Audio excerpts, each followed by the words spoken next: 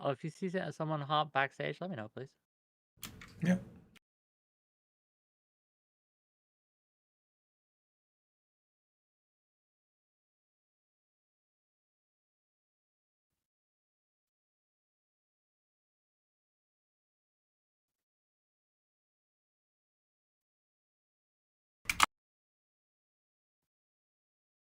Oh, if you see someone hop backstage, let me know, please.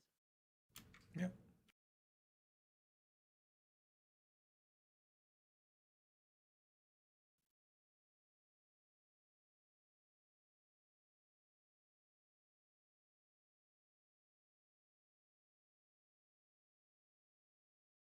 So far, it's just somebody online.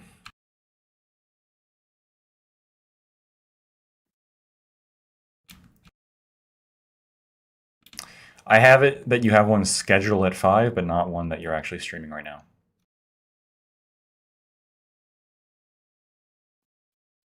Hmm.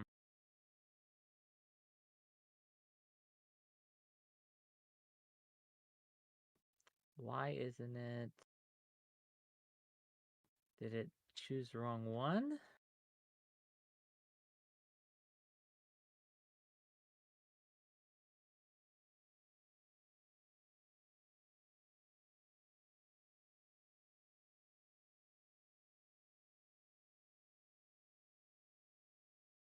Oh, I gotta hit go live.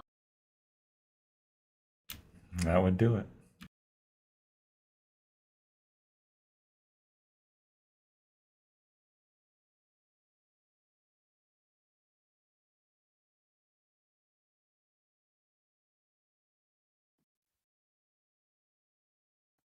There we are. Okay, I see it.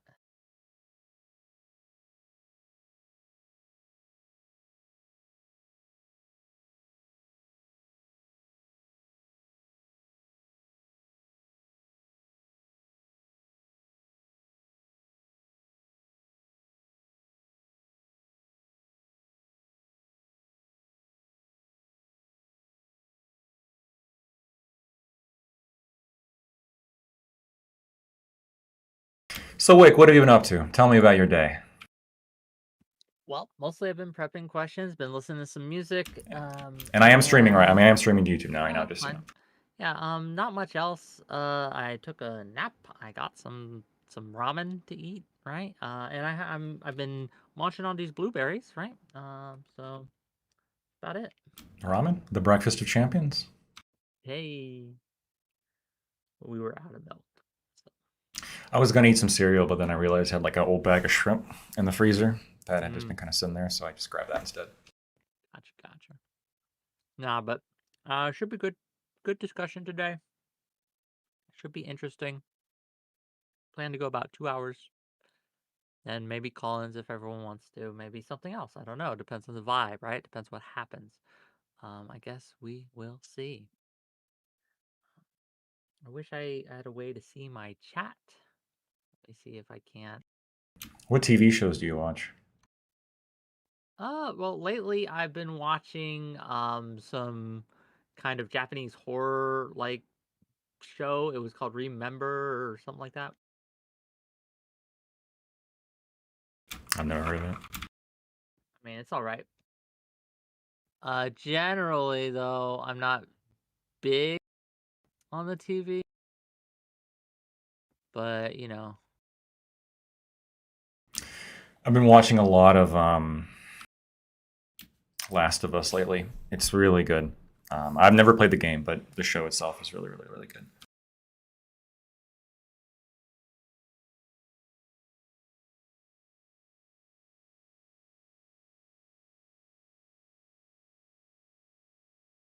yeah, Last of Us, the show. I never played the game either. Yeah, I'm enjoying it. It's a little slow for my taste, but you know, I haven't seen the latest couple episodes. I'm waiting for it to finish before I really dig into it. But Yeah, I know a couple people like that. The kind of people that like to binge shows. I yeah, I spaced it out a little bit personally. fair.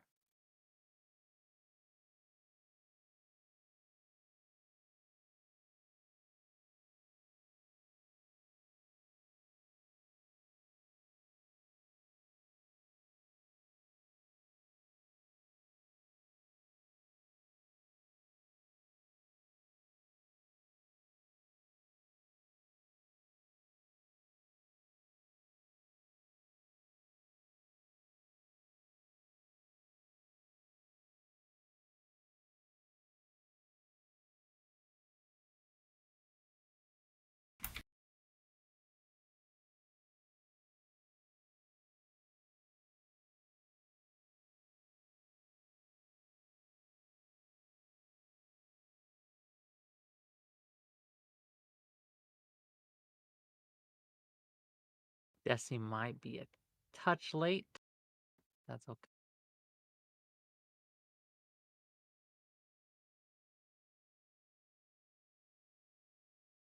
Hello, hello, hello. My camera's not on yet. Once you get your stuff settled, if you could talk a little bit for me so I could just equalize your audio.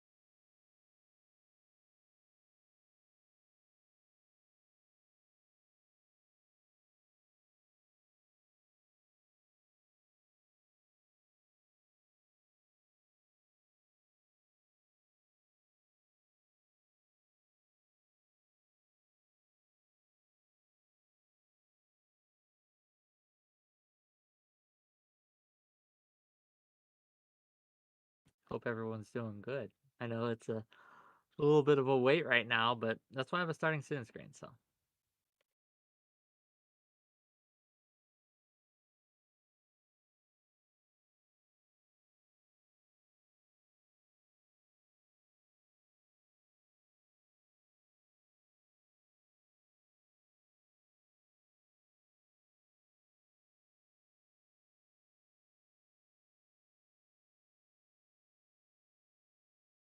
Charging battery.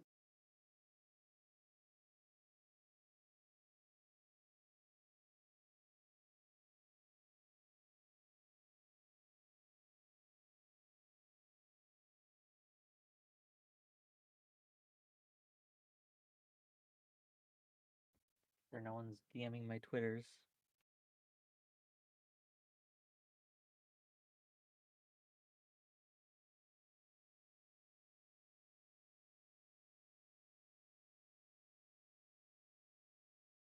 One moment, gang. I gotta DM someone the link. Thought I posted in the thing, but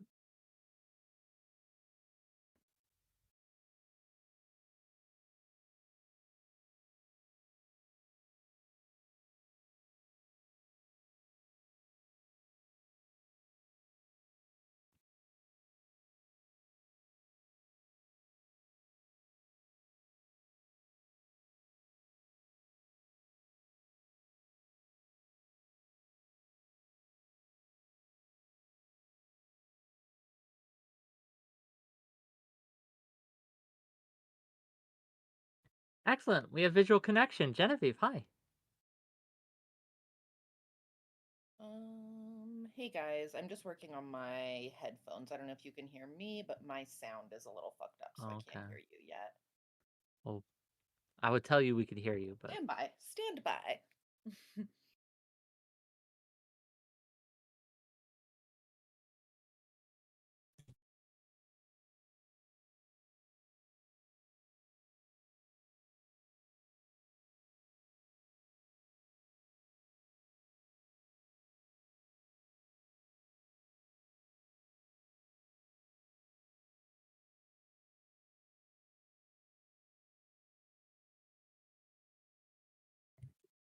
Okay, I think I fixed it. wonderful. Can you hear me? I can hear you, and I'm assuming you Excellent. can hear me. Yes, ma'am. We can. Perfect. How's everybody doing today? Nervous, but hopefully we'll get through this. Right? I'm Yeah, trying to guide our friend Allie on and see where she is, and hopefully it's through going the to be here Discord soon. jungle. Yeah. Yeah. It's snowing here in parts of Vegas today, as a fun fact. It's really snowing here.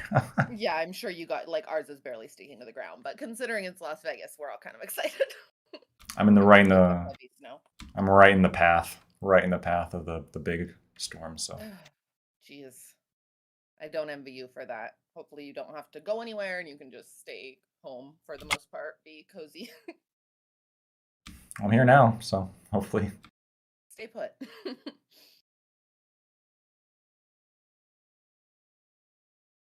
Okay, well, she's on Discord at least. We got that Okay. far.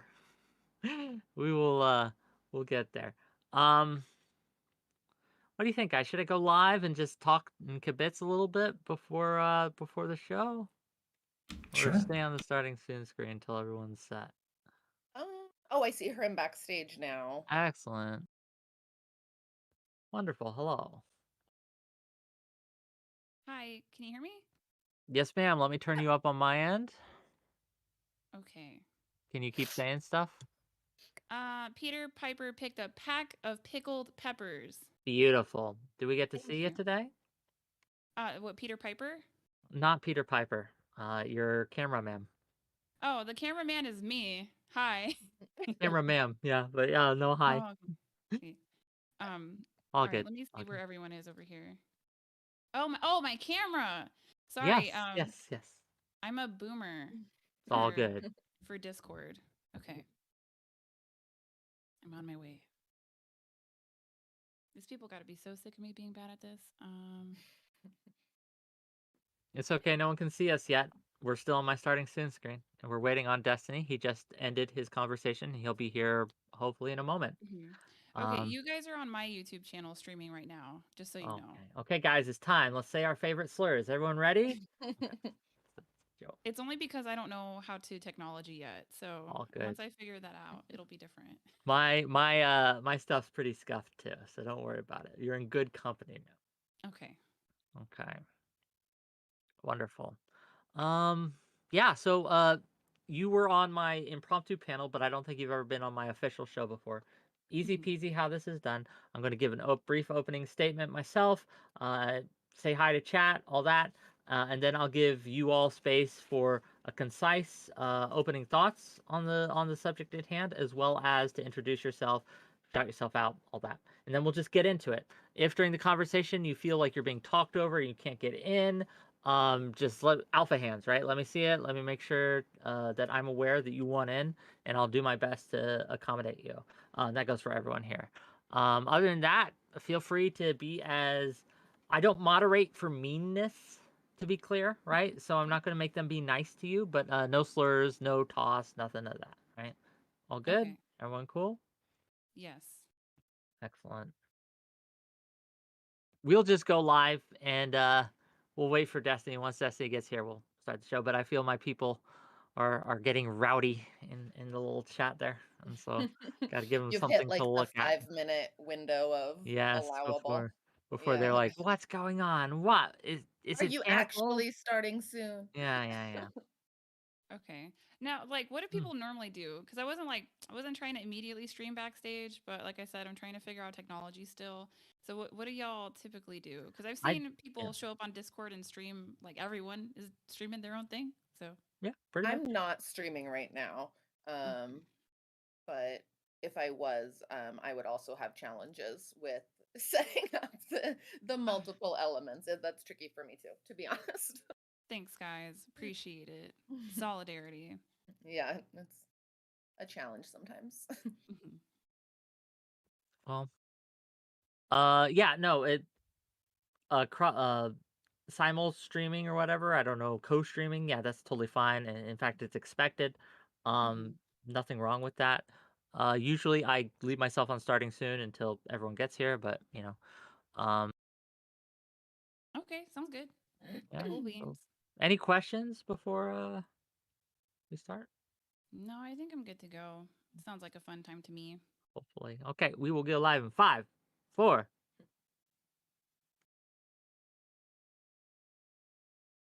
Hello, hello, hello. Welcome, one and all. You'll notice, my friends, my fellow Wickers, that we are missing a guest. But that's okay. Stay tuned and he will get here. I do my intro right now, but I'll just wait till he gets here. Then I don't want to repeat myself at all. How's everyone doing today? How's everyone's surviving the blizzard? I don't know. I know Lactoid is in the midst of it, and I think Genevieve, are you getting hit with it at all, or? We had a major haboob here in Las Vegas last night, which is like a crazy wind and dust storm. It was wild. And then there is minimal, very light snow happening in parts of the city today as well. So very unusual weather for us here. What about you, Allie? Have you are you blessed to miss the snowstorm, or did you get hit with it? You know how people always complain about global warming? Like, to be honest, been very kind to me out here in the Midwest. It's been the chillest winter of all time. Very cool. I've been enjoying myself, and I've been able to do a hike. I did a hike yesterday. That was Nice. cool. It was 60 something. Today it was 45, but it's that annoying time of the year where you start the day in a sweater. Towards the afternoon, you're sweating in the sweater. So yeah, that's where we're at. Yeah, I got you. Well, the man of the hour is here, so let's bring him on. Hello. Sorry. Hi. No worries. No worries. Welcome. Welcome. Now that we're here, I'll get started. I'll give my spiel, and then we'll just get into it. Okay? Cool. Cool. Everyone good? Good. Yep, sounds good. Hey, hey, gang! Welcome to yet another episode of WIC TV, a cross ideological space where we discuss topics political and cultural, from the silly to the serious. Tonight, we will be discussing femininity, masculinity, and sexual hedonism. We'll be talking about how these concepts are changing, whether or not men are being emasculated and becoming less manly in general, what effects these changes are having on our society, all sorts of fun stuff. We'll see where we go, right? If you're watching on YouTube, don't forget to like and subscribe. The channel is youtube.com/@wic-tv. You can also find me on Twitch at twitch.tv/wictv. I'd like to thank you all for coming out, and thanks each of my guests for being here. We'll give some brief opening thoughts on the subject in general, and then we'll just kind of drill down to the specifics as we go. Introduce yourselves, and then we'll just get into it. We are going to start tonight with Lactoid, please. Hi, thank you for having me, Wick. I am Lactoid. I'm a licensed attorney and political streamer. So if you're interested in legal political content, you can find me at Lactoid TV on YouTube and Twitch. As to the topic, masculinity is defined by traits such as independence, dominance, maintaining control, and providing protection, to name a few, while femininity exudes traits such as compassion and submissiveness. I agree with the theory of compatibilism opposed to raw equity. Femininity complements masculinity in a giant cultural dance. Gender roles are inevitable, good, and informed by immutable biological characteristics. The reason why, in general, women will always be better suited for childcare is because women need to recover following a birth, men can't breastfeed, and due to testosterone's effect on the brain, men tend to be less suited to intimate, nurturing roles. This, and plenty of other examples, along with thousands of years of cultural construction, are obvious. However, there is a crisis in masculinity. On one hand, you have the current cultural zeitgeist, which defines the traditional man as bad, sexist, and adversarial. And on the other hand, you have snake oil salesmen peddling false masculinity defined by manipulating women and using them to hurt them, yourself, and everyone around you. Both are wrong. I advocate for an alternative, a true masculinity that rejects lizard-brained impulses, such as basing our value on what women think of us or sexual conquest, and instead developing a masculinity based on the higher order level values that have classically defined masculinity: independence, capability, and dedicated fatherhood. Thank you. A little long-winded, but we'll get through it, buddy. Thanks for being here. Lactoid is great. He's one of the members of my community. We'll love to see it. Thanks for being here. Next up, Madam Genevieve, please. Hi guys, I am Madam Genevieve. You can call me Genevieve or Jen if that's easier for y'all. I am a sex positive feminist and sex worker, and I am a big advocate for equality, but I also don't deny that there are differences between men and women, of course. I still think that we can work towards a lot of the traditional feminist ideals of equality.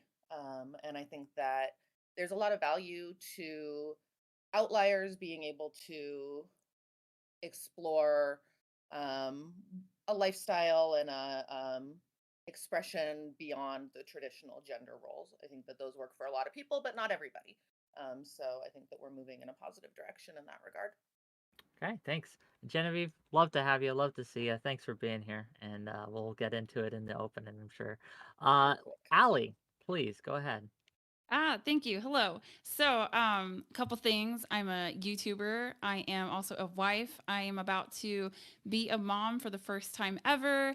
Active advocate of people moving to the Midwest because the cost of living is high, and I think everyone's missing out by not being in the wheat fields. So everyone should just, have a mass exodus and come out here. I promote trying to bring back the nuclear and the extended family, and I am here for modern women who have traditional values or what that would look like, because everyone wants to be, traditional, but we're past the Industrial Revolution. So the definition of that is shifting, but those values and those ideals are still pretty useful. So that's what I do on my side of things over on YouTube. Well, thank you for being here, and thank you for being willing to come on and discuss your point of view. And we'll get into it as we go. Last but certainly not least, Destiny, please. Yeah, I think that there are a lot of people that are feeling lost and without purpose. I don't think that it is healthy to frame these conversations constantly as a crisis of masculinity, because I feel like it always sets us up in a male versus female paradigm. And I think that addressing all of the issues that men are facing as being oppositional or adversarial to women is destroying men's brains. I think that some of the people that are probably the least equipped to deal with the world are people that are pursuing red pill content. And I think that the second most least able to pursue positivity in the world are probably people that massively consume red pill content. So I think that the idea that we need to continue harping on male masculinity, like that's going to fix things or make people better or do anything, I think is a red herring. And I think instead we should probably work on alleviating the broader issues that we feel in society that are improving everybody's lives, rather than setting up this weird male versus female paradigm for how to talk about issues. Fair enough. And with that, feel free to get into it. If you have troubles getting in, please let me see your hands. Otherwise, start the show, and I'll be interjecting with questions to kind of clarify things and maybe drive discussion along if I feel we're getting off track or, frankly, if I'm bored. So continue, please. Wonderful. Not all at once. Oh, well, I guess I'll start with this, right then. So we can all acknowledge, I think, that society is changing and how we view each other and how we view gender norms and how we view gender roles and things like that. There is, I know you don't like to refer to it as a crisis of masculinity, but there does seem to be something changing and going wrong, right? And so I guess I would ask, in regards to both men and women, right? Do they need today that they don't seem to be getting? What is lacking in either how we talk about it, how people interact in these spaces? Yeah, what are we lacking? What are we missing? I think we lack perspective on how we are all conservative and liberal to a degree. So we're all conservative about the things that we want to keep, and we're all liberal about the things that we want to change. And I think that we took a lot of ideas from academia that were theorized that wouldn't really play out well in reality when it came to intergender dynamics. And so when we removed some of these, what would be considered now more traditional gender roles, gender facets, we never considered why they were there in the first place. So I Can you give me yeah. an example of one of those that you say we were removed?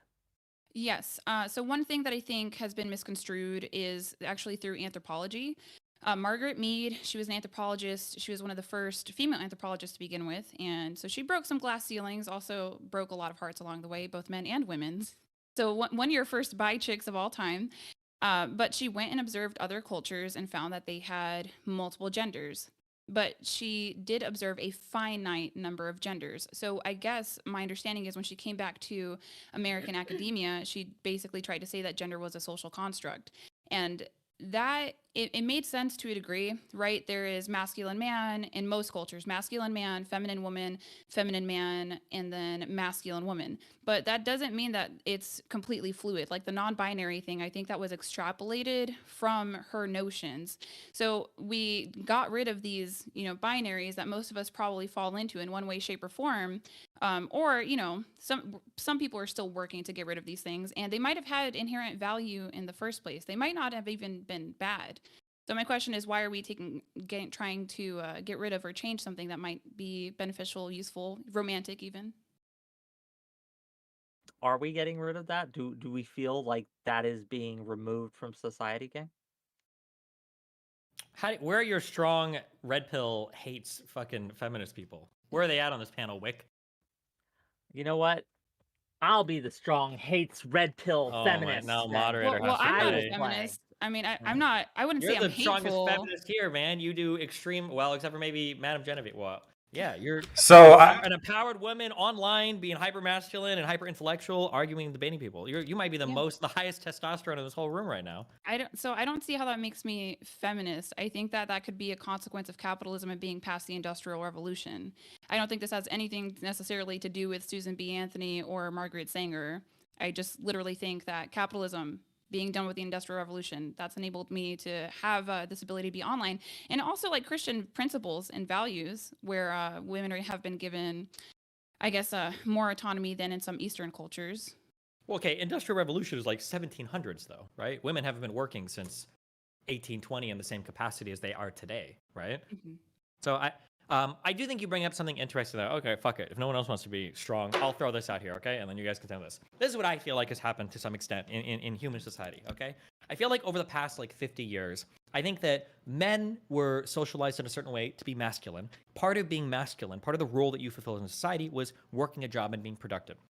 Women were socialized to be women, and part of your job was essentially to work as a cog in a man's life to where you took care of the household and empowered him to go and pursue work. That was generally the role of the woman. So you take care of the family, take care of the house.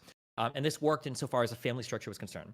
I feel like something that's happened over the past 20 or 30 years is women have evolved significantly such that not only were they socialized with all the feminine aspects, they've also grown into these roles in terms of taking care of jobs. Like now they can work, and now they have reproductive freedom. So they've like basically encapsulated both sides of the gender paradigm, and men are kind of left out here with only that masculine paradigm that's not enough to appeal to somebody in a relationship anymore. 50 years ago, a woman might say, well, what do you bring to the table? And I say, a paycheck. Now if a woman says, what do you bring to the table? It's like, a paycheck, I guess. And the woman's like, I don't need your paycheck, and I can fuck without having to worry about getting pregnant. So I don't even need you for sex because I've got birth control. I think that the problem right now is men have to figure out a way to offer something that women actually want, because dick in a relationship where you're going to get pregnant isn't a requirement anymore, and paychecks are something that women can earn. Mm-hmm. Well, I don't disagree with that at all. But the thing that men aren't bringing to the table is masculinity, though. But Like, I I disagree. think- by that? Women have Yeah. all the masculinity, right? They work jobs and they can provide for themselves. Having No, like if you think that masculinity is solely tied down to income, I think that that's a really narrow view and understanding of masculinity. I think there's much more than that. That a man could bring to the table, and like that is probably what most men are missing, that are second class in their relationships, if they're even in relationships at all. Certainly involuntarily celibate men, I think very few women would look at them in public. Some of the ones that we come across in the grocery store, and I don't think we would find them to be masculine at all. Yeah, but That's the what's problem is, missing. I think And it's not all women. But your brain there is going to be rating on a curve. I think that's the issue. And this is the thing, fundamentally, this is what I disagree with red pillars, is they say, okay, listen, I understand that men are masculine, but women are masculine now. Now you need to be hyper masculine.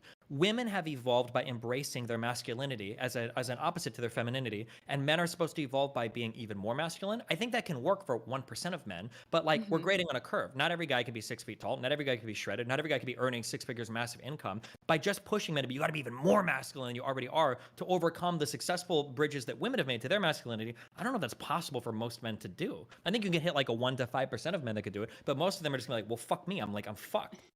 Well, I'm not trying to like dominate or anything like that, but I think that's insane, right? So what you're saying is probably what a lot of masculine women ask for. Well, I want a man to be my complement in life, but I'm not willing to soften up at all. And good luck finding a man like that. He has other options, right? So I don't think that men need to be more masculine for masculine women. I think that women need to embrace their feminine parts that they are often in denial about, and allow men to be masculine as well. I mean, that's the only way that it's going to work. It's a yin and a yang that works together. If you are just masculine as a woman, you're going to attract a feminine man, and then you're going to complain about him 10 to 15 years down the road. I don't think women want to do that though. If you're a woman and That's you're their empowered, problem.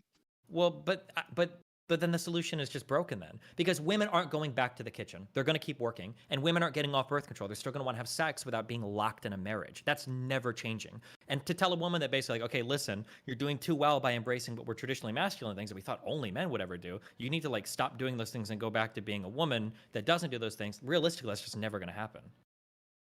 You can be a woman who works 40 hours a week and be feminine. Like I'm very confused about your understanding of masculinity and femininity. Like it Well, crosses all let's try cultures, to. all religions, and all I understand. time. Let's Mhm. try to like narrow in on this. Like, it looks like we have different views of what femininity and masculinity is. So maybe we can drill down on that a bit. And I just, again, open to the whole panel here. What is a masculine man to you? What are some characteristics of a masculine man, and what are some characteristics of a feminine woman? Ali, you mentioned that feminine women can still work 40 hours a week and be feminine, right?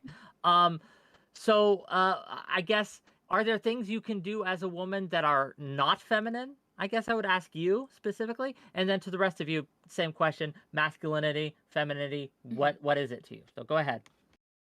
So masculinity and femininity is within all of us. You'll find moments where you go in between yourselves as men. I mean, even lactoid. I'm sure you've had your softer moments in life. So masculinity is more of a like a penetrative, show of force out there in the world. So if you insert yourself in situations as a woman, or if you assert dominance as a woman, that would be a masculine trait. Which isn't inherently bad. It depends on the context of the situation. You can do it with tact, but I would say that would be a masculine thing for a woman to perform.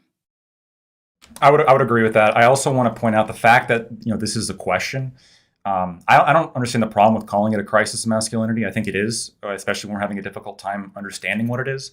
It doesn't necessarily have to be oppositional, adversarial. It can be compatibilistic. You can have a situation where we're talking about how do men discover themselves and how do men discover masculinity without having it be at the detriment of women, but more about how can we improve ourselves. And so, what makes a masculine man? What makes a good man?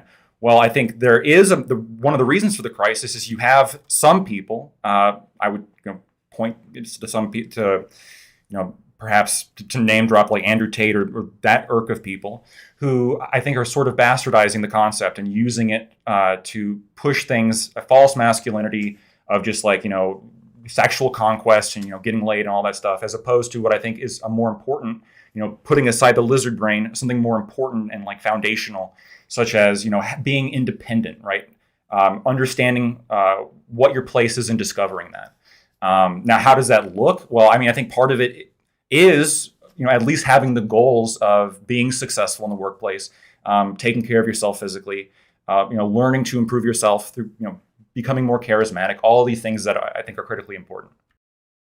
I just for you two, I want to push harder. Give us, what do we mean when we say masculine? Give us some examples. I want to know, because penetrative in the world is quite nebulous. What is that? What do we Yeah. mean when we say masculine? It's just being forceful, right? Like women are, femininity would be considered more submissive, more docile, right? Unless, Can you give me, when you there's say, context. yeah, when you give a trait, give an example. What do you mean when you say forceful? Okay. So let's say that I'm in the workplace, actually in prior service military, so I can talk about that, right? Okay. Even though I was in the military, there were times where I was the best leader in the room, just among the enlisted folks, even though I was a woman and there were men in the room. But it was very obvious that I was more capable of the situation. So I would just go ahead and take charge because I'm trying to go home at 5 o'clock. I don't care about these other people. I'm gonna do what I need to do to get the mission done. And I would do that. And that was considered a masculine trait. And it's completely okay. It made sense for the context, but it did have some consequences romantically, I would argue. So does that help? Does that clarify? Well, yeah, but I feel like you're giving me an example in my direction though. In that, Well, like, that's this what is a it case is. where, oh, well, because Yeah. it feels like, so being assertive is a trait that men or women can be, but as women enter the, so when I tie it back to the job thing, so you say that just talking about the job isn't the only thing for masculinity. I feel Mhm. like a lot of the other things that we talk about stem from the job. So when we talk about like assertiveness, there's a reason why a man is assertive in a household. It's because he's the one that has to suffer and grind to earn the money to support the household. So when we say like a man is a leader, of course a man is a fucking leader. If you want to ask for A, B, or C, and I'm the one earning the money, I'm going to have a huge say over that. I might have the final say over that because it's my body, it's my time that's going into it. But If a woman is working, that relationship is fundamentally altered, right? If a man was bossing you around in a military setting, a man came into a village or whatever the fuck, how we would imagine that a military person, a civilian, then he would have that authority over you. But because you're in the military now working that job alongside the man, that authoritative, assertive position is threatened due to occupation, which I don't think is bad, by the way, but I'm the feminist here, so yeah. Well, I think this is my confusion. I think this is an American perspective that we think that because women work that they can't be feminine. It doesn't make sense because majority of wives are in fact working. So what their man doesn't get to be the man of the house because she's contributing to the household income, and typically he's out earning her anyway. I think that this is very much an overthought and also very reductive of masculinity. I can give other examples of masculinity too. Like my husband is more than a paycheck, Sure. and I hate to like draw examples off of my relationship, but in my opinion, like my husband is, I would say like the most masculine man or one of the most masculine men I've ever met in my life. But Can there's you give other some things he does. examples about Yeah. how? Yeah. Yeah. So he's trained in hand-to-hand combat. He did that for I want to say over a decade, and he's still familiar with it. You can see, yeah, you can see the way that he walks on his feet. Even and he's not tall either. He's 5'8". He's trained with weapons. He's constantly sharpening his skills with weapons. He goes to a men's shooting group, which is a very masculine space to be in. I do not like being invited. Other things that he does, I can ask his opinion or I can ask him to make a decision and he'll make it for me if I'm feeling uncomfortable with my interpretation of events. Like those are masculine things. That's protection aside from provisioning. He does the provisioning as well. And also, just repairing things around the house, which, women can do that too. But I just find that for some reason we rely on our men to do that And more. Can I ask, just if I may interject here, can I Because I ask? want to bully her. Oh, you can bully her in a second. But Okay. are men a failure? Is a man a failure when he fails to be masculine in these spaces? When in your military group, for example, when none of the men took charge, right? Have they failed as men? Yeah. Yes. Do we agree It with was them? so bad. Because I guess the civilians, like you guys think that the military is this great, awesome place. All you need to do to get in is not be obese and not go to jail and have a GED. So this crisis of masculinity is also an issue within the United States military, to the effect that it even affects leadership of officers that are complacent and will push whatever agenda gets shoved down their throats by a general instead of standing up for their lower enlisted or like their lower officers and taking a stand. It's a bunch of yes men. It's a huge issue. Yes, they failed as men. If I have to do a man's job, yes, you failed as a man. Okay. Madam Genevieve, real quick, I want to get you in here. Do you think if your man, right, if someone, your partner or whatever, fails to be assertive, have they failed as men? Would you agree with this take, or what do you think, Madam Genevieve? I want to give you some space here. Um, I think that obviously we generally have the association that it's masculine to provide protection, right? Or to protect. That's generally hand in hand with being a provider. Like I think those are probably the two most common things that we look to in a traditional male. And I guess for me, it really does depend on circumstance. I think that Well, I don't know. using that circumstance, right? Using that example that Ali gave, right? If in a workplace, right? Workplace setting, no one's taking charge, none of the men step up. Have they failed as men? Would you agree with that or disagree? I would disagree. I think in a workplace, having worked in corporate America, I don't look and wait for the man to take charge and be the leader. In fact, that was a role that I took on myself a lot. And I don't know. I guess I don't look at that necessarily as it doesn't have to continue to be a masculine trait in the workplace. I wouldn't look at it as a failure. Okay. I think that because it was the military, it's different. Like this wasn't like one time or a handful of times that I had to take charge of a situation in the military. It was often. There were even times where I was physically stronger than some of the men in the room. Like it's absolutely embarrassing. But there were good male leaders. Do not get me wrong. I'm just saying it happened too many times for me to think that there is an issue. That you have to be comfortable asserting authority as a man in this world. It doesn't make any sense for me. Like we need y'all to be leaders as well. Especially in a family context. I think that's important here because of the biological element to that. I feel like so when we go back to I asked you the traits for masculine things, okay? So here's a couple of things that I have to say about this. So one is I think the protection thing is a cope. I think that when we talk to women and we find out, like, why do you like men? If you're trying to make a value proposition, you're trying to make an offer to a woman, and as a man, you're like, well, I can protect you. Like, I don't think it's a very valuable thing where it's like, okay, like I'm a woman, I'm navigating like the dangerous streets of DC on the daily basis, and I need a man to protect me. Like, I think that's kind of like a nice fluffy thing on the side that maybe you could feel a little bit safer. But I don't think that like just being a protector is going to be like, I'm very strong and now I should be able to go out and get a wife. I don't think that's ever going to happen traditionally. I Or I I'm think in that those general are in maybe society. that used to be valued more. I Yeah, don't think that maybe they're they used to be currently, valued, but like but in today's society, like I don't think that like selling protection, like you're a bodyguard, is a thing. Also, a second thing, I would even say personally, I'm gonna personally attack you, but I want to bring this up personally because you brought up your personal life. I don't know if you necessarily value those things in terms of like being like a personal important buy-in to you because your husband is so much older than you. Isn't he going to fall out of physical capability of providing this protection if he ages out of being able to do hand-to-hand combat or weapons training and everything? Like, isn't that something that at some point you might actually be the one in that situation? I'm guessing you were in the military, you could probably handle a gun. You probably know a fair bit yourself, right? Hmm. Well, okay. So here's the thing, right? He is older now. He's still very strong. I think that also we don't see a group of men that are from age 50 to 70 that are physically fit that have been working out for decades. They totally exist and they're capable. The only issue that I could really think would be eyesight. Even strength wise, you're able to retain testosterone. We have a very specific dietary guideline that we follow in our house. So testosterone's fine. But like he can still be sharp as long as he can see, he can still fire a weapon. He trains with men that are much older than him often. However, like, will there be a time where he can't protect me? Yeah, probably. That's hopefully I'll be blessed with a son who would also look to protect me. Or and I'm not kidding. Like this is what life is for. This is what men are for. They're like You really think about this like I need a son to protect me in the world? Like, is this actually like a yeah. day to Look day? look at Where those do you old ladies live? getting What scammed. Midwest? Oh, come No, on. Your look, son's not come going to protect on. you from a scam on the phone from Yeah, some Indian guy I locking your OS down and saying, I need $50 or I'm going. Like, come on. This is not really what your sons are no, for, that's right? real. That happens to old ladies all the time. What you It happens to talking old men about? too, though. No? Yeah, well, I mean, I might only have daughters, okay? But aside from that, I would think that my husband has the foresight to be like, "Look, honey, I can't really protect you like I used to. We need to get you going to the range." And he's going to take me. Like this is all planning here. Now if he gets hit by a bus tomorrow, like, "Okay, I'm SOL." But I don't think that this is like a cope about men being protective of women because it's about what makes you wet.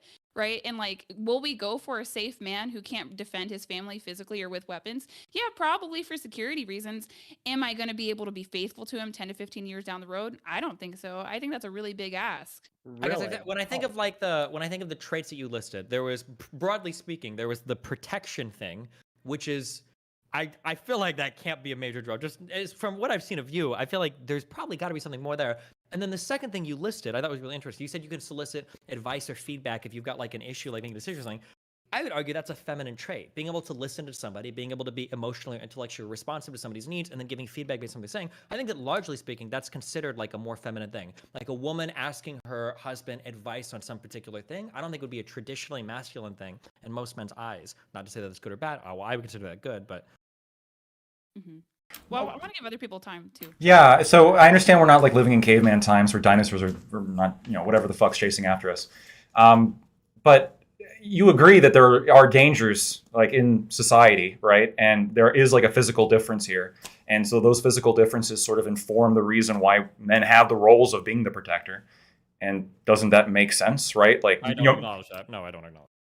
no, you don't think like at the bar if some guy is being aggressive and like, I think the vast majority of women are not going to be in scenarios where they need like a man to protect them, unless they're like going on and starting fights. I don't think that that's a normal thing for most people. No. I just disagree then. I think that does come up, and I think when it comes up, you should be ready not only to protect a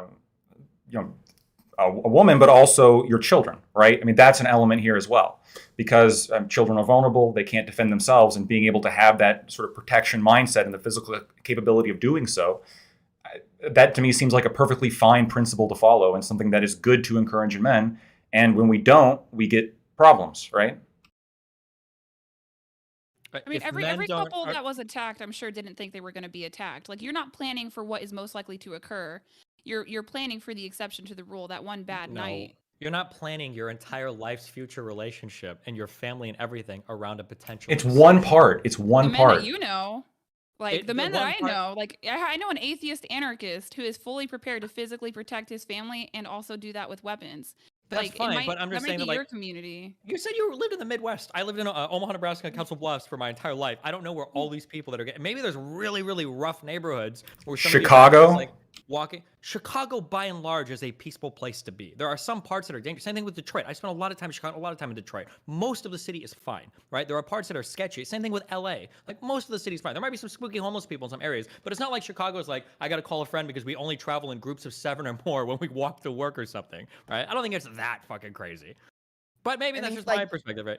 the average modern person has a lot of tools at their disposal that they can use to minimize risk of danger in their life. And so having this burly security guard follow you around and making that like your primary objective in finding a partner just is obviously it's It, irrelevant. it doesn't have to be primary. It can be Oh, one I'm trying element, to right? live. Like It this could could be be one one element. element. Yeah. I do agree. I'm not going to sit here and lie and say that a dude that's shredded that could kick like 3 people's ass, that's going to be an attractive guy physically, and there's going to be like I don't disagree with that. But whenever I push on like what are the masculine traits men need to work on, one, we're talking about a guy that's like a top 1%er there that can like take on like multiple adversaries. So it's not realistic for most men to aspire to. And two, it's like the first thing that everybody gives. And when I hear this, I'm like, holy fuck, are we like in Mosul right now? Is there like fucking ISIS around the corner where you're planning your relationship and shit? Where 99% of the time, oh fuck, there's a really good rule for buying shit in your life, and it's like the 1099 rule or something. Like I don't remember what it's called, but it's like you spend like 99% of your money on the things that you spend like 99% of your time on, right? So you get a good bed, a good chair, whatever. The idea that we're planning our relationships around like these exceptional one-off circumstances, like how do you feel about your husband? Like he's a really shitty communicator, he's really abusive to me and everything, but man, if we ever get into a fight, he's gonna fuck somebody up. Like I've never heard anybody say that my entire life Well, before. because it's a caricature. That's why you haven't heard it. It doesn't make any sense. Just because a man is dangerous doesn't mean that he's inherently malicious. It's just that he's capable of ending somebody's life who's trying to harm his, not just his woman, but his children. I wrote an entire article about this, and there's women that agreed that these traits are attractive as well. I think that women who want masculine men, I think some women are not able to compete for a masculine man or are not feminine enough for him. You know what I mean? Because it requires a dynamic in the household. How is he supposed to lead how is he supposed to lead if you're constantly dominating him? So for those women, for masculine women or women who are just just not in touch with the dating market, yeah, they might end up with some feminine men that they're going to complain about until the end of time, and that's okay. That's not typically what I advocate for, but it's going to happen to majority of folks. Like not everybody's going to get someone that they're attracted to in the long term. What do you think the I most masculine men are doing in society? The most masculine men in society are making single moms and they're in jail. Okay, I'm No, talking that's about the new various false traits. masculinity. No, that's Yeah, the yeah. traditional honor culture, man. That's as traditional as it No, gets. no, That's I don't single motherhood is traditional. It is the most traditional form of hypermasculinity. Is fucking women without a care in the world and then getting into violent Yeah. altercations and ending up in jail. Of Mhm. course, You're these are the talking about most dark masculine men. triad. Sure, I but I'm don't- saying that is like the most yeah. hypermasculine. No, so this is when all you're giving me is like protection and ability to fight. Yeah, that's of course what most people like think. Of, so right? so I th- also th- this am is questioning. Hold on, I do have a question for Ali as well. You're advocating for, increased femininity in these relationships. You're anti-feminism, and yet it feels to kind of fly in the face of that belief that you did spend time in the military. How does that? Because that is a Mhm. very masculine Mhm. direction to go in. How is that? How do you square those two ideas? So you're right. It was a masculine thing to do. Is a masculine thing to do. Did masculinize me, and I had to kind of deprogram a lot of these things. But we're also dealing with propaganda. When the United States Army told me that I was strong enough, as strong as a man, and that I could carry a man 6 foot with weapons and armor on his body off of the battlefield, I believed them. This is inherently false. I am 5'4". I was 127 pounds when I joined. I thought that I was signing up for a job that I could do. That turned out to be a lie, and I'm permanently disabled in you some ways. feel- I'm functional, but it did change my body for the rest of my life, and I'm not the only woman. There's a lot of women that have the same injuries that I do. I have no problem saying this publicly. I have labral tears in my hips. That's from my time in service. I'm grateful that I did it. It got me financial stability early in my 20s for the rest of my life, but it came at a huge cost. And that was just propaganda. Like I truly thought that I was able to do my job. So can Today, I do you think Go women ahead. have a place in the military or no? Yeah, but they changed. So here's the thing: they tried to do that, right? They tried to kind of equalize it based on sex, because that's an objective reality that we can't deny. They did the Army combat fitness test, but women were failing it. Like, not that you can fail it, but they just weren't qualifying very well for the positions that they wanted. So they even had to adjust that. Even when I was in, there were physical differences for the APFT, the Army physical fitness test. So that were, yeah, they had things that were different between men and women there as well. Can you repeat your question one last time? If you believe that women have a place in the military Oh, today, like yeah. after your experience and everything. Right. Yeah. Is So that I not a think feminist ideal though, or a feminist perspective? right. So I think that we should just do the jobs that we're physically qualified for, period. But like, they cannot have these false standards where they're just sending people through these schools, because that's what happened to me. And that's what happened to other women that were in my class to be a combat medic specialist. They just gave them the checks. That's not okay. You have to be able to physically perform the task. And there's a minority of women who can, but most women can't. That's not to say that they can't be human resources. I think that that's absolutely fine to be a desk jockey, and you're still serving your nation. We used to have a women's Army Corps, but we did the co-ed thing, and the co-ed thing has other consequences too, like sexual harassment, and also not to say that the military is like pari, but that's YouTube speak for the R word. But when these things do happen, it's not handled well internally. So that there's consequences from this co-ed nature. But I don't think that women can't serve. I just think they need to be serving differently in different jobs they're physically qualified for. And that highlights kind of the aim here, which is the goal of equity. They are lowering the standards for women because the reality is the women that can make it are the exceptions. And we just have to approach society with that understanding, right? In the same way that in relationships, right? And the ability to be a protector and physical size, those things, like, yeah, are there women that can protect themselves? You probably could, right? But those are exceptions. And also there's a perception of danger as well. So I can't tell you how many women I know who don't feel comfortable walking alone at night, right? But they feel perfectly fine when I'm walking with them. That in of itself is like a limiting factor when they're concerned about the risk and the harm that can come to them. But that being able to be a protector alleviates that perception and really provides a level of freedom of, yeah, like I can walk being comfortable now. I think that's an important part of this.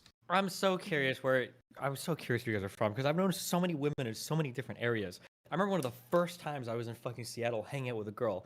I got fucking petrified because some crazy fucking 300-pound homeless dude behind us started fucking screaming. And I was like, is this normal? And she was like, oh yeah, there's a lot of homeless people that are just screaming. Like, Jesus fucking Christ. I know so many women in so many cities like this that have no problem walking like to and from work, that like obviously don't go to sketchy sections, but some of them ride the bus, some of them ride the train, some of them just don't give a fuck. Where are these like ultra violent areas in the US where women are like, I can't even go outside, I'm worried that I'm gonna get like abused or raped or whatever? Like, I feel like this is only happening in the context of like going to sketchy parties or bars where you're getting hit on. If you like go literally like to a bar or something alone as a woman, it can get spooky. But I feel like most women are like not dumb enough to do that. But so there's like the practical application, and then there's the romantic application. Women trend higher in neuroses like anxiety and depression in comparison to men. Right? We might not say these things out loud, but I mean, y'all, you have a wife, okay? Don't front, okay? So it's not just about that fact that my man is physically capable, and that's a big deal if I'm going to choose a man and I'm going to have his children. But it's also that I can breathe. I don't have to have that high level of anxiety and be on alert because my husband is on alert for me, in a sense. Like, I'll try to be practical, but that's the other thing that it's for. It's not like you're gonna go outside and always get your ass whooped. Like, the statistics don't support that. I think we know that. sure, but I'm curious, yeah. and there's got to be some other thing, because my guess is there's probably the majority of men, like 98%, are stronger than the majority of women, but that's not enough to get a woman to date you, right? And then even in the case where you could select for, and again, if you guys want to give more masculine traits, I'm just working on what's been given so far. Even in a case where you could select for the most masculine man, you could find guys that are way more shredded or way more physically capable in their 20s or early 30s that are capable of protecting you. But I think, and I don't know this, but I think you selected your husband for traits that were more important than just this, like being a protector part. I bet there's other reasons why you're married to him, and it's not just because you found like the first 49-year-old guy that could protect you. Like, the fact that he's so old probably means he's developed so many other traits that I bet you're attracted to as well. Would be my Well, guess. let's dig into that real quick. Let's dig into that, right? Like, so we mentioned like protection, assertiveness, to penetrate the world, as we say. What are some other masculine traits? Maybe more on the mental side, like some things I hear are stoicism, reliability. Um, yeah, that's what I can think of off my head. What do you guys got? Yeah, I want to talk about stoicism, but somebody else go first. Yeah, I think stoicism is good. I also think being able to provide is good. I think a lot of this kind of comes back to, ultimately the common root here is being able to control a bad situation or being able to make a good situation even better. So, like, not only in the situation of protecting somebody, but also, being able to provide for somebody who maybe has to take off work to go give birth, and staying home and breastfeeding their child. Like, being able to be in the position to take care of that person is another masculine trait that I think is beneficial for that very reason. Because if you're not able to do that, well, now the child is at a disadvantage. Again, I think we got to get it because you're saying jobs again. It's got to be something more than jobs because women can work. It Yeah, has to you're be something correct. more than that. Yeah. You're right. We- No, like you're right. Like you have to be a man if you're gonna have a feminine woman in your life who's comfortable with like building a legacy and a life with you. Like you keep asking like what's missing? Like manhood is what's missing. But I'm Yeah, but not I'm trying gonna. to figure out what that is. Even when you say like Okay. Well, I'll stoicism, like just yeah, being a stoicism. yeah. I got you. Right? Okay, get Because me. Yeah. every woman wants to be like, oh, we're egalitarian. We can handle the hard stuff. Right. When I see a man crying, I am immediately instilled with fear because ish has hit the fan. You can argue an evolutionary perspective on that, but I'll give you a better example. You're a woman on a flight. There's turbulence. But you don't really care. The stewardesses are moving through, the men are quiet. Now there's turbulence and the men start screaming. Would you not just like urinate on yourself right then and there? Like as a society, I think we rely on men for emotional stability. I think that we really do. And I've had men come out and talk about this as well. And a lot of these things are going to be anecdotal, but there's some studies we could talk about another time. But I've had men come out and say that they had to be strong for a period of time when there's a death and things like that. There's going to be moments in time where a woman is called to be stoic, and I would argue as well. Marcus Aurelius was taught stoicism by his wife, so it can work for both genders, but it is an attractive thing in a man just because of, on average, and that's a fact, women trade higher in neuroses. We look to you guys to be the calm to the storm. And again, with these feminine men that are out here, we've talked about DJ Ack. But anyway, like these guys that just go off hyper emotional, yeah, like that's not masculine, I wouldn't say. Have they Yeah, failed as men too? I would agree A with what you're little saying bit, there, yeah. but Well, I in also I guess context, right? I push back a little bit on because when we talk about like hyper emotionality as the opposite of stoicism, I don't think anybody likes hyper emotional people. Like Correct. I don't like even hyper emotional women are probably not good.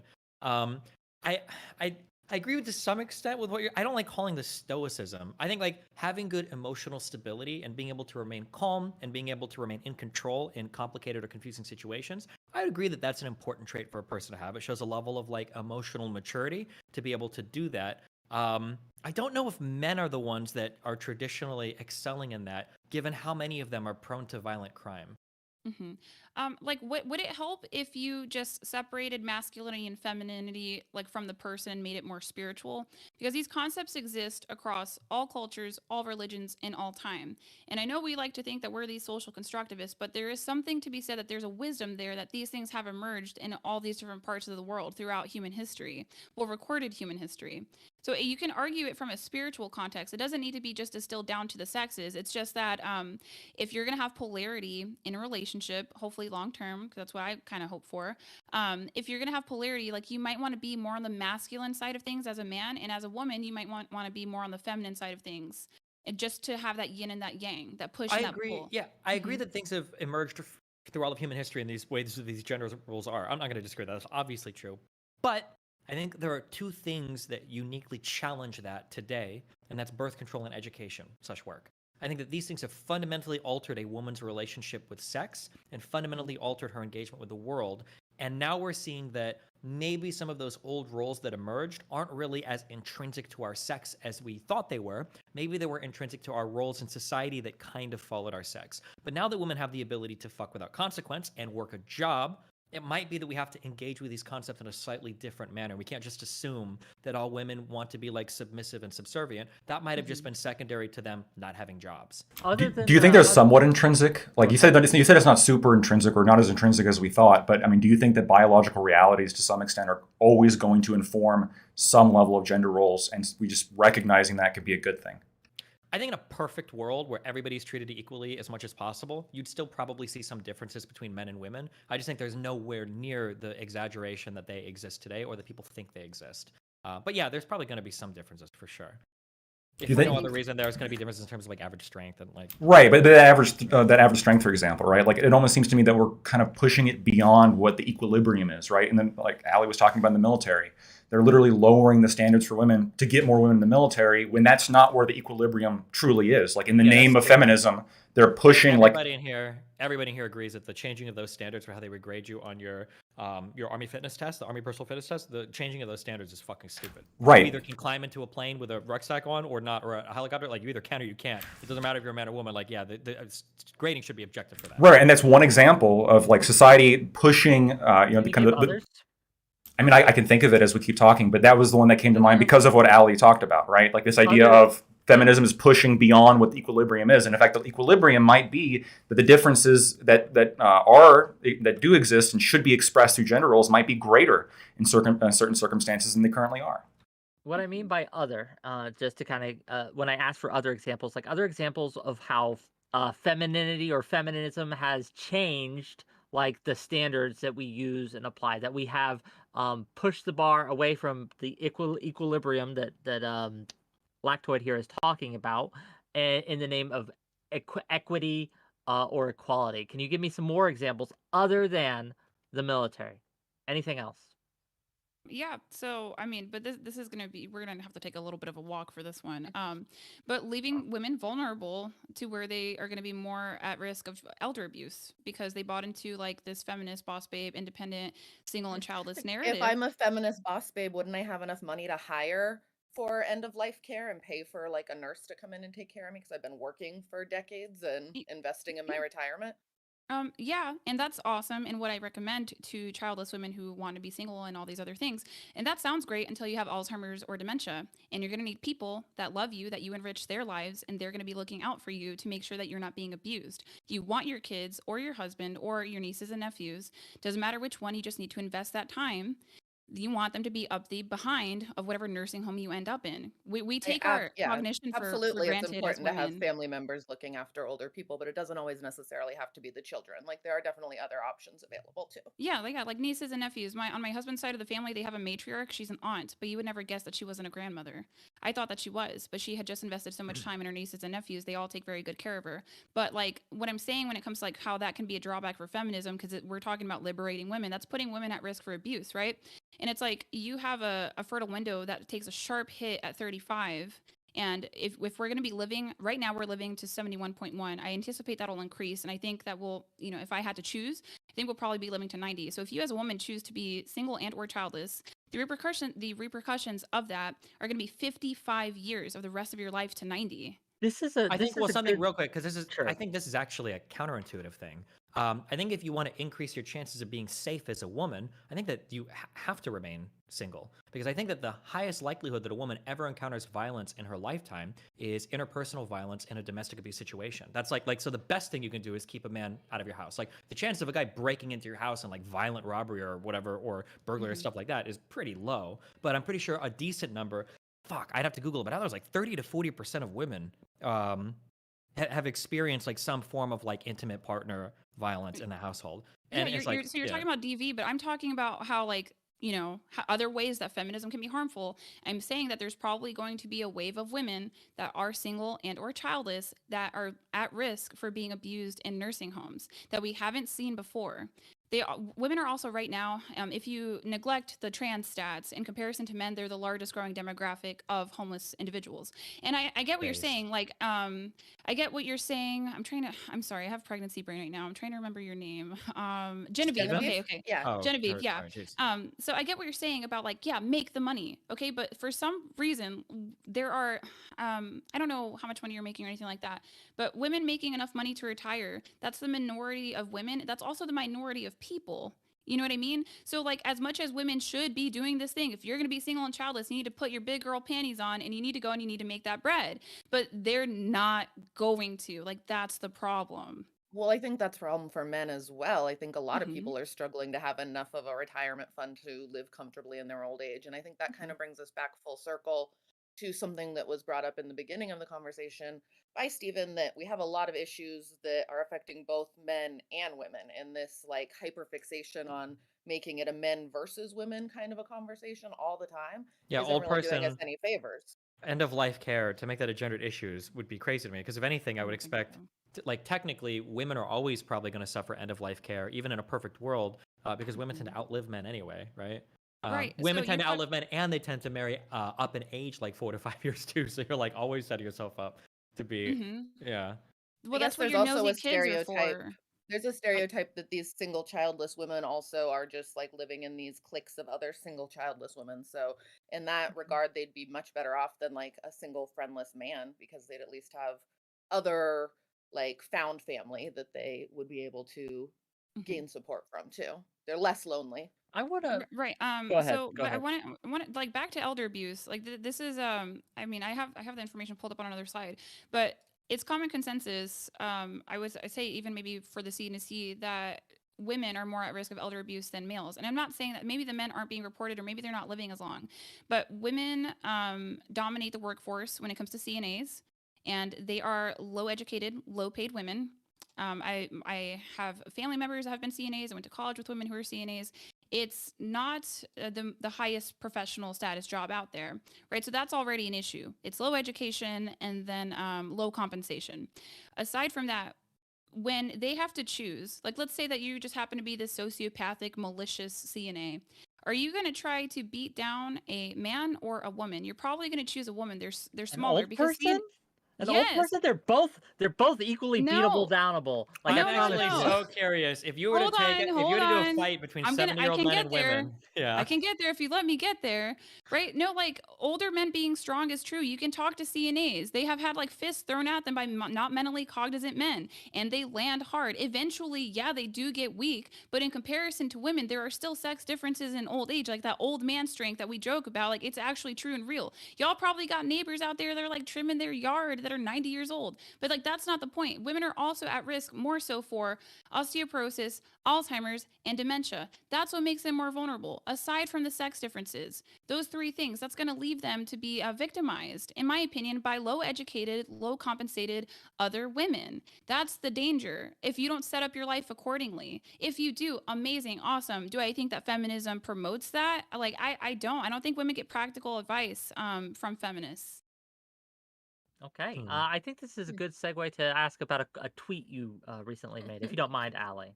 Okay. Sure. So recently, because you talked about the importance of having children and things like that, I've seen you discuss that on your channel. But recently, you tweeted something that I have questions on, and I'm going to read it verbatim here. Surrogacy is evil. Rich women and men rent a poor woman's womb and deprive a baby of the only mother it knew. Do you care to elaborate on what you mean by that exactly? Yo, I meant what I wrote. What you mean? I meant Damn. what I Fair. wrote. I was That's what I excited for mean. this turn of conversation here. Yeah. If we can make it a bit personal just for a moment. I Yes. don't have children currently, but I do want biological children at some point. I'm also an endocrine cancer survivor, Hmm. and that complicates my medical history so that I'm not able to carry a pregnancy to full term. Hmm. Would What would you suggest someone in my situation do who wants biological children but doesn't want to be evil according to your Hmm. standard here? Don't pull any punches. Go hard. Well, I Make her don't cry. like, infertility is a common human issue. Like it is what it is. Like you can't. This is what we want to plan for everything. We want to make sure that we can get everything that we want. Honestly, sometimes you don't always get what you want. If you want biological children, there's ways that you can go about it. But then we have to go into the ethics of IVF. Like I still think and maintain that surrogacy is evil. There are things that you can't plan for. You cannot plan for endocrine cancer that you survived, right? So it just is that you're not going to be able to biologically carry children. So how can we live and operate aside from that? We can go for adoption. That's one thing we can do. I think that if America was Adoption is sane, great, and that's definitely something that I do want to consider as well. But I, yeah, I, I can't deny that I want at least one biological yeah, child or more. And then I do plan on fostering and all of that as well. But are you saying like in your worldview, I'm just kind of shit out of luck on the like I got dealt a bad hand. Sorry. She's You had always going to be cancer, you had evil. to go through treatment, but you're yes, either evil or you don't get to have kids that are yours biologically. yeah, and that doesn't Would have it to be like also a be evil if one of my sisters were my surrogate? Mhm. That I don't think so. I think the problem is like the changing of money in hands for labor. Like that's I would odd. pay them. If my sister was my surrogate, Wait, I would still pay her. wait, just real Yeah, I quick, think then that why are that's you that's okay with weird. adoption? If that's your problem, why are you okay with adoption? You know that money changes hands in that situation too, Mhm. correct? The kid's already born, though, right? It's a fundamental. You're not renting womb Okay. space.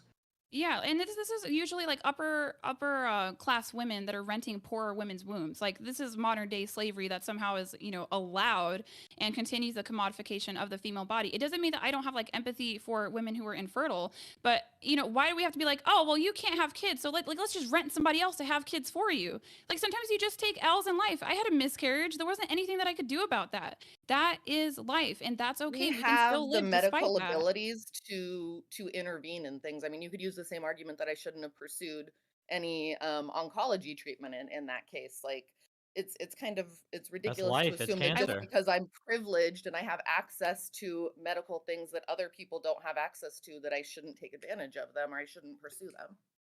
You just said it I'm yourself. not Take advantage of denying that I'm them. privileged. There is absolutely a privilege there. Yeah, 100%. it's an incredible privilege. And I mean, it's absolutely insane. And I mean, I suppose I don't know if this was an option to anyone who has endocrine cancer, but to have like eggs harvested, beforehand before you get chemo treatment. Like I don't know what that looks like, but we're just continuing to cheapen the sanctity of life. And Wait, that has hold on. If I had had my How does it cheapen the sanctity of life? If somebody are has you like are you kidding IVF me? kids, Like let me If I paint had this had my picture for eggs you. Let frozen, me I would still need a gestational carrier to carry the pregnancy. The issue isn't my eggs, Mhm. it's the actual being able to carry full term. Yeah, well, and I also mean, I But can't like like I want to hear fix the that, sanctity of full life. How is that? the sanctity of life, like it's a really cheap thing that we have women who, it's not simply because they had like a genetic or a fertility issue or an environmental problem. There are women who simply encountered senescence, old age as a human, and because they didn't plan accordingly, they simply are going to pay another woman to carry a life. That is the only mother that baby knows, and we're just going to completely rip it from them. And that's for the women that are getting surrogacy. That's not even to talk about the gay male couples that are doing surrogates, or I mean same-sex female couples too that are doing surrogates. Like it depends on what you believe, and I believe that children have a fundamental right to a mother and a father.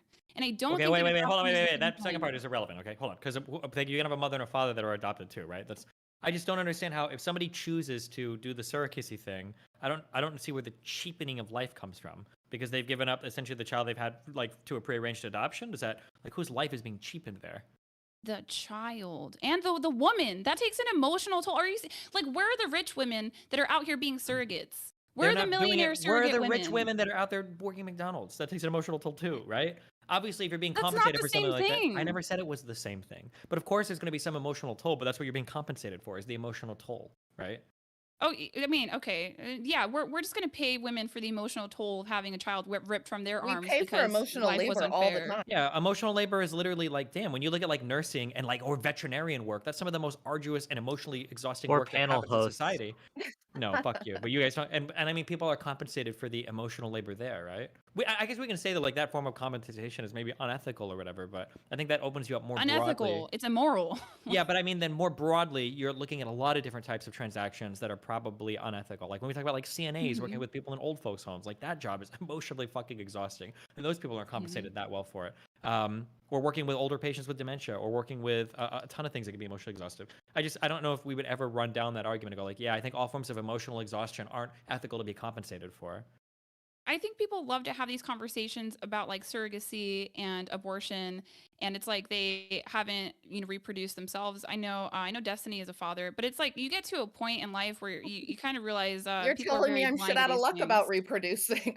What do you want me to like? Oh, hey God, hey, look, can you go back in time and hook up Genevieve? Like you get the cards that you're dealt, like, and it sucks and it's We not don't get the Right, you're we fun. saying reshuffle the deck all the simultaneously. time, Okay, then right? reshuffle the deck. Go pay a poor woman and rent out her womb. Go if you want to. Go do it. It's legal. It's unethical. It's immoral. I Why is don't it? condone Well, it. we're trying to figure out why it's unethical or immoral, right? Like you can say Yo, like, you're like paying God, a my kidney, woman to my use her body and she's putting her life on the line, usually for women who didn't plan properly. Because infertility, that's a different discussion. We're just like talking about the luxury of it, the constant commodification of the female body. Like nobody's out here trying to like rent. Like it's just How many nonsense people to that me. pursue gestational carriers do you think are doing it just out of pure convenience and not out of any kind of like medical or infertility element? even okay, I That's don't have probably the a numbers on that. pretty small group of people at It that doesn't point, right? matter. Like, It's even still Kim evil. Kardashian had a medical reason to use surrogates. It's still evil. Whether or not you're doing it for infertility or because of senescence, you are still renting out a younger, lower socioeconomic status woman's womb. Is It's that is But still that that's is a not evil. lower always CCO? true. What, like, my example of using a sister or a friend or something, I would still pay them. Where's the evilness in that? What if If she's we're both wealthier? equal- Yeah, I was gonna ask, what if she's wealthier? Because you keep saying lower SES. Is that like Mhm. integral to your argument? I think that that's probably what's happening here. Yeah, but So let's it's say it like was this just upper let's say middle it was class only the liberals that are wealthiest. using the lower SES people, I want to to pay $1 like, million yeah. to have Hillary Clinton deliver my fucking future child. Okay, would that be unethical? I mean, that's just like I don't know if you guys like to work with those examples, but I don't typically work with those kinds of examples. The Like problem that's is I that mean that's It'd be cool. so weird that it'd be unethical, I would think. well, no. I think the issue is that you're saying something is fundamentally unethical or evil, but in your example, you're depriving multiple people of liberty. You're telling one woman she's not allowed to sell her services in that way, and you're telling another woman she's not allowed to purchase a service in that way. So you've got two consenting adults that want to engage in a transaction that should only be their business, and you want to interject and say, actually, that mutually consensual transaction, that's unethical. That's a pretty high bar that you're setting for whatever the unethicality is. So we need to have like some reason for why it's unethical. I think the ball is in your court to say, like, even though both these adults are consenting and they're of age, they're not minors, they're fully within their rights to do whatever they want, it's still unethical. The ball is in your Yeah. court to say why. It could, because it's like this constantly cheapening of the sanctity of life. Okay, so we see this here because I think about the slippery slope. Okay, so like we can talk about like renting a No, surrogate. hold on. Wait. If you just said you wouldn't deal with our examples earlier, you can't appeal to slippery slope now. You need to say why this is. These are things that have novel. happened. These are things that have happened. This is a slippery slope that has occurred. Okay. Okay. So like we've cheapened the sanctity of life to where we're like, like we could just rent out another woman's womb. I'm sure it's been done in human history. Don't get me wrong. But like I think that it's getting really, really strange right now when we have women who are like past their fertile window. They're just like, well, I could just, I can do this, I can do that. There's all these fail safes for women. That's one cheapening of human life. Another cheapening of human life. Also, we're not considering the child, the freaking kid that's in the womb that knows the mom. The Okay, kid like the kid doesn't know the difference. What do you mean? Yes, they do. My baby in my womb can hear. Your Like, baby she is knows not my even forming voice. memories yet. She No, does. it She's doesn't. like. That's fine. That's No, fine. but I'm just she saying that knows like my kids voice. that are there are reason why kids can be adopted at early ages, and parents have to have the talk with like, listen, you're adopted. Because like, oh my god, I didn't know. Unless they have like fucking green eyes or some shit, right? There's still like, problems that come from that. Even if you adopt a 6-month-old, there's issues from that. Okay, but aside from that, right? That's like a cheapening. Then we have abortion, right? Where we can just terminate if you spend enough time talking to multiple women that are pro-choice. It just comes down to like, well, when I feel like is when I should be able to terminate. The consequence of abortion logic has trickled down to medical assistance in dying. We in the West just don't have an appreciation for the sanctity of life. And the like conversation, like the surrogacy conversation plays into that. So we keep just trying to find ways to commodify and play God, and then we're gonna like sit here and whine about the consequences of it after the fact. you can't. Humanity. You're begging the question on so many of these things that are, like you say like because you keep saying things that don't mean anything. Like like playing God. When we give type 1 diabetics insulin, means that's nothing to playing God. you. No. It means nothing to you either, right? Because if you go and have birth and you get an epidural, is that playing God? Or if you've got somebody that's getting insulin, is that playing God? Or we've got somebody on the panel that's had oncology treatments, has had chemotherapy or radiation. Is that playing God? Like we play God all the time in a ton of different ways, right? Your face doesn't You're look just like that. drawing the line about Hold on. where Yeah, it's like your appropriate. face. You've got makeup on your face. My hair is not naturally blue. Like we alter human experience and existence and medical outcomes and everything all the fucking time. There are a lot of babies that shouldn't live that do because of like neonatal treatments we have. Like we play God in all sorts of different ways. The onus is on you to say why it's wrong. You can't just say like it's wrong because it's playing God, because we play God in all sorts of different ways. I don't think that any of the examples you gave can be compared to a human life that is it's its own human life with its own unique DNA sequence. I don't think these are the same thing. And I What- think The that we medical say example why? absolutely is, because if I didn't have medical intervention and play God with my treatments, then that's my life that wouldn't be here. there's no other human that was involved in that, right? Like we're breaking But if we're down talking human about life the to safety of convenience. life and we want to just let it be in God's hands, then we shouldn't ever intervene in these situations. I'm According talking to about a you. human life with potential. You guys are talking about like unrelated medical interventions, and I'm explaining how like this logic has leaked out I'm in other also ways in talking about a society. human life. Not like a separate like where's the baby? Well, can I ask then, Allie? So, you have your husband. he passes out. He doesn't have a DNR or anything. You don't know. Just flow with me in this hypothetical, please. You have to make a medical decision for him in aftercare. Like you are making decisions, medical decisions, to affect another human life that might be deleterious. They might have bad consequences. Are you just not going to choose to save the person you love because maybe there's going to be some pain down the road? Like that's It, playing with another human life, is it not? yes, but So what's was the specifically difference? talking about babies. Now, my Oh, it's husband's babies. life. What age is it okay to play with a human life? I don't, I don't think we're being reasonable here. We're comparing somebody who's in an accident that was out of their control, right? We're comparing that to a new human life with potential. However, if my Do they have husband, if control over I that? am Does the answering his new human? question, I'm answering his question. So if the doctors tell me that my husband still has human potential, because they're going to tell me if there's like brain death or not, if they tell me that he still has human potential, then I'm going to make decisions to extend his life. But if they're looking at me and they're telling me that he's brain dead, he wouldn't want me to extend his life. Like that's the difference. It's about potential, and we're nailing down human life and its potential and its value down to convenience. And we can see that in other ways. Like why does the palliative care conversation even end up entering majority of the time when I talk about things like abortion or surrogacy? Like it's just cheapening human life. Like I don't know what to say about that. I mean, but Lactoid TV could chime in because I feel like maybe we share similar things here. This is a topic that it's kind of your opinion. I'm going to let you go ahead and roll with it. Wow. Look, I think that there are like things that are manipulative, or we can think of things that involve like using people and or can be manipulative in other ways. Like I think sex work is a great example. I'm not super sold on the whole surrogacy thing, though. I'm sorry. As long as it's a child being born, I can't as long as the child has a good home and is being cared for and has that initial mother son or daughter bonding at the beginning couple months. It seems like you're respecting the life at that point, right? You're talking about like you would be okay with surrogacy because it's bonded with the mom initially or something like that? Yeah, as long as the kid was because the issue here is like broken houses, right? If the kid is coming up in a terrible house, regardless of surrogacy or a natural birth or anything like this, I think this would be the problem. But if you have a child born to like a surrogate mother, and then basically given to like the mother right away, and the mother takes care of the kid, breastfeed the kid, builds a bond there throughout the first like 5-6 months or to a year or 3 years of their life, it would seem to me like the critical part of like motherhood is sort of accomplished. So This is, I mean, no. Like what the Ooh, hell? destroyed. Like You sound pretty what? feminine right now, Lactoid. Haha, got I him.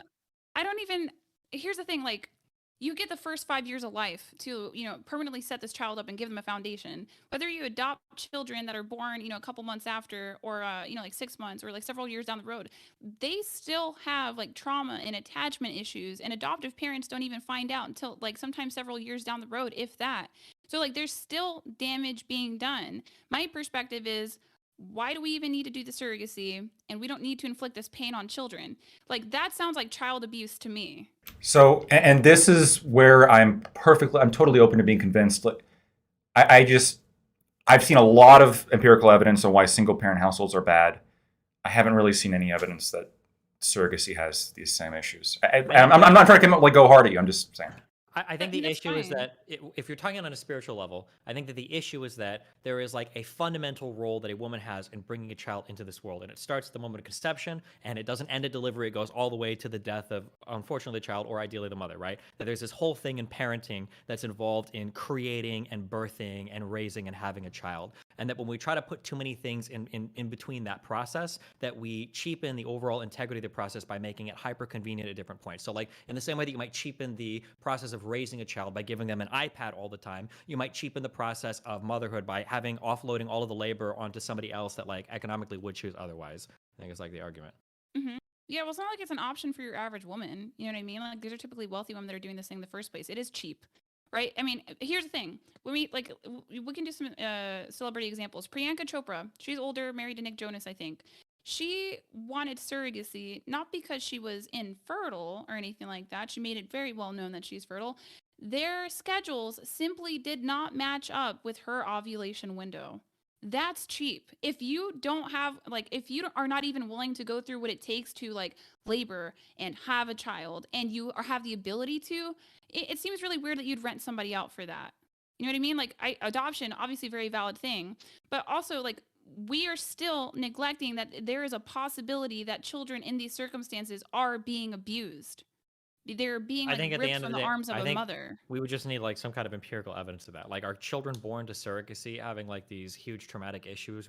Like, my guess is the outcomes for them are probably way better than the norm because it's parents that are electing to have them via surrogacy who are wealthy and everything too. Like, these are probably the children of the best. It's kind of like how This is I think children tend to do better in gay households because you have to adopt, and it's the idea that you have to jump through so many hoops to go through the adoption process that just by default, like those children are going to end up doing better, not because gay parents are better, but just because of the selection process involved. in the same way, yeah, you have to want this child so badly that you're going through all of these other obstacles to bring them into the world. There's good chance that you're also going to be taking steps to make sure that they have all the resources they need to grow up in a happy and healthy way. So we It's mentioned. not the Oh, go same. ahead. Like, I've Respond, and then I have actually, a question. yeah, no, it's not the same. Like, I've actually been pregnant. Like, they go through things and they go through fears too, but there's certain things that they're not going to experience. And again, like, I still think adoption is valid. This is not to negate adoption. I'm specifically talking about surrogacy. They don't know what that is to bear that physical toll with that baby inside of them. That's a lot of psychological, emotional, well, that would be the same thing as psychological. It's a lot of emotional and physical expenditure and bonding that they're not having with that child. And how many women are we seeing? And it's not like it's the masses, but there have been enough women that are surrogates that come out on TikTok and talk about these awful experiences that mirror experiences, when, like, the wealthy used to adopt, when things were, like, way crappier regulation wise, where they kind of let them know, like, hey, you're staff, this is our baby. Like, one TikTok that I just recently saw with a surrogate, they wanted the mother to wait for labor. And she said, no, I can't wait for labor. I have to induce because the baby is going to, their life is going to be threatened. And the surrogate couple was upset with her. Or we see, there was another These are picture that I example. saw. All of us would be opposed to that, though, right? Obviously, every single person here would be opposed to a surrogate mother being forced to carry somebody in an unhealthy condition. Right. But, like, we see these examples that I simply need not be. There's other examples where we see, like, two gay men, they're taking a picture in the labor bed with the newborn baby. Why are they in the labor bed in the first place? They didn't give birth in that bed. They had to, like, like, there's a certain level of perversion that is here, and that's the cheapening of the sanctity of human life. There's larger consequences. I'm not thinking about it just like as an isolated incident. I'm thinking about, like, the future societal implications of it. And I think that's often what gets neglected, I want to say, by the left, is unintended consequences. Because if we commodify here, what are we going to see in the future? Because surrogacy, at the way that it's being conducted now, is relatively new. So, like, I don't, it's going to take a while to have the data on it. But I would wager to bet that it's probably going to be a negative impact in humanity. I don't know if it's going to be overall, but we'll have to wait and see. Can I ask? So you would you mentioned something earlier, and correct me if I misheard or I was wrong or whatever.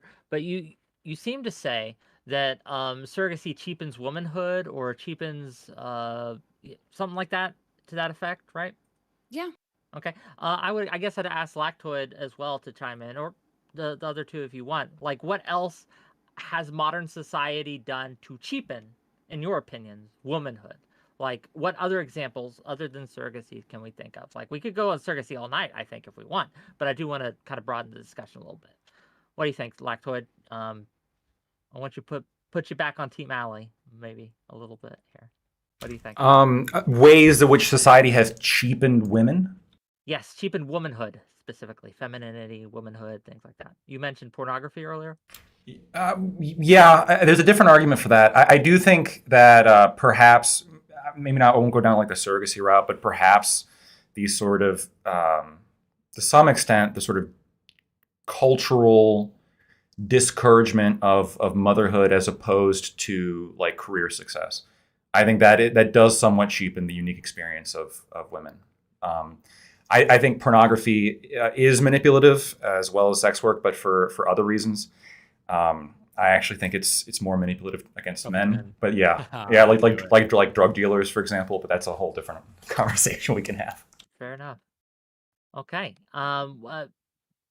Would you agree with that, Madam Genevieve, that society is pushing careers on women is cheapening your womanhood? Do you think, first of all, do you think that's happening? And second of all, do you think it's actually cheapening your, your femininity? What do you think? I definitely don't think so. I think that, I guess, there's a lot of appeal in having a job and having a career and making your own income. So does that mean that it's being pushed on us? I don't know. It's pretty appealing to have your own bank account and to be able to buy stuff when you want to and know that you're not counting on someone else to keep a roof over your head. Um I think that's ultimately why most women have decided to pursue careers. I don't think it cheapens their womanhood at all. I think if anything it gives them more security and resources to then explore like their true passions and things that they actually are interested in. Me? Anyone who wants to respond can. Like, Oh, like, do jobs cheapen womanhood? No, jobs don't cheapen womanhood, right? Like, I think the thing is you were saying earlier that it feels good to have your own money or something like that.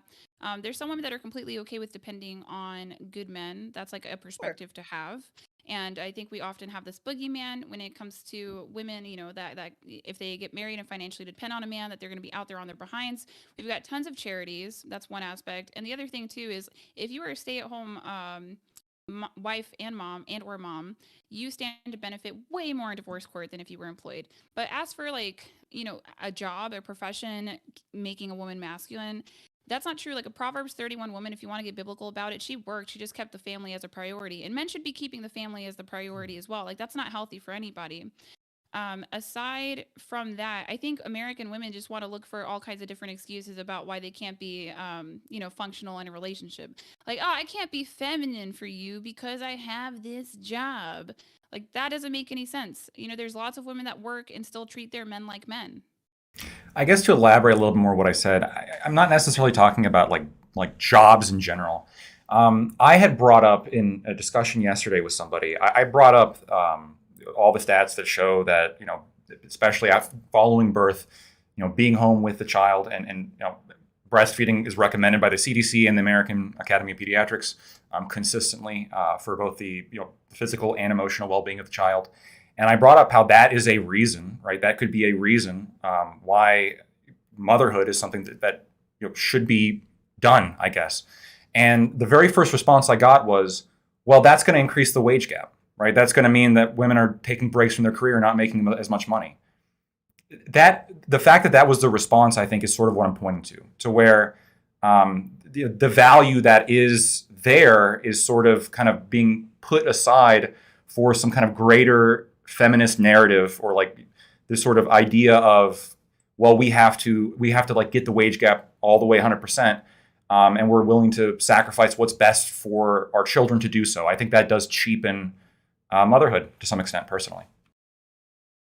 Where we get off thinking that we need it all, we gotta have it all, the world has to give us it all. We've already been relieved of the miracle of the burden of childbirth. Okay, so we have like birth control, we have economic autonomy. It's like nonsense to me. How much more do women want, right? And the alternative perspective too that gets forgotten because women just aren't having kids. Okay, 50.1% of women in the UK are childless by age 30. That's unprecedented.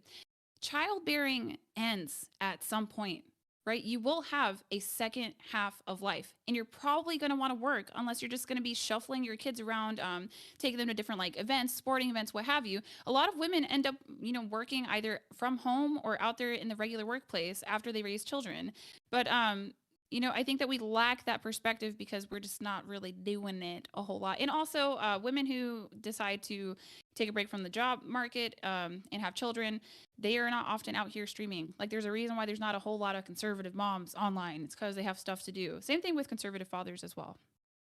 Conservative moms are definitely online. They're just all on Facebook sharing horrible memes with each other, to be fair. Okay, well, I'm not trying to be mean. Like maybe the decent ones. You know what I mean? Like all the moms that I respect in real life and socialize with who raise their own kids, they're not online to this capacity or this Do you not degree. respect streamers? That's Huh? that's actually the most base thing you've said. Okay, fair enough. Oh, Uh, I'm a Lactoid, I streamer. want Just to I got Wi-Fi. That's all it is.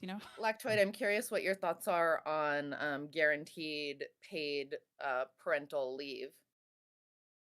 you're obviously in support of parents being able to spend time with a newborn. Do you think that that should be something that's guaranteed? This is a situation in which I have kind of two principles that collide. Where in a perfect world, yes, like I would want that, and I would want there to be cultural sort of structures and social structures that encourage people to do that and support people doing that. But that sort of conflicts with like other opinions I have as it comes to government spending, taxation. So no, I would be opposed to those policies, but I agree that Despite the fact that you stated earlier that you are in support of all of the studies and you agree with the fact that it's best for everyone involved. yeah, no, it is right. And so the question is, I mean, if we want to get like really libertarian with it, like how much money can we steal to do this good thing? I would kind of step away from that. I wouldn't. I don't want to make it a libertarian like taxes theft meme discussion. But I mean, that's the You reason want why. It's only that's the women only reason why I'd be opposed to You it, want right? women to fulfill the role of womanhood, but you don't want to create a society that allows them to comfortably do that. Well, no, I don't want to use coercion to make it so. I would rather it be that we have a culture thus that men wouldn't just leave, right? And I think this is like when we were talking before when it was brought up like Regardless of the whether hyper or not the masculine man man. leaves, a lot of women don't have guaranteed paid leave after they give birth. Like they're at risk of losing their job, whether or not the father is in the picture. Sure, and so we should recognize though that like if that doesn't happen, that's a good thing. But there's always a trade-off. How much are we willing to do to force a good thing to happen? I'm just there's certain things I'm not willing to do if the offset is not sufficient enough, and here I'm not sure it is. I want to ask. There's another tweet, Allie. I'm sorry to pick on you a little bit, No, no, but it's okay. there's another tweet you made about Mhm. how sexual liberation has been a horrible failure. I don't have that tweet up right now, but Yeah. that's the gist of it, right? Oh yeah, like it only like I can't imagine, because if you're a forward thinker, right? Not everybody's gonna have, not everybody just has that personality type. I've always been a forward projector, so like that's what I'm saying. I constantly talk about like the slippery slope of the things that happened. So I'm just trying to think if you're a logical thinker who can project, and the sexual liberation movement comes on the scene, and you're like, women can sleep with whoever they want, whenever they want. There's no consequence of pregnancy. They're probably not going to vet the men as much as they would if they had more skin in the game. And it's possible that a small pool of men who lack morals might take advantage of this opportunity. Like you might have been thinking in your head, this sounds like a horrible idea, right? So I think in my mind, it probably only sounded like a good idea to the ignorant, degenerates, and hopefuls. There's the only way that that sounded like a good idea. What I don't even know if this idea of a small pool of men, this weird hypergamy, I don't know if that even exists. Actually, I've taken that at face value from red pillars for a long time. I don't think there's ever been any data or study to support that ever. I think people draw really weird predictions off of like Tinder, where it's like 5-to-1 men to women, which is a bad environment to compare anyway. But my guess is going to be that the more degenerate society you're talking about, probably the easier it is for the average dude to get laid because there's not as much consequence there for a woman having sex with a person. Yeah, I think men want us to be sexually liberated as women, but you're talking about like the small pool of men. So I'm just talking like if I look at hypergamy, I don't look at it just based off of swiping on apps or anything like that. I think about, is it attractive? Yes or no question. If a man is in the top of his field for a competence hierarchy, because you can have a competence hierarchy in multiple fronts these days because we're past the industrial revolution. So I think just like if you set yourself apart as a man in a group of men, then yeah, women might have a proclivity to want to be more romantic with you or to select you. So that's like my understanding of hypergamy. I know that these guys pontificate a lot about dating stats, but that also only holds true to people that use dating apps in the first place. So yeah. Sure, but I'm just saying if there was a huge tie-in to there being like a big consequence for sex for a woman, if you're, or I guess, wait, I don't even know what you disagree with then, because it sounded like you were saying for the average guy this might be a worse sexual environment, but I don't think that's the case. It's probably a better sexual environment if you're just looking to get laid. I mean, I think there's hope for for sexless men more so now. Like, I don't think men lose with sexual liberation is kind of my thing, right? Okay. So why Because is it a horrible lot of then? guys in my chat, well, I can get there, but a lot of guys in my chat, and it's just cheapening womanhood again and sexuality again. Spirituality. Like, what's the point of being a person if you can buy everything about me? But like even men in my chat, sometimes the incels, they'll come out and they'll say, well, I didn't benefit from the sexual liberation movement because like women don't want me. That's not true. Like, can you or can you not get porn on your phone at a moment's notice? Like, you have benefited from sexual liberation. Now, it's like it can be a hindrance for the majority of men out there, but they benefited to some kind of degree. So I just don't view that to be a dub for women. I view that to be like a huge L. Louise Perry, she's a feminist herself, and she's come out and said that this stuff is trash because like the men that are worth mating with no longer want to commit to us. And so like we're accepting these situationships as women because we'd rather have the guy than be without him. It's nonsense. We're not even like good negotiators either, because a lot of women probably could negotiate like a more commitment or a marriage out of these guys, but they're just unlikely to do so. I just don't think sexual liberation benefited women. That's just my opinion. I would agree, but I don't think it particularly benefited men either. I think pornography is like a pretty massive detriment on men. I do agree, like it cheapens it cheapens sexuality. I think generally speaking, it sort of put the focus on people to sort of have kind of cheap, fleeting experiences as opposed to trying to achieve some kind of, for lack of a better word, glorious end goal of something more important than just chasing a high, which essentially that's what casual sex is. So what about the rest of you? You think pornography? Let's focus on that for a little bit. Do you, and sexual liberation in general? Do you think it's made the world a better place for you, Madam Genevieve, now that you're sexually liberated, or do you think you've taken an L here? For me, it's a major win, obviously. Um, for me individually, and for a lot of women that I know, the ability to choose who I have sex with, when I have sex with them, um, is, I mean, that's just major. Obviously a big proponent of bodily autonomy, and that flies right in line with it. I don't see how that could possibly not be a win for women. Um, I just, it just seems so obvious to me. I'm a lack at even explaining how the ability to have choice could possibly be a bad thing. Um, what, like, women could choose who they slept with before. Well, a lot of Like times, this if we're wasn't this looking at wasn't like like Saudi Arabia. men setting up marriages for their daughters, is something that happened in the United States as well. Uh-huh. And how are women doing choosing their marriages now? How's that going? Wait, are we Regardless implying that of it's going whether, worse for women now than it used to be, or Hmm. I'm by what implying measure? that there's just like a possibility that it was helpful when we had a father in the home that he vetted the men. I'm not saying it's the end all be all. Like, we just have a Wait, bigger hold on. burden Wait, in what is mate the selection now. what is the how are you evaluating that? That it was better. I mean, I don't have like objective metrics about it. It's just my opinion and position. And lots of women share, well, on my side Well, of but we things. no, well, but you have to, Yeah. even if it's subjective, there's some subjective evaluation. Like if I say I think it's better to have three doors Hmm. in my house instead of one, you're gonna say why, and it's like, well, it's just subjective. Like, well, no, you probably No, want more entrances well, to the house. okay, I'm like, like, so why do you think it's better yeah. for men to vet the partners rather than women? I think men are more logical thinkers in a sense. I mean, if you're a father, you know what I mean? Like, why do we have this idea that fathers were evil or mean and didn't want the best for their daughters? And like, what I'm saying is, You're how do you think hold on, you're choosing? just real quick. You're normatively loading everything. So I asked like, what's the best thing? You go, Okay. well, they chose the best thing. What is the best thing? Well, it's the father knows what's the best thing. What does the father know the best thing? What is the like? What are the things that we're selecting for? Like, what Oh, traits? What particular things do we think the father is yeah, selecting for that the yeah. woman is too stupid to select for? That's what I'm asking about. Okay, okay. So, like, when women are young, we have a hard time differentiating between competent fearlessness and then fearless recklessness, I believe it's called.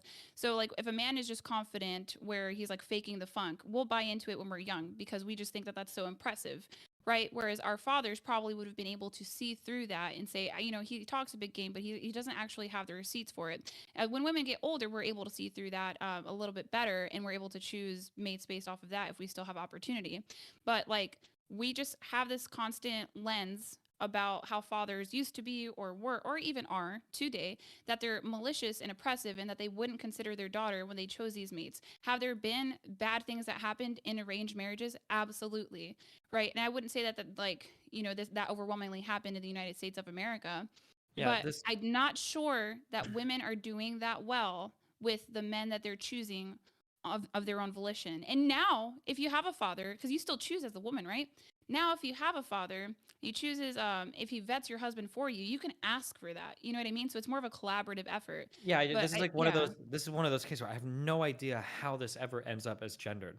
Right? When we say things like fathers know better than their daughters, but that's just such a weird. Why not just say like parents will probably know more about their children's partners than the children will? That seems to be ubiquitously true. A father is going to know more than his son about a particular partner. Yeah. A mother is going to know more than her son about a particular partner. Mhm. I have no idea how this ends up as like a gender thing. But also, a Mhm. parent's feedback on a particular thing might be is way different than a parent selecting a Mm-hmm. mate, right? Like Yeah. I imagine parents are always going to be giving feedback. They always do because they're parents. They can't help it. But the thing is there might be traits that the father selects for that the daughter doesn't necessarily want, right? Like Mhm. parents select for careers that their children don't want, right? For parents pushing children into like being lawyers or doctors, and their children would rather do something else. So yeah, I just Mhm. I don't know.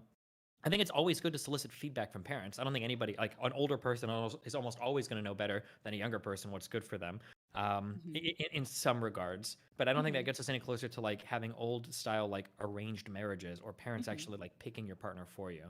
Mhm. I just think that it's the common notion that that was just always inherently oppressive, as if it's not possible that fathers had the best interests of their daughters in mind. You know, whether or not mistakes were made. Now, like if abuse happens, that's an entirely different conversation. Because I have seen women who had arranged marriages and they came out and there was abuse, and the parents were like, "Well, you know, we're not going to help you escape the situation." And I think that that's crazy, right? But that was more so the point that I was making, is that it's a bias to just assume that men were choosing not, you know, helpful, beneficial mates for their daughters. I'm Well, sure that they loved their daughters. yeah, I don't think that I'm was. Go that ahead, wasn't Madam my Kennedy. point, that Mhm. fathers are always going to make a choice for their daughter without considering her best interest. I think the majority of parents want what's best for their children as a general rule.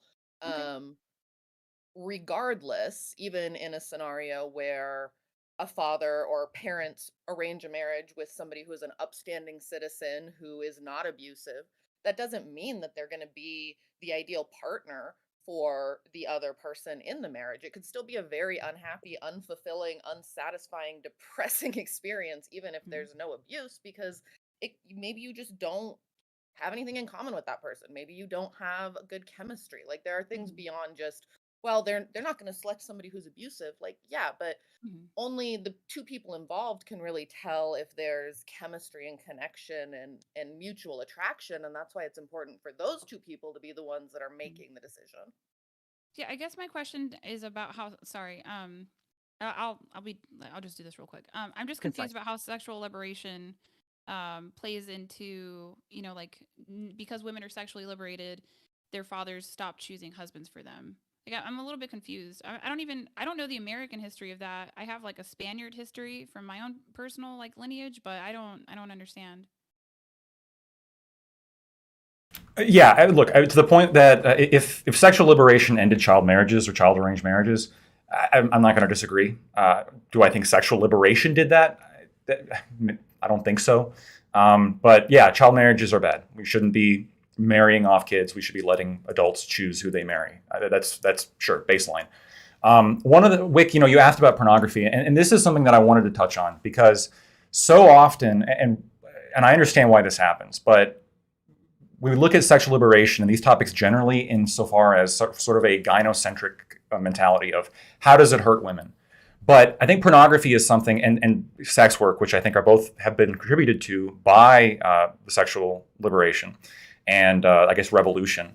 Both of these things, I guess, in my mind, I fail to see how they don't hurt men, how they're not manipulative against men, because you literally have people, like in the same way drug dealers do, who are hijacking the reward centers that exist within men, like sort of like the lizard brains, and fueling that in ways that are detrimental to their customers. Drug dealers do the exact same. I mean, in my view, this is a harm, and I haven't really heard any strong, like from that particular element, I haven't heard any strong argument against it. We always like, and I agree that like sex workers can be manipulated by pimps and higher up people, and that's wrong. But that also exists in the drug trade, right? Like local level drug dealers are often manipulated or controlled by higher level dealers who then go back to the cartel and all this stuff. Sure, but they're still on the ground level manipulating their customers into doing something that's not good for them by hijacking those serotonin and dopamine receptors in your brain. That's not good. It's not a good thing and shouldn't be encouraged.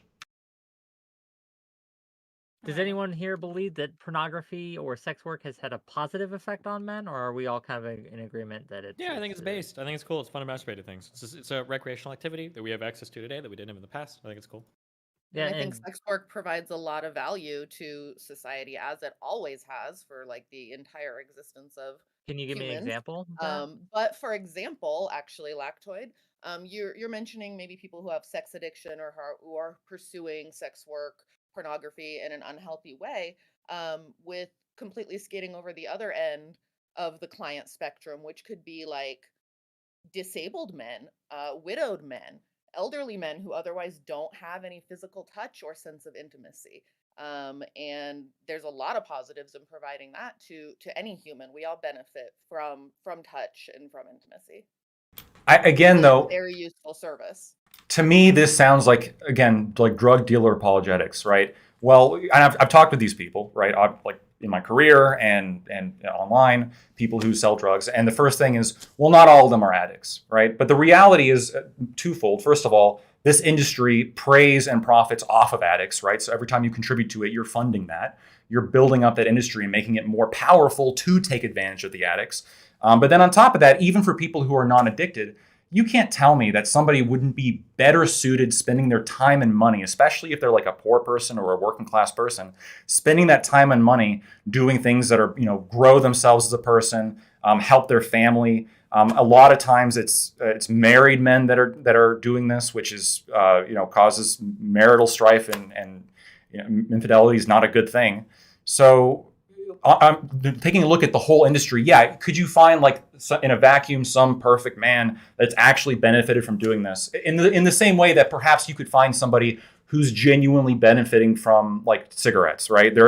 If I recall, there's like one stomach disorder where if you smoke, it actually alleviates some of the symptoms. Sure, you can find me like an example, but the reality is for the vast majority of people who are sort of same thing with like smoking or drug use, sort of pushed into buying this service, it doesn't benefit them, right? The studies I've seen indicate that men who purchase sex work consistently rank themselves psychologically lower than other men, and they also rate themselves lower after buying sex work than before buying sex work, right? It increases risk of STDs, it's a financial drain, it's bad on every level. You're describing every single hobby ever, right? Like in terms of things that like it profits off of addicts, that's video games. Things where you'd be better spent doing anything else with your time, that's video games. Things where you might feel like shit afterwards, that's League of Legends. You can apply this across so many different. You can apply it to all of gambling. You can apply it to all of watching Yes. TV or on like almost everything that this can be applied to. The reality is like all things in life, things have a balance. If you drink too much water, you can die from having like an imbalance of electrolytes in your bloodstream, right? Obviously, there are going to be some negative things if you engage with something in a negative manner, but just like video games, just like TV, just like movies, just like every form of entertainment, you have to engage with it in a responsible manner. I don't think it's fair to say that this is intrinsic to an engagement with porn. If you're somebody that watches porn, has an orgasm, and goes to sleep, and it doesn't, and you don't like get obsessed with it, then you've had a positive engagement with that hobby, same way you would with scrolling TikTok or watching TV. Or you can engage with it in a negative way, but I don't think that speaks intrinsically to the harms of the industry. It is intrinsic. It's just not unique, right? So I agree with you. You can point to a number of other things. Gambling you brought up. I think gambling is a great example. Gambling is an example that I think is like a predatory industry. You have people who quite literally are trying to figure out how do we get people in and how do we take their money in ways that are disadvantageous to them, things that don't benefit them overall, things that kind of eat away at important structures in their life and don't make them a better person for it. You could point to things like, so I think drug use is an example, alcohol to some extent, cigarettes. There's plenty of other things. It's not unique to sex work, but sex work is part of this. And I see so often that sex work is sort of like portrayed as a positive when in reality it is a negative. And that doesn't mean like ban it, or that doesn't mean you can't do it, but it means just acknowledge that you shouldn't be doing it and acknowledge that this is somewhat of a kind of disgusting manipulative industry in the same way like the tobacco industry is, to be honest with you, a disgusting manipulative industry. There's so many things here that you're bringing up that's like, it's just so sad. Like you said, like drug use. Drugs are awesome. There are so many fun drugs you can do and have a fun, yes, they're so cool. There are so many fun drugs you can do and have a responsible engagement with them and have a fun time you can have on a particular drug. You can't have on anything else. The idea of writing all of it off because people can abuse it is, you've listed alcohol and cigarettes here. Some people abuse coffee. There are people, I don't know if this is true of every industry, but in jobs that I've worked, there are people that are fucking assholes in the morning if they haven't had their cup of coffee. If it was a meth head saying, I'm going to treat you like shit until I have meth, people look at them like crazy. But if it's a coffee addict who's like, if I don't have my coffee, I'd be a piece of shit, you're like, oh, that's fine. Like, I think there are tons of drugs, and I would say that's an unhealthy engagement with a drug, by the way. But like, like there are tons of things that we can use in positive ways and in negative ways. Just because there are negative things to them doesn't mean that they're intrinsically bad. Look at the aggregate, though. Look at the aggregate. Does coffee on aggregate, maybe you could show me like studies that indicate that on aggregate, coffee is not a good thing for the American populace to be doing. And if you could show that, then I would agree. The coffee industry is like not a good industry, and we probably shouldn't be encouraging it because we should wean ourselves off of this. I mean, on the aggregate, drugs are not good for society. And on aggregate, American society would be better without any drugs.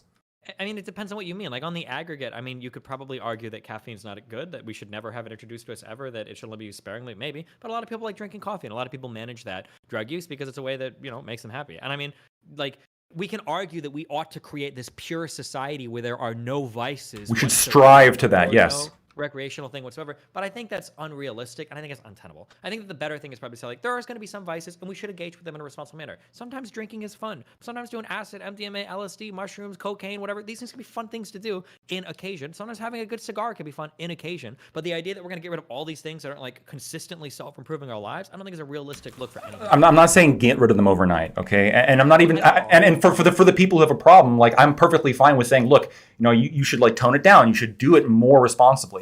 But the reality is, you would never tell like a non-drinker who's like functional and don't start drinking, right? You shouldn't encourage people. Hell yeah. Oh, okay, sure. It'll be fucking fun. Yeah. Sure. So you might, but from what the numbers that I've seen, alcohol is not a good does not provide a good social function for America. These things simply, no, it doesn't though. When you look at like all the costs associated with it, when you look at the crime that stems from that, when you look at all of the bad things in America that come from drinking, the diseases, the mortality rates, same thing with fast food, same thing with tobacco. These are things that people. The benefits are dramatically outweighed by their negatives. This is the same thing with sex work. You're processing things as a Sure, but you're processing things as a robot. Like you're giving me like these net negatives, and you're pretending like no positive exists. I'm not really discounting the subjective fundamental experiences being altered by every person. That there's a reason why people do these things, and it's not just because they love the negatives. It's because there's a lot of positives associated with them as well. I'm not saying you should be stopped from doing it. I'm just saying it should be discouraged to do things that don't benefit you in the long run. Right? You're literally sacrificing your long-term well-being to satisfy the lizard brain. Right? It's anti-human. I want to get the other people, the ladies in here, and Allie's been chomping at the bit. So yeah, go ahead. Lacro's been dominating this conversation. Get him out of here. True. Ready. So, hoe's gonna hoe. There's always been hoes. What Hell can you yeah. do, right? They come from broken homes usually, so like we can't really do anything about them. Like I know that people want to all out ban, like prostitutes and stuff like that. Very wishful thinking. Super wishful thinking. When it comes to porn, I also believe that that's something that Christian conservatives will neglect is that it's probably kept a lot more sexless married men in marriages than it's broken up marriages. That's a perspective. I'm not arguing like morality in that sense. And the other perspective that I have on porn is the average age of exposure right now is 11 years old. Parents can't actually advise their children about porn or how easily accessible it is. It's my opinion that maybe one day Pornhub will probably be taken down because I don't think they age verify their actresses, and they're also not age verifying their users. The fact that this is legal do age so far, verify their actresses. right? Well, I worked in an adult couple store. I don't think it's that hard to get a fake if you really wanted to. I also worked for one of the largest adult industry companies in the world, and most of them in this day and age are very good at verifying the age. And also, if you have to get a fake, adult. by definition, there's verification because you need a fake to pass the verification. They don't verify the users, though, right? Yeah, right. So they're not verifying the users that are viewing it. That's the other ethical problem that it poses, right? I don't know. No, that's your point. You brought up the actresses, but what you mean is the users. Well, I mean, are we gonna like pretend like these actresses aren't I'm just traumatized saying, you're in some making way, claims shape, or that are not form? true. You're claiming that they don't verify the age on Pornhub, and that's demonstrably, provably incorrect. Also, I don't right. think But it's they true had that a the scandal, average- did they not? They had a scandal because they weren't age verifying some women that were underage. That was No, I Have think they it's scandal. resolved that? Have they resolved that? Your statement is but that it they do happened, not, which would But it imply happened. that they But it are not happened? perfect. They But it have. happened. There's been a lot. There's been bars that haven't verified correctly. Like everybody has problems with age verifications. That's not a reason Okay, right off an I attack. There have was been just saying that casinos it's that an haven't verified. issue. I was just saying that it was an issue. It's an Like, issue y'all with everything, can- but it's not a mark against something. It's not like it's endemic to the industry or it's intrinsic to porn work that they're never going to verify an age. The That's obviously Right, not. I the didn't say never. users is a problem, I though. didn't say never. I said it was an issue. That sometimes Also, happens you with keep repeating actresses. things. People that are actresses, I don't think have higher rates of like abuse or anything than other people. I don't think that's necessarily Fine, true. The you're people That's that are a doing welcome to things false. like think that. Yeah, that. that's an absolute false narrative. Yeah, I'm I sure they're mean, like very mentally stable getting ran through on camera, like just the most mentally stable women of all time. Aside from that, the average age of You can't just exposure. appeal to emotion and hand wave it. I mean, the data is the data. I mean, Right, if right. you have Okay, evidence otherwise, awesome. that's fine. Yeah. But like, Yeah, just like yeah. the most upstanding citizens who like don't have anything holding them back in life are out there on camera. Sure. Or like the most Um, upstanding citizens who may think that if they get fucked by too many dicks, they have no value as a human being. Like, who's more mentally sane at that point? Like, Yeah, I'm pretty sure sex I workers also- rate pretty low on like mental stability Right. compared to other So demographics. like I'm still I kind of haven't on seen the it, tip but of the average age of Interesting. exposure being 11. sure, Does anybody okay, yeah, care we're about gonna, I that? know, but yeah, we can get there. But I'm just saying that like yeah, you're let's very talk quick to about write not off. You're very giving quick to children write off. access to technology when they're that young. I think that's a really good option. Let's be more involved hands-on parents overall. Let's talk about childhood development programs being more accessible for low-income people. There are a lot of things we can Oh, talk low about here income. that's not specifically relevant to pornography existing, but rather the fact that we need more involved parents. Right. We do need more involved parents. They can't catch up to technology. I like, and also parents are very much in denial about these things. I think that is true. If anybody's curious, watch this documentary called Childhood 2.0. My point is the average age of exposure for boys is 11, right? And just based off of that alone, I would just choose to never do sex work as a woman or a man. Both sexes. I would just never do it just because of that age of exposure. And there's no age verification of the user. I still think, I mean, that Pornhub scandal did happen. Did they fix it? Yeah, but they had to get caught first, did they not? Right? And Isn't there's that other how women most too. people address problems as it becomes something they're made aware of, and then they can like take steps to resolve it? I mean, yeah, sure. Yeah, that's fine. Yeah, Yeah, porn's just if the there's best, like a and it's not problem or mentally some ill women illegal doing it. activity and you find out that it's happening and you Here's- take actions to make it not happen anymore, that feels pretty responsible.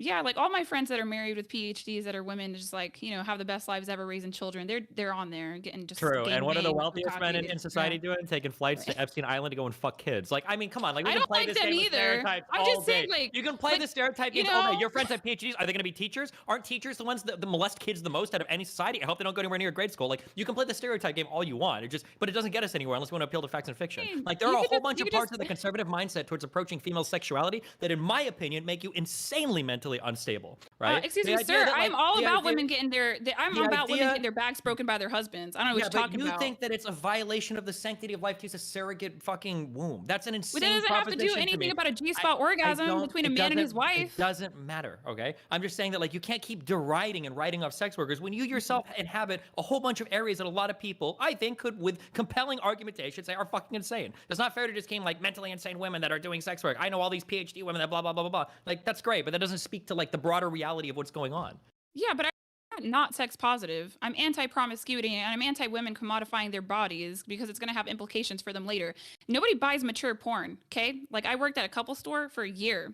Nobody buys that. The sun sets on that one day. What life are you going to be left with once you That's have a wrinkles in your major breasts or industry. thighs? MILF Wait, what porn, life are- MILF porn is in Not the MILF. top I said 3 mature. categories. What life- Mature. what Mature. life Not does- popular, what- not gonzo, not MILF. What life Mature. does every single male athlete have after their 20s or 30s?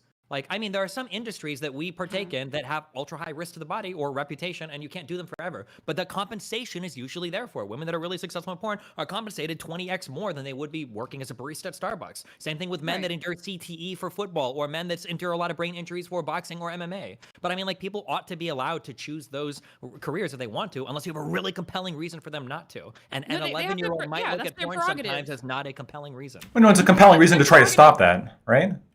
Well, Let, it's not a ahead, compelling Lachlan. reason not to work in the industry at all. It might be a compelling reason to like restrict children from electronic devices. But like I think TikTok is more harmful for children than porn. I would bet my life on that. 1,000,000%. 1,000,000%. I would rather that like my son get caught like fucking looking at porn than he's on TikTok for 12 hours a fucking day, glued to a fucking phone. I would bet my life on that it has more negative outcomes for children to be addicted to scrolling content than seeing a dick or a vagina, which children have been hunting down in Target and Sears catalogs or in Playboy magazines buried under the fucking bed since the dawn National of whenever Geographic. porn. Yeah. Yeah, like this is look, I'm not gonna deny- Yeah, absolutely. I'm not going to deny that Chinese spyware is bad.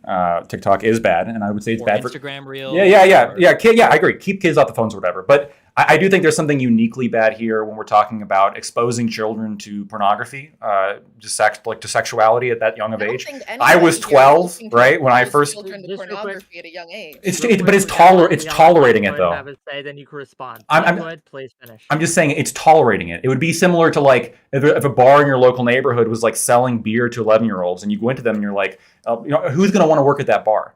When you work at that bar, you're somewhat contributing to the problem, right? Yeah, but I mean, like, it's children are gonna look, bro. I remember playing StarCraft Brood War maps when I was 12, where you drew Kerrigan naked on the fucking minimap. It was called Kerrigan Naked. Like, kids are always gonna be this idea that like it's uniquely damaging or whatever. Like, little boys touch their penises when they're 6 months old. Like, kids are. I know it sucks and it's weird to think about, but kids explore their sexuality at really early ages. I don't think porn is like uniquely damaging to a person's mind, where it's like, oh my fucking god, my 12-year-old Yes, saw porn. okay. I think porn. Right. One last point. I do think porn is uniquely damaging, and I also don't like the argument of, well, kids are gonna be kids and get around the rules anyway, because the reality, like, we could use that argument for any kind of age gates that we have. Well, why cap bars at 21? Because some kid might sneak in with a fake ID. No, you like want to first of all demonstrate to like society that it's not good to do this, but also like weed out as many kids as possible, because we don't want kids engaging in this behavior. Pornography is not good for people generally, and it's definitely not good for children, especially when you're 12 or 11.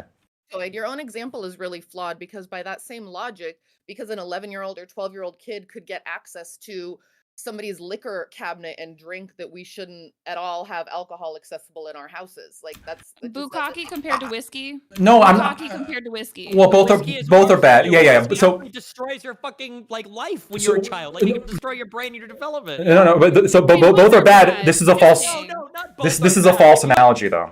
Oh, wait, well, your hold on. First of all, analogy was wait, that you nobody compared it, should but- participate I can in explain. pornography or sex work because a child might see it. Hold on. I can explain. I can Hey, explain. hey, everyone, all of you, no one can hear you when you're all talking. I like this energy, but you got to go one at a time. Madam Genevieve, finish your point, then you can respond. To Destiny can go, and we can get crazy again. Go ahead.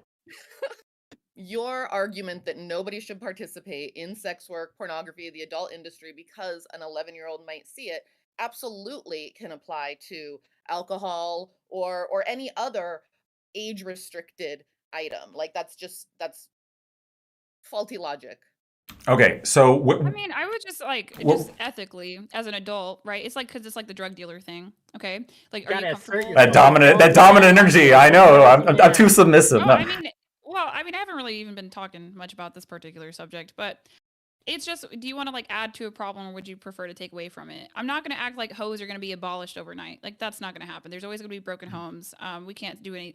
It is what it is, right? But I'm just curious for I you just two. would. For Alan Lecter, would you rather catch your kid, you find out that your kid has been addicted to alcohol for a year at 12, or addicted to porn at 12? These are still both really Porn. stupid examples. I'm just kidding. They're not stupid, because kids They're can too find and get addicted to age porn. related. And kids can find and get addicted to alcohol. Well, Like, no, it's so really- you're right. I agree. Like alcohol is worse, especially for like young people. But here's where the analogy was misunderstood, right? So it's not like, well, you shouldn't like. I'm not banning the sale of alcohol because some kid like might get into a liquor cabinet. In the same way, I'm not like advocating for banning pornography because like somebody might get their age verified and then let some underage kid like watch pornography. What I'm saying is like there's a standard here of, is the industry even setting a standard of like keeping people out?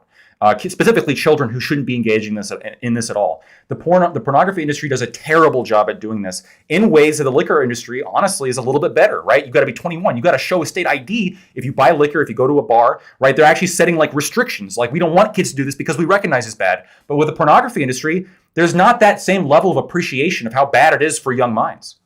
We can actually, if we all as a society were better at paying for our porn, we would have much better control over who is seeing it. Cringe. The problem is manipulation. there's all this free porn everywhere that kids are able to access without any verification. On anything that has a paywall, you do generally have to verify. Well, you can make verification like even for free, and not let people like, or I guess not mandate that people are able to like profit off of the weakness of men, right? Because that's what it is when you're making money off sex work. They have So you're autonomy looking to stop have touching more their wiener. regulations around age verification. That's Yeah. really your issue here. Okay, cool. I also That's don't one think of the minors issues. should be viewing porn. Good. And until that happens, Agree. people in the porn industry are contributing to children like watching this shit. Participating in an adult activity because a child might stumble across that you think should be banned. That's how we come full circle to the alcohol thing. Yeah, and if you're having sex in your house and there's a kid walking around, you should probably close the door, lock the door, take some kind of effort to make sure they don't come in and see you. That seems to make sense to me. The porn sites don't do I'm that. not denying that we should take reasonable actions to limit exposure, but you're seeming to claim that the entire industry should be done away with or punished, and I think that's ridiculous. Okay. Well, gang, I want to respect everyone's time here. I know I said 6 to 8, and I want to kind of hold to that. We are going to have call-ins after this. You are all welcome to stay. I know there's some people who've been really wanting in to sound off. So if you can stay, I'd encourage you to do so. If you can't, I understand. But I want to give everyone here a chance to have a closing shout out, tell people where they can find you. If they liked your takes or they hated your takes, where can they talk to you at, right? And I want to give everyone a chance to do that. And then we're gonna start here with Madam Genevieve, actually, and we'll just work our way around. Go ahead. Awesome, because I do have to go. I have to go sell dildos and play dress up with strippers at 6 o'clock Pacific time here. So this has been a fantastic conversation. I'm really glad to have been a part of it. If you want to see more of my degenerate takes, you can find me on Twitter at Madam Genevieve, and I also do stream on Twitch. So I hope to see you guys there. Okay, check her out. Where can they find you at Twitch? Twitch.tv/Madam Genevieve, right? Yep. Okay, excellent. Thanks for being here. Allie, please. So you can find me at Real Femme Sapien on pretty much every platform out there. I have a Substack as well. It's mostly a girl game because I don't think women are being taught how to attract and keep the men that they want or desire. So I am trying to assist women on that front. If you would like to capitalize on, setting yourself up for, future romantic success, I don't have all the answers, but I talk to women who've been married like 20, 30 plus years. I go out and I find these women who can give you guys the answers. So if that's something that's up your alley and you're curious about traditional values, you can check out my platforms. Thank you for being here. I hope you enjoyed it, and I hope you'll come back too, because I think you were excellent content, and we'll talk about that later. Next up, Destiny, please. Go ahead. Yeah, you can find me at Instagram.com/Destiny or YouTube.com/Destiny. Oh, there he is, gang. Go give him a follow. He's a great guy. Next up, Lactoid, please. If you like my takes, you can find me at Lactoid TV on Twitch and YouTube and Twitter. Thanks. Okay, so for those of you who must go, we bid thee a fair farewell. Thank you again for coming. Gang, if you liked my content and you're watching this show, hit the like button. That'll help me. If you haven't subscribed yet to my channel, please do so. For those of you watching on other streams, my YouTube is youtube.com/@wick-tv. You could also find me where I do most of my things on Twitch at twitch.tv/wicktv. We have conversations like this all the time. We have call-in shows. It's fun. It's great. And yeah, if you want to be involved in one of these shows, become part of my community, and you can have that opportunity as well. For now, we're going to open it up to call-ins. Madam Genevieve, I know you have to go, Thank you, so I'll keep everyone. you. Have a great night. No, good Bye. night. Just quick before we go, next week's Wednesday show, we're gonna have Kidology on, we're gonna have Shark Zero on, we're gonna have a few others on, and we're gonna be talking about the sensitivity readers and the whole censorship of rolled dolls works such as Willy Wonka and James and the Giant Peach, The Witches, things like that, and that controversy. So tune in 6 p.m. Eastern next week for that. It should be fun. But for now, I'm going to start bringing in people, and we'll do about 2 at a time, and we'll have a few, short discussion with them, and then we'll cycle through. That's going to be the plan, gang. So let's bring them in. Let's get and let's also get. Okay, hello, welcome. Hey, Hi. What did you have some questions for the guests or comments or anything like that? Me or mine? Either yeah, I one. was just talking about the Okay, Lactoid. I'm really happy that you brought up at the end the point about like closing the door if you have kids in the house when you're having sex with your partner. Um, I'm not sure how what you're saying is a critique of the porn industry online. It sounds like an internet problem that you have an issue with, not like a porn specific issue. So I'm just interested what you have to say about that.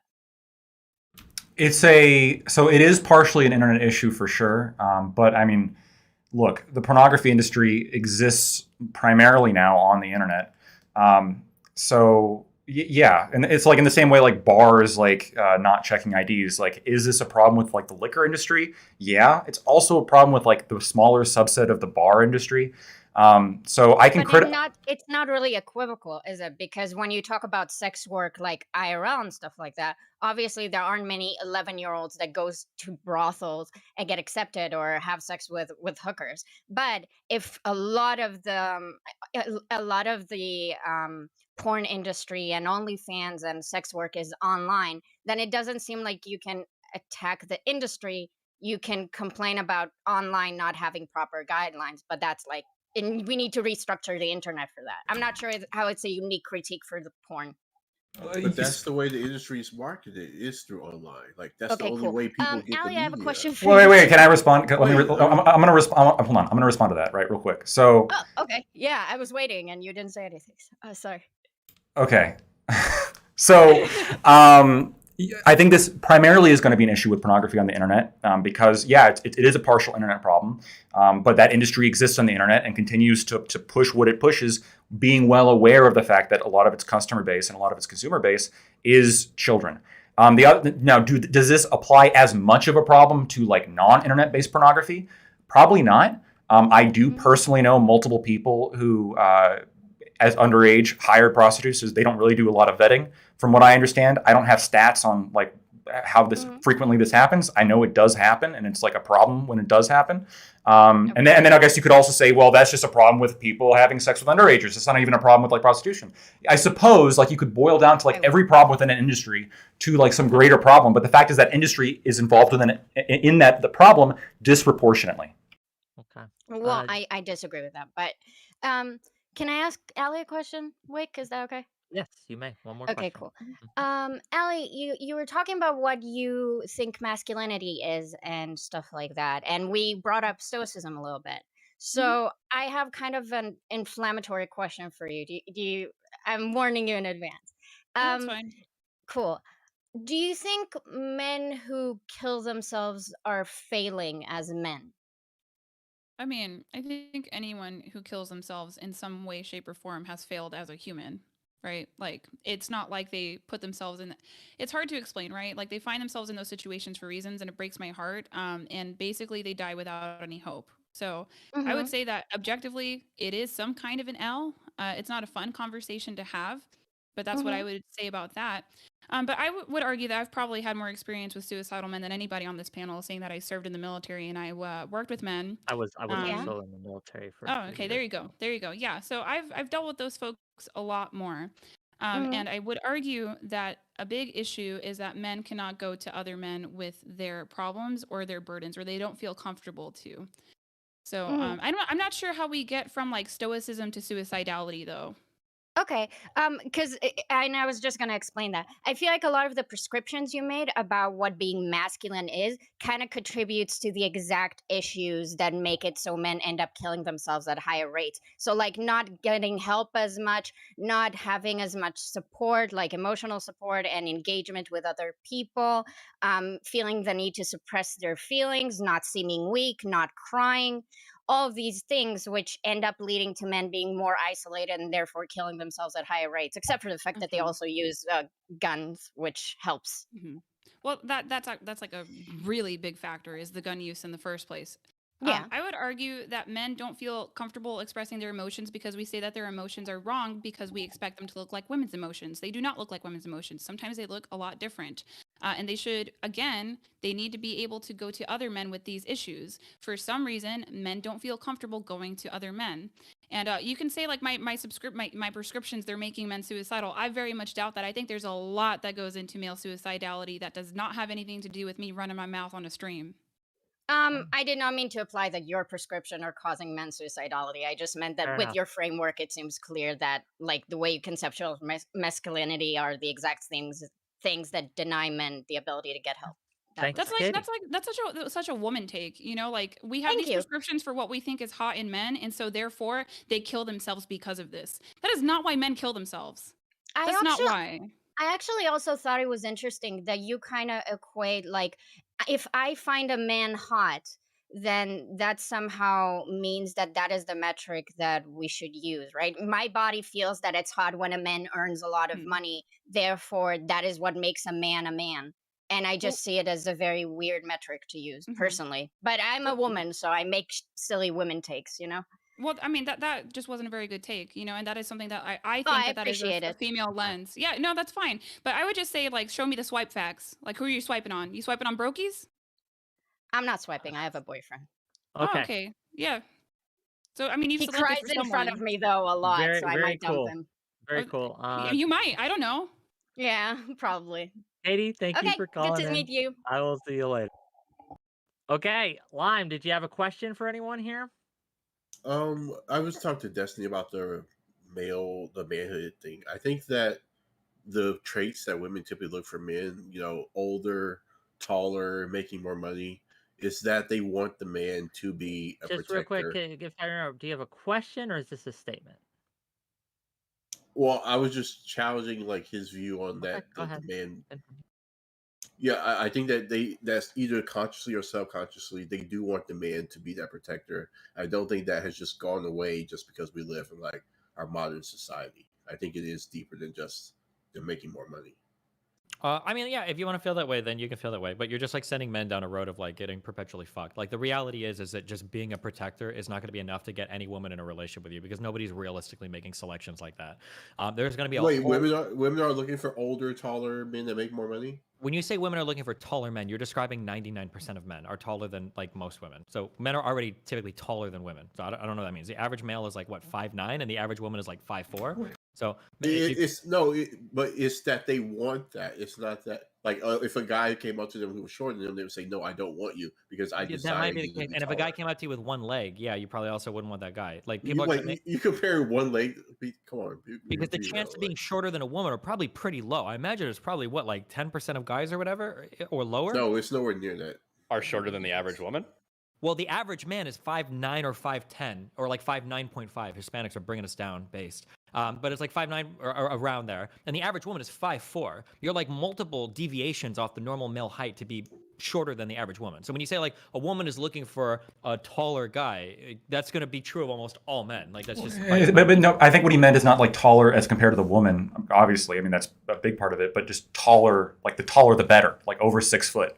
Like a lot of yeah, women I prefer mean, that. maybe, but I mean, like same thing for guys. Like the bigger the boob, the better. The like, the Yeah. better the pussy, the deeper the throat. I mean, like, yeah, And there's definitely reasons for that, there- right? Well, it's also just not entirely true though, right? Because well, like the yeah, also- majority of people are within like an inch of their Yeah, partner's the height. majority of people are going to be in the majority of these qualifying factors. Like people might gravitate towards higher things if they could, but that's going to be true of literally everybody. But if you're a guy and you're 5'9" and you think you're not getting a woman because you're not tall enough or because you're not making enough money, chances are there are other things in your control that you could definitely make improvements on that are going to get you in that area. If you're not 6 foot, it's not like the world is over. That's just not the case. Yeah, Wait, the but, Like, but most that's guys not are- that's not what I said. I What do said that women want these things. I'm not saying if you're a guy and you're not taller than her, you can't get her. I'm But saying the women- reason that women- women want these things because they want the man to be the protector role. Yeah. That's But what I but said. women don't want taller and taller and taller and taller and taller men. They want a man that's taller than she is. And what Destiny said is that most men are taller than most women. So like the only variable that maybe isn't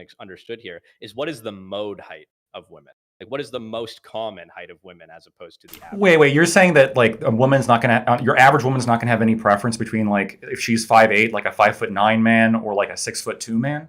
I'm So pretty there's sure. diminishing returns. There's diminishing returns, right? So after you're taller than a woman, how much more taller than you are than her means very little, and there's other variables she's going to care about way more, which is why almost everybody statistically is within an inch or two of the height of their partner. But right? there still is returns though, like up to maybe, yeah, if you got like Diminishing. diminishing, but there's still returns, which indicates that they have a preference for that to some extent. Yeah, but there's Yeah, but but when you guys say preference, the problem is that when you guys speak of preferences, you make these sound like they're massive preferences that are make or breaks for dating. Like all else equal, if a woman could have a 5'10" guy or a 6 foot guy, all else equal, she'd probably gravitate towards the 6 foot guy, sure. But in terms of like what are they selecting for dating? Height is probably not even in the top 5 or 10. Maybe for fucking, sure. But like there's gonna be a band that you can fall within. If you're like at least 2 to 3 inches taller than the woman, you're probably fine. But you're already granting it, giving them 2 or 3 inches taller than her. Like, I also want to point out, like height is one factor. The average man is 4 inches taller than the average woman. Yeah. Okay. Well, 4 inches. 4 inches is like a pretty significant amount. But like, sure, you're taking one element, but like what he's saying is that you're taking like there's a bigger pie of like reasons why women are attracted to men, and so like height's one of them. But like if you're tall, if you're wealthy, if you're like really physically fit and like muscular, like yeah, maybe each of these represents a relatively small percentage, but combined, you're going to be way at an advantage than a man who doesn't have these things. Yeah, if you're taller, wealthier, stronger, more handsome, yeah, of course. If you Yes. stack enough of these things, Yeah, of course. Who is denying that? Wait, what? But almost. So, but there's a reason why all these things are like make up a part of the pie, and that's what he's trying to say. Like, there's like fundamental reasons why, like, yeah, if you just look at height, it's not just height, but all of these things combined are all based on like kind of foundational like reasons and like perceptions of men being the provider, men being the protector, and as they can fill those requirements more and more, they're just more successful. But almost nobody is all of these things more than and the everyone. problem is you I guys am. The problem is that frankly- you guys are holding up this ideal of like a very tall, very wealthy, very handsome man. That's like such a minority of like most men are going to be tall enough to fit that role. Most men are going to be strong enough to fit that role. Most men are going to be, probably because men still tend to out-earn women, are going to be fitting that role. Like these aren't the big things that you probably need to focus on as a man. This is the problem with the red pill ideology, is it's sending men down the wrong path. The average man is hitting most of these things with very little effort. The average man is taller, stronger, whatever, probably looks decent enough for a woman. There are other parts of their life that they're not filling that hole in. And the idea that you just need to be more tall, more masculine, more strong, more wealthy, only like 1% of men are going to be such outliers there that they're going to be able to get a girl on one of those traits. Yeah, exactly. You know, it's like it's not. The red pill is just what socially maladjusted men find. Like what you're saying is true, but they're not going to hear it. I've had this point multiple times on my platforms. The men that want to understand it, they'll get it. But the men that just don't want to hear it and want to blame the world for why they can't get a woman, they're just going to keep that thought in their mind. One more thing. Hold on. What's Savvy. being overlooked here, what is absolutely being overlooked here with that red pill ideology is that entire thing to me as a woman feels like a complete cope of hating the men who are 6 foot rich, all of the above, and this ideal man that's such a small minority. To me, it just looks like you absolutely fucking despise that guy. And I'm personally happy that that guy is getting what he wants. My concern is that we're all getting what we want as best as we can, as long as it's something that's good for everyone. And one of the things that keeps getting overlooked and was overlooked in this panel too is that the vast majority of women have reported that they like men who have something that men are saying is female, nurturing. We like men that are good with pets and good with children. We absolutely adore it. And every single survey, we keep saying it. And it's like everybody's ignoring us and going, oh, they just made that shit up or something. That's something we actually want from men. And that would be considered somewhat feminine, would it not? We want men who like kids, who like animals, who like pets. Like, look at how many more these men who have dogs in their profile pictures, look how much more they're favored, because we know that you're a nice person and that you like, people or anybody who's vulnerable and needs our help. So why are Yeah. we overlooking that? So I think the reason why it often gets overlooked is because like that advice was given to men for a while as well. And the problem is that if men only embody those things, it also falls flat, because it seems that they, like, a lot of women seem to require a minimum level of masculinity before they have the feminine traits, right? So like the feminine traits are also what they want in a partner. They want a guy who seems to embody both of these things. The problem is that if you only give them the advice of like be more feminine, a lot of men like don't have these masculine role models, and they're like struggling to even like have a conception of masculinity in themselves, that they're focusing on the one, because it does seem to be the case that like a lot of like really sweet soft guys tend to like fall pretty flat with women because they don't have like the necessary prerequisite of like masculinity. I And don't I think just want- the issue. Wait, I don't think the issue here is because people keep saying that. I don't agree with that. That the problem is men are too feminized. Because then what we mean when we say that is people are saying feminized implies all of these horrible, weak personality traits. When I look at like the average guy that society would consider like feminized, it's not like the guy is like very emotional and he might talk with a little lisp and he's kind of gay, blah, blah, blah. It's usually a guy that's a fucking emotional wreck. And that's not a feminine trait either. Like an ultra feminized guy that's having problems with women probably embodies a lot of traits that women that have problems with men have. A guy that's overly emotional, that is completely and totally unstable, that can't have healthy relationships or conversations, that like gets too obsessed or not obsessed or detached with all these different things. These are not like embracing his femininity too much. It's just being a train wreck. Could You we you can you rephrase? can just say that's like excessively feminine behavior though. Like Could you we? can No, say it's not especially Masculine, feminine but because okay, basically, any woman that inhabits those traits, usually if you think of like really feminine stuff, you'd think like these are positives. But I don't want a woman that's at all in that I direction of want being like super Yeah. unstable. Like, right, right, right. yeah. But I want It's to point out, possible. but my thing that I'm pointing out though is just that what we're doing here is we are saying what masculinity is, and it seems like we have intentionally, when it comes to pill ideology, we have intentionally deleted fatherhood, which is a massive portion of manhood and our understanding of men. So it's obviously you can be a man without being a father, you can be a woman without being a mother. My point does remain though that we don't ever want to be in a position where fatherhood or traits that women have consistently said they want are being completely deleted from the discussion over some weird little cope that it begins to just target happy men who happen to have the luck of the draw genetically, and now we're going to hate on them. Like, that's fucking stupid. I don't understand that at all. So I feel like we can completely just like get away from this problem of diction with feminized men and just swap it to emasculate men. Like there's nothing masculine about you. It's like if we say masculinity Mm. is like having emotional control and being able to handle your shit and yada yada yada, because women can do all of that and we can call it masculine just for like ease of access or whatever. If you have nothing masculine about you, you're a mess. You have no order. You have no control. It's like the yin and yang. So is it possible to just use that diction instead of feminized, I emasculate? think you Is that can, but okay? the issue then is that like people, I get so triggered when people gender some things that are just so like obviously like these are your fun. Like for instance, we say like my man is so masculine, like he washes his ass in the shower. Like no, you would say like it's basic fucking hygiene that everybody should have, female and male. That's not a masculine trait to have to brush your teeth in the morning, right? But then people will say things like, oh yeah, like he was very feminine and that he was like crying or an emotional wreck every time I saw him. I was like, bitch, I don't want a fucking woman that's like that. I don't think anybody wants a woman that's like crying and screaming all the time. So it's just Wait, weird when we talk about that in terms of masculine or emasculine. It's more there's got to be like fundamental things that most people have to have together in life, and then we could talk about like masculine and feminine traits past that. But like a failure to be just a basic functioning human being, to call that like emasculating or unfeminine is just very strange to me. I think So do you just not think that there are masculine and feminine things though? they're absolutely masculine and feminine things. Okay.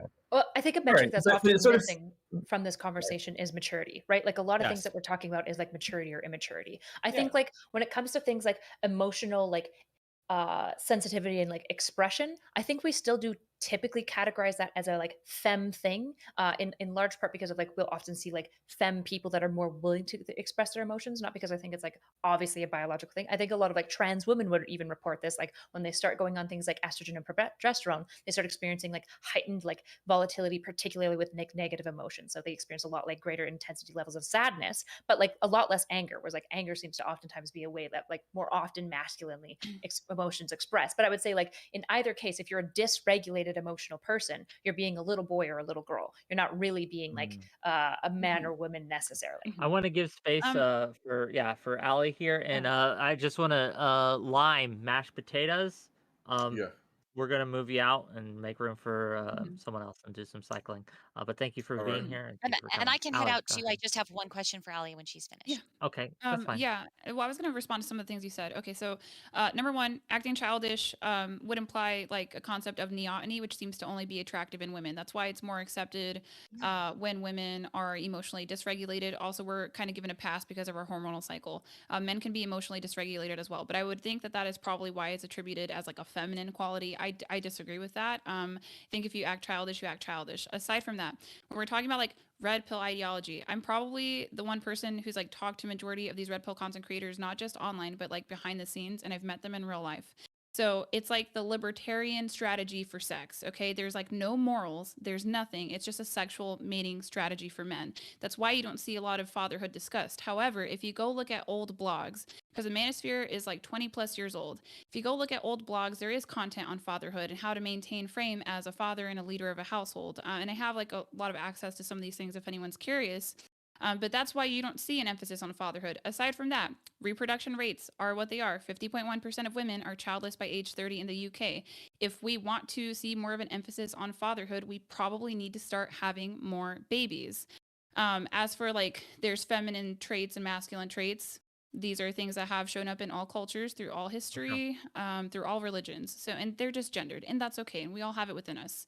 Bef- That Well, is what I would say. The sermon part aside, though, for me, one of the most appalling things that I saw today was you did bring. I mean, good job on bringing the woman hate with the tough titty to Jen, and oncology and wanting to have children. I mean, good job there. But I want to actually focus on the man hate because something that you said about being wet when a woman sees a man could die for her is one of the most disgusting and heinous things I think I've ever heard in my life. I don't know about you, but I actually love men enough. I want them to be alive. I can't actually love a corpse, okay? I don't know why in the world Keyword you would willing. physically I don't know why in the world you would get physically turned on and tell that to the public that your husband could die. Bitch, he's your man. Do you not give a shit about him? Keyword willing. And then when you turn around and you said that maybe you can have a son who will protect you. I mean, if there's a bear coming at you, you're going to throw your baby infant boy in front of it? Like, what the fuck, bitch? okay, Men are okay, not disposable shits. What the okay. fuck? Uh, well, I don't know if that was a question. What was the Stabby. question? Fuck. Being a cunt. Okay. Yeah, True. why would you dispose Stabby. of your man? Where is that man hate coming Bro, from? willing. Keyword Stabby. willing. Willing to. Like, Willing to. Can you just Yeah. like mute her or something? Like I can't Well, even we're gonna cycle her respond. out. We're I- gonna You know, cycle like her out. what? Yeah, I'm cycling out right after this. I want to. So I want to address something she said. Well, first of all, it was I willing. was the one that was addressed, and I was the one that got cursed out. So you might want to like Yeah, wait a let minute or two. let Okay, her so in ask. any case, basically, there are just things that are attractive in men: being physically strong and being capable of ending an aggressor's life. That's it. Would I throw my baby son in the way of a bear? That's honestly retarded. I don't know how you get from point A to point B. Also, I'm pregnant. I don't know anyone else who's married and pregnant on this panel. So like maybe that's why you're so dysfunctional and online calling into a panel right I now. have Maybe you just kids, suck. you dumb cunt. I have Okay, kids. okay. So the point remains. Oh, I'm sorry for them because then their The mom is point nuts. remains. No, the point continues to remain that you actually said that women get wet at the thought of their husbands dying for them, which No, is Willing. I beyond don't think I said disgusting. that. I think No. MMA fighters are hot and they make a lot of women drip. That's what I think. She said men who are willing to engage in self-sacrificial roles are attractive to women, Who are not men who capable. No, literally are men killing dying. themselves. Men dying are women. Men dying are not hot to women. I'm sorry. Bro, That's an stop, absolute. stop, please, Stabby. just stop. You want soldiers that are willing to die. You need to be willing to die to fight a war, right? The army doesn't want the soldiers to die, but they need to be willing, right? Sure, I was Okay. one. Thanks. Stabby. The fuck does that mean? Thank you for calling in. She was a soldier. That's what Um, she said. Yeah, she was I in have the the same army, thing. so. Big Thank deal. you for your Doesn't matter. service. No, Were it you doesn't willing to matter. die? Stabby. Yep. No, Can we get some we're gonna soldiers end on this. the We're show, gonna end this. please? That Stabby, made you I a love good you. soldier. All right, Call guys. in See later. you. Bye bye. Okay. I mean, my husband breaks my back regularly. It's fabulous. I don't know about anybody else. Like, I'm having. Like, what the hell? Okay. 10 flicks. Send in one more. Flow Trace. What you got for us? Hi, Wick. Well, I actually think there's a bit of a stronger argument to steel Man Savvy's position, but that's not why I called in. I wanted to ask, I guess this is more of an open question. Well, listen, let me get my question out first before I steal Man's one I don't even necessarily agree with. It's a Lego man. There was a lot of discussion in this panel, and I think conscious content sort of got at it a little bit, just a little bit ago.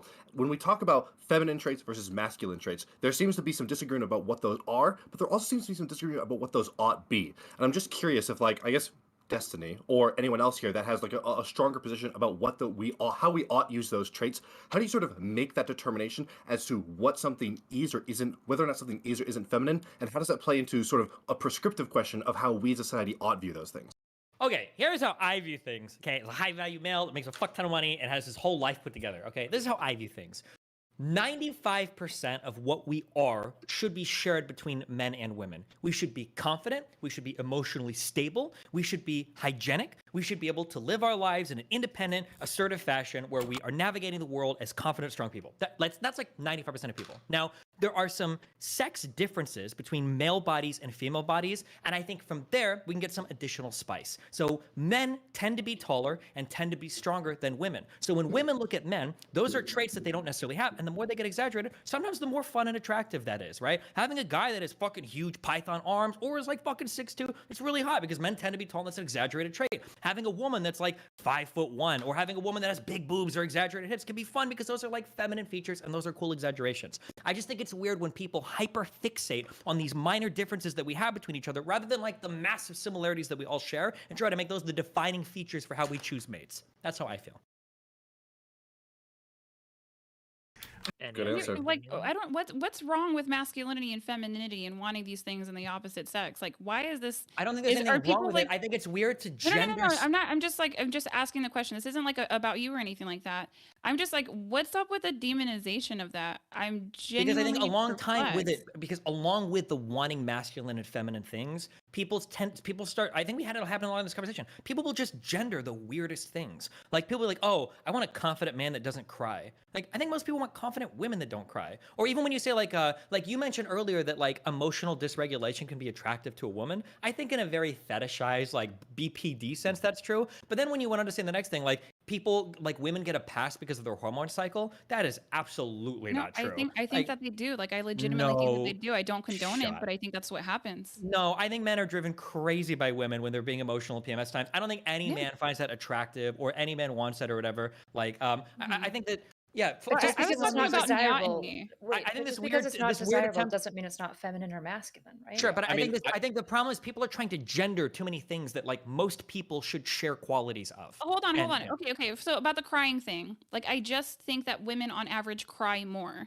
I think that we often try to say that like men's emotions should look like women's emotions. I think they might look different. So if we're looking at like that emotions wheel with all the different colors and all the different names, I made a joke with my husband the other day. I said, I wonder what it would look like if men made it. Right? Like what would their emotions wheel look like? It'd be completely different in my opinion. So sure. that's like one thing. But I was talking about neoteny, right? Where acting childish for a woman can be attractive sometimes, whereas like acting childish as a man is not considered attractive.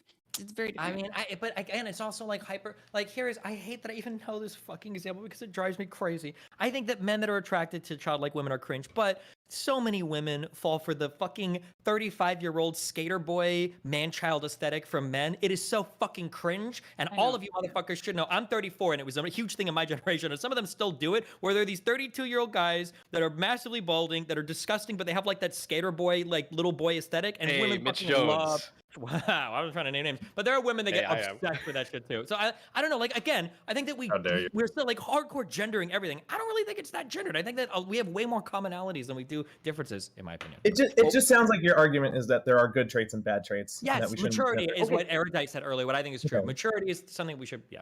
Sorry. But So, isn't there like a masculine form of maturity and a feminine form of maturity? Yeah, Like, Yes, that would be kind of the detail that I would add. I think like in the case of like you're right, nobody wants a super emotionally volatile like partner in general, right? But that doesn't mean that we can't gender the trait as well, because we can talk about healthy traits and toxic traits of both like masculine and feminine. And the reality is like to me, I don't really care which traits we lump into these things, because I think masculinity and femininity is like almost exclusively like a social construct that we use to like simplify language. So I don't really care what we capture into these things, as long as we realize that like men and women can exist in both of these things, right? There Yeah. are ways that like women can be childish that might be gendered as well, that like men can still be childish in that way. I would just say that in that moment there'd be maybe the the opposite gender construct in that moment. Yeah, and I think and for the exaggerated traits too, it could be really fun to play into those roles with like otherwise mature people. It's fun to be a man and to watch a horror movie with a woman and have her get scared and like cuddle up with you when you're watching it because she Oh, takes you so much for confess. Like You what? confess.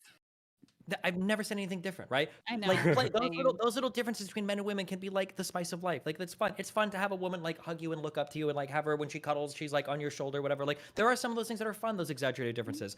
But pretending that we're so different in terms of gender just drives me fucking crazy. Yeah. Okay, that I agree. Destiny, speaking of driving people crazy, okay. It drives me crazy when you do this, okay? When you talk about the engenderment thing, right? And then you say, okay, people engender all sorts of stupid things that shouldn't be engendered. Therefore, engenderment is stupid. Why do we have to gender these terms? The fact that people engender things wrong doesn't mean that engenderment is stupid. It means that people I are just stupid. gave you examples of where the engendering is fine. I know. What I said before is there are some natural differences between men and women in terms of like neuroticism, in terms of how emotional you get, and some of the exaggerations of these things can be fun to play around with, right? I don't know how many guys have experienced this, but you can find the most feminist woman in the fucking world. She loves to be fucking dominated in the bedroom. That's a stereotype that has been absolutely true in almost all of my life, right? People like to play in these roles, and it's fine. Just recognize that these are like the spices and flavors of a relationship. They're not the fucking focal point, the most important thing, right? Again, I think they're massively similar. Yeah.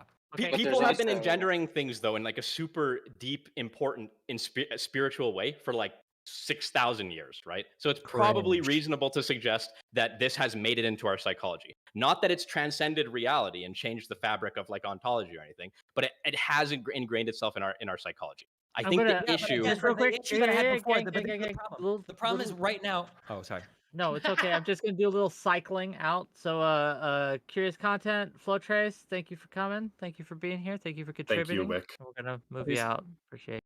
Carry on. I think the issue is that we've come up into a very weird spot in history that I think is unique now. Maybe it's not, maybe everybody's felt that way, but women have subsumed so much of what was traditionally masculine. Yeah. Being able to fuck without consequence and being able to work a job. And I think that, I feel like if you would have asked 50 years ago, well, how would this have worked? People would have said, women will probably make roughly the same sexual choice. And I don't think women will want to work because honestly, we thought women were fucking math retarded and are too stupid to go to class for physics. Like, because they're women, they're dumb, right?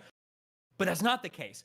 Given these two little changes, education and jobs and birth control, we're starting to find out, okay, well, some things we thought were just biologically ingrained in us were way more socially kind of doctored or constructed than we originally thought. And if women have done all this, like they've got their femininity and now they've completely dominated this masculine role too, where they're earning more money, outperforming us in school. Well, as men, now it's like, well, what are we going to do? The answer can't just be more masculine, more masculine, more masculine, because that can't be the answer. It's not going to be the case because just having a paycheck isn't going to be enough. I completely agree with you, but I don't think the problem is that women are becoming too masculine or that the gender roles are changing or whatever. It's that women are unironically becoming better at being masculine than men are. Like, I think men are bad at being masculine and they're bad at being feminine. And like the reality is, a good partner is not one note, right? The most extreme feminine person is not like beautiful, wonderful, amazing, responsible trad wife. It's neurotic freak that can't get out of bed. And the most ridiculous one-note masculine man is not Giga Chad superhero Audie Murphy that fights the war all by himself. He's antisocial freak that goes to prison. Gotcha. I want to give space before we go. I want to give space to ASD. He's been silent. If he has nothing to say, I'm going to kick him and make room for more people who will contribute. Can I go next after him? Well, we'll continue the conversation. You can interject as you will. ASD, you got anything? Or are you just here to... So I've been sitting on and I've listened to a number of like the porn debates, especially. And I know it's gone a little off topic because you guys have, while in the waiting room, have gone to something else. But so in my profession, one of the things that we do is we work on what they call mobile trauma service. So we go see individuals who have trauma where they're at. So we tend to work like overnight shifts. We might work like 11 to 7 because most people that have pretty significant traumas are sleeping during the day and up during the night because they might have some fear and issues like that. So here's the thing: you've done all these porn debates. There's been like 100 million porn debates, and one of the only things that everybody talks about is the classical idea of pornography, stage pornography, where they go to a set. But the bigger issue that we're running into now when working with kids and adults is the pornography of individuals that didn't sign up for it, that aren't getting paid for it, didn't consent for it. And I do agree with what Destiny said, is that one of the worst things that we're running into now is, I think that TikTok is way more toxic than traditional porn set. Here's money, we're paying you for your services. Because there's a lot of people now that are being entered into what would be considered the porn industry without even their knowledge. So there's kids, there's like adults, revenge porn? all of it. We're talking about... But is dancing on TikTok porn? Is that like a girl dancing on TikTok and Absolutely. guys like it can be. I don't know if we can define that as porn though. But Porn isn't just everything you jerk off sexualizes to. it. Yeah, just because you sexualize something doesn't mean it's porn. Yeah. But that's not where it starts. So yeah, but you're defining dancing on TikTok as porn. That would be like because a couple people jerk off to pictures of like dog asses. Now any photo of a dog ass is porn, and it's like, well, this that's panel's completely porn. not true.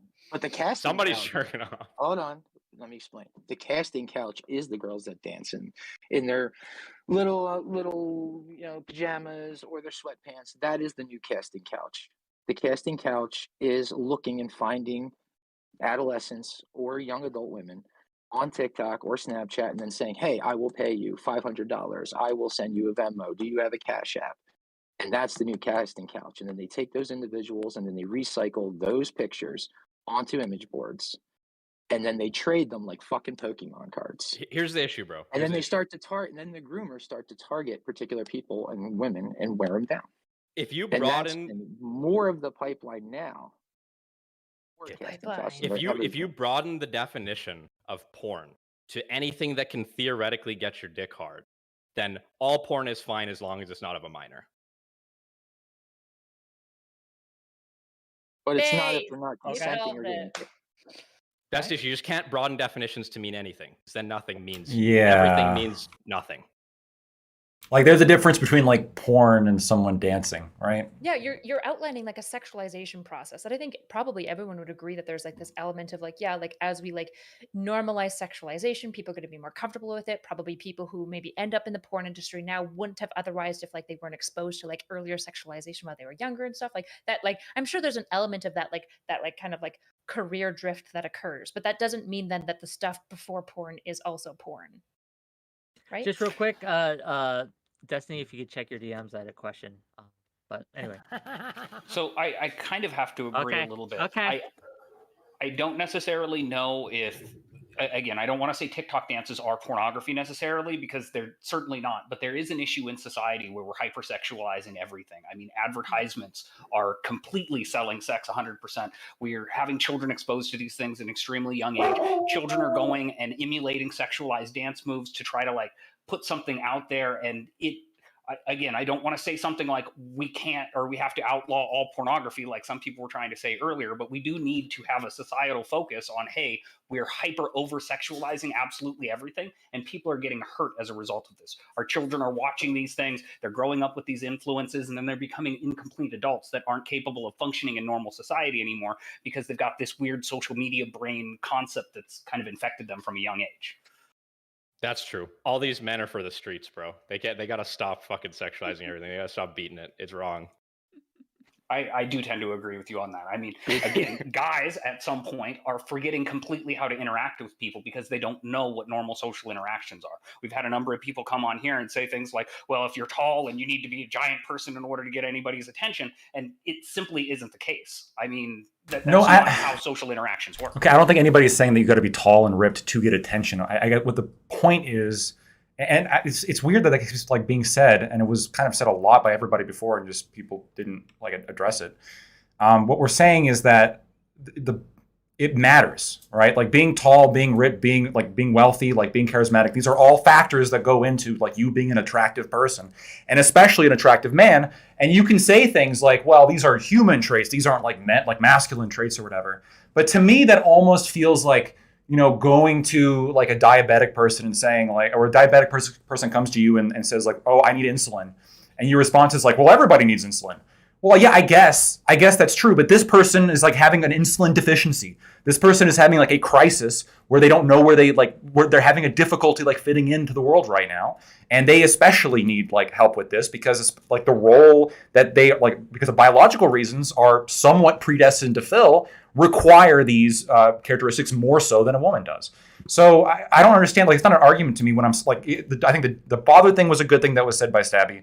The dog thing was a cope. But I think the red pill has a problem when it comes to like its intent in terms of like getting men to be sort of like sex crazed, like animals. But if they're saying go to the gym and like become like a successful person in your career, what the fuck's wrong with that? Like, why can't that be the standard that we push for? Just real quick, I'm going to do some cycling. Okay, so ASD, thank you for your contribution.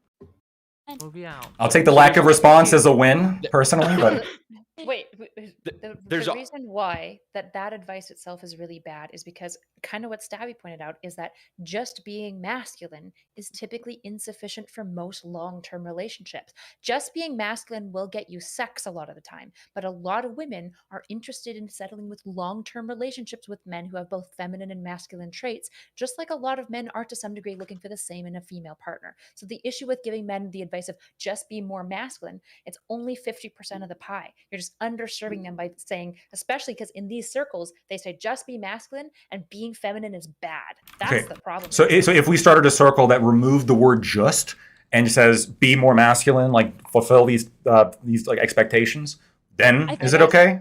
Because I'm not saying being nice is like being nice is important. Yeah. If there's three buckets that men need to fill, where it's masculinity, femininity, and maturity, the one thing they need to focus on is probably maturity. Next is probably femininity, and then next is probably some level. Femininity. Oh my giga Chad, yeah, true. No. Have conversations with people, being able to be emotionally available to people, because you're probably already taller, and you're probably already stronger than her. You're already fitting like most of those things. The idea that just becoming more masculine is going to fix some shy, unconfident, unsuccessful dude's life. Like, I'm sorry, but like an auto mechanic that goes to the gym and is otherwise an asshole is not going to start to fucking lay a whole bunch of like high quality fucking women. It's not going to happen.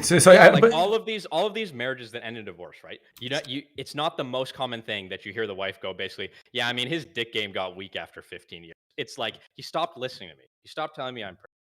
He wouldn't dress himself anymore. Like, he didn't try. Oh, okay, of course. I believe you that they say that, and I believe you that this is going to be like some aspect of this. I'm not even disagreeing that's going to be an element here. Now, would I consider that to be like femininity? I also don't really like the idea that like the focus here is to just get laid as much as possible. That's not why I think these prescriptions should be made. And again, and in addition to that, it's not just like being stronger compared to her, being taller compared to her.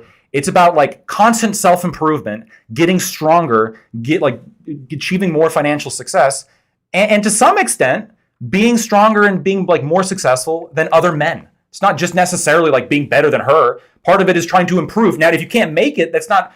Well, like, what do you think as a character is like more important? Like somebody who's constantly trying to self-improve.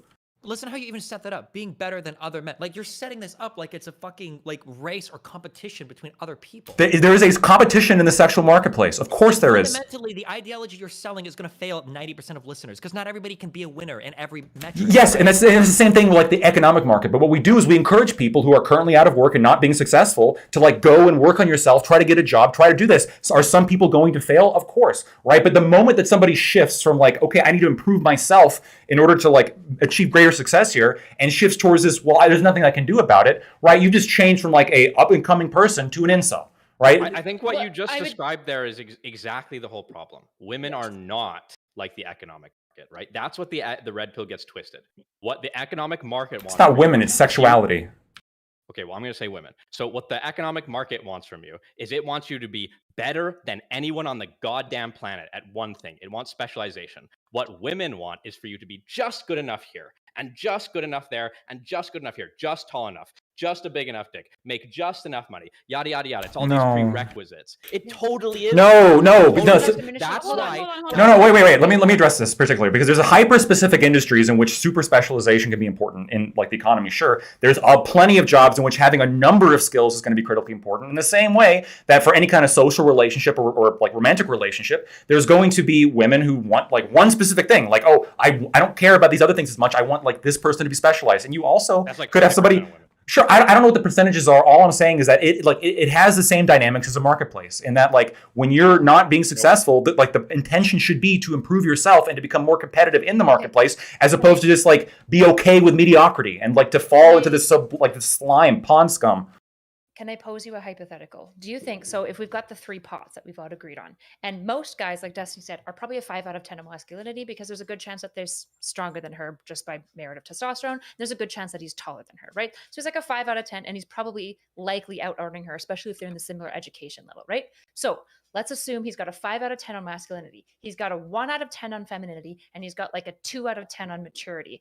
The issue with like law of diminishing returns is your advice says get your 5 to a 7 in masculinity. And it's like, it would be way easier to put less effort to get the other 2 pots to 5 out of 10 as well. And that in and of itself will massively jump you out in the market of being way more interesting because like Nick said, a lot of women aren't just looking for a niche man of like, oh man, I just love this guy. He's extremely hyper masculine and that's it. What they tend to say is, I admire him on a number of different metrics. He's driven, he's competent, blah, blah, blah, blah, blah. Sure. Just as a quick question on your point, just real quick. Wait, I'm scared to even answer. Allie's trying to get in. Allie's trying to get in. Go Go ahead. Yeah, shut up, Destiny. My bad. I don't know what red pill content y'all are watching besides what the algo pushes, right? It's like a drug pusher, okay? It's like whatever's gonna shock you. Obviously, that doesn't have a lot of helpful things for men, but like what the red pill does push as well is game, and nobody brought up game. Okay, that's social skills, that's social couth, because there's a broke fat man right now somewhere in America probably running a rotation. Like, they exist, and the red pill does talk about that. The other thing too is like we have women that always want to talk about like, oh, I want a masculine man, but I want him to be gentle.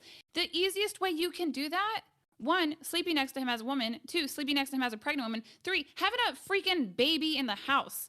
Like, we want to force these things. We want to make him softer. Like his hormones are going to adjust to an infant in the house. That is the worst, most You don't untrue think thing I've so? ever heard in my entire life. You will never. Let me give this You one don't think thing, so? okay? But No, that's no. true though. I will There's give- data. there are very But few there's things that I will data. say resolutely. There is not. Okay, do not ever have a child to change your man. That is like probably the worst advice I've ever heard in my entire life. No, If you have that's issues not. with I your didn't husband, I can you fix have- him. Really for that. Well, no, but I'm saying that like there are a lot of guys who like. Here was the question I was going to ask before because we talk about like these types of like people, these types of men that we want to get in relationships with, Portland. and maybe you guys are all from virtual friends with me. How many people here feel like they have like a hyper masculine father? Do people feel Me. like their fathers I are like do. ultra hyper masculine? Is that like Yeah. my dad Right like here, did I'll like be Air honest. Force stuff? He's like, okay. Yeah. Here's the Like- problem though. In It's a not a bad good way, thing. yeah. It's Well, not a in a good thing bad that he's way. hyper It wasn't masculine. good. I would like to like just be able to talk and like not be actually, straw manned every fucking 5 minutes. because Okay. I feel like So for like, at least hey, go for it. hey, okay. Like objectively, a baby does reduce a man's testosterone. And it's not like you have the baby to change the man. You have the baby because it's the next logical step in the relationship and you both feel comfortable. It's just that a lot of women complain about attracting these masculine men and he's like way too tough. And it's like if you just followed the natural course of your relationship and you didn't overthink everything, then you would see that softness come through almost immediately. A lot of the women that I know that are married who end up, reproducing, having children, or just being pregnant, they see a weird change in their husband. But a lot of us are simply just not having babies to see this other side of masculinity. I mean, if it just was happening, it would be apparent. But I think there's just so many childless people out here that that's presenting an issue. I think you're right, Ali, in a big way, and wrong. I feel like at least wrong in a small way.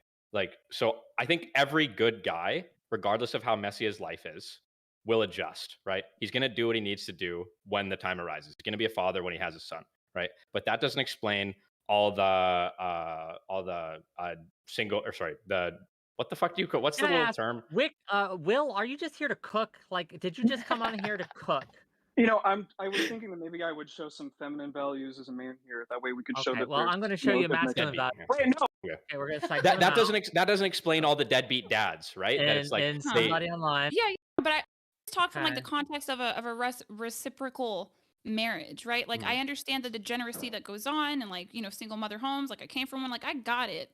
But I'm talking about like these very normal that we call them old school, these traditional values. Like y'all ever think that sometimes they work? They might work for Oh, like they a do. considerable amount of people, almost everybody probably. I And, think. and but you they're two, also dripping dysfunctional for a peaches, considerable are amount you of here to people, too. just sit or are you here to talk? Well, I've been trying to talk, but I haven't Yeah, I been know. ready. So, but if I could go now. So I think that generally what we're getting at is that so society has moved to education, like women doing better in education, and the workforce has generally shifted to service industry and healthcare jobs versus agriculture and like factory jobs. And so men feel a general dysregulation in society. And I've been thinking about solutions. Like I know there's individual solutions, but what can we do systematically? And I was thinking, at least and I'm going to say affirmative action. I know it sounds cringe. I'm talking when it first happened, not present day affirmative action. Not present day is trash. But in terms of what affirmative action did for women in education in its first, let's say, 20 years, maybe we can do that for men in education, and then they can get degrees or, I don't know, find a place in society, get the income to compete with women, and then build families, and then we're all happy again. I think the issue there though is the problem isn't that men aren't getting into university. It's that they go to university, fall apart, and don't graduate. I also think that part of that is that the structure of education has always been It's tailored. feminine. Exactly. I'll agree And with that. what we do about that, I don't know. I mean, really, you just restructure all of education and you could make masculine education that suits men and women that tend to be more masculine, and the same for women. But I mean, that would be a lot of work. So I don't know how you would approach that. But I think that's an interesting concept that did work for a good period of time for women that maybe could be used for men. But I also think that a lot of men would be like, well, that's a woman thing to say, and men don't operate that way, or wouldn't feel good about having, like, I feel like maybe men would see affirmative action as a handout and not feel good about that as an avenue for them. Does that make sense? Mm-hmm. Yeah, I agree with you. Like I've had an overwhelming abundance of access to scholarships being a woman, but also being Latina. And I just don't see the same access for men. I don't know if there's like an argument against that, but I think that if there are men that fall into risk factor categories, I'd be perfectly content to like increase their access to scholarships and things like that. True. But I think the trouble though is that it's like broadly money's not the issue. broadly getting into school is not the issue. I think broadly is men just suck ass at school. They're just bad at it. And I think this like is a kind of like a kill shot to this red pill argument that like men are just so good in facts and logic, and women are stupid and silly creatures. And it's like, so why do men just fail school all the time? Well, so what if we maybe one of the reasons is because there's like less of an emphasis on career success and more of an emphasis on like and like sitting at home smoking pot. Liberal position. I mean, this isn't really it though. Like the issue These is that like fucking cowards. particularly in like in grade K to 6, we see that we often have like a lot of schooling that seems to cater more towards the way that like girls tend to express in learning, particularly which is internalizing. Yeah, By the time they get to broadly, high you school, should just wait till she's done talking. great, thanks. Why don't you wait till she stops Why talking? did you bring this guy in here? What did you do? Wait, oh my God! There's a guy who actually is gonna embarrass the shit out of all of us. We better kick out Oh Zerka. no, that's We true. needed do a- have honestly, a debate titan in here. We needed a red pill alpha Chad to balance the scale. What are you afraid I of, agree with this. Steve? I want to hear erudite. Shush. Okay. So the issue is that like by high school, we actually see that this flips. And in many ways, the education actually tailors a little bit more to like what we see like young men's brains are like geared for at that age and less towards girls. The problem is that like by that time, the damage is done, right? A lot of like really important like relationships to education and to the world is formed in like these really early formative years. So a lot of men like hate school by the time they're getting into like grades 6, 7, and 8 because of like the way that we characterize our classrooms. You say a lot of men hate school, but did you know that most ADHD is triggered because at 4 p.m. a child goes home to an abusive home where their parents are arguing, and it immediately triggers their psyche to being very erratic. It's not just, oh, I was born with ADHD. It's your dumb liberal institutions that actually don't address the problems. The problems are from home, but you guys want to play parent. You dumb liberals want to play parent. And look, what did that get you? The highest depression suicide rate in history? Your progressive retard rainbow flag experiment? It turns out it's not working. So you're just like spending time trying to save lives. You're failing miserably. Good contribution. I cook him on the ADHD research. Let's go. I mean, like, think about it. I don't know. Look Does at the Zerka want cast. the Look at the ADHD cast. research? Look at that We guy all in the want it. fucking. Look at this guy, Nick. Nick what's looks up? like he's soulless, like a zombie. What do you that mean I needs, look like- just like you, Zerka? What are you talking look about? so We're good. literally spitting images of each other, only I'm 5'6" and you're 6'3". Yeah, but you're 5'6" because you're further away from God. No, I'm 5'6" because I'm further away from the equator. There's too much gravity up here in Canada. I mean, think about what you guys are saying. You really want to blame every institution. I'm not on your side where it's like, oh, there's a crazy. The only problem you have with anxiety and depression is separation from church and state, and you know it. That's why Alcoholics Anonymous, they don't tell you, hey, let's science you. They say you need a higher purpose before you kill yourself. Alcoholics Anonymous will not give you science. They'll give you a higher purpose because the true psychology is not your gay 20 years of progressive bullshit. The true psychology is what lasts for thousands of years. That's the first book ever made. That's Christ. Why do you say? Wait, hold on, Zerka, are you Christian? Am I Christian? You said Christ, right? You said Christ, no, right? think about what you're saying. Your whole moral compass is. I'm based Christian. on- I'm Christian. I'm asking Yeah, you. If no, you're no, Christian. no. But even if you weren't, your whole moral compass is based. It doesn't matter. It doesn't matter. It doesn't even matter. Your whole moral compass is based off Christianity. Yeah, but That's I'm also why- Christian, right? raise So your- my raise your- whole who's an moral atheist? compass is that whatever Which- God says is true, right? I'm like a Yeah, I'm well, a, check- I'm a I don't. Yeah, my God, man theorist. God Right. said, if you want a good psychological upbringing, you should stop trying to pretend. are you to be Christian, a- Zerka? That's what I need to know. I want to give Ali some Absolutely. space here. Am I a Ali- Christian? Right, hold on, Excuse me. wait. Excuse me. Please. You're saying Okay, if my I'll If do you it don't for moderate him. him, I'll this do will it for never him. happen. There we go. Ali, go Okay. ahead. So like Zerka, you make You make some points here. Okay, I'm not gonna lie. Right. Look, we do have like he makes some, in the most raucous way possible. Like Yeah. I don't disagree with all of it, right? I do think that there is this big problem. Like we were talking about like disaffected men and how to help them, and we always come up with these really stupid feminine ways to help them, as if it's going to apply the same way that would work for a woman for a man, right? I mean, we have a very feminized field of psychology right now with a feminist leaning. So if you are a disaffected male with mental illness, like you go into a therapist's office, what are the chances that you're actually going to receive help? And then we have like a high rate of like mental illness among mental health practitioners as well. That's a common trope that you'll hear from medical providers. So like I do think that probably the progressive way that it's been so far with the rate of suicidality that we have in men, maybe there needs to be not maybe, there needs to be reform. And I don't know what that would look like. I don't know if it's like men taking psychology back or like creating an equal psychology, like affirmative action, but on the professor side of things in psychology, like, I don't know. We're gonna do so just before we go on, before I unmute Zerka for a little bit, and we're not gonna keep him long, just one or two more statements. Dripping and Q2, did you have anything else to say? Oh, you can cycle me out. Okay. Well, thank you for coming, by the way. Yeah, So, thank you.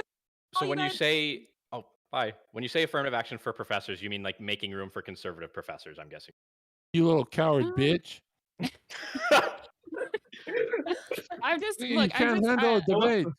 Press the button faster. Press the button faster. Zerka, real quick. Zerka, do you have anything productive? Hold on. Did I not provide? I didn't provide value.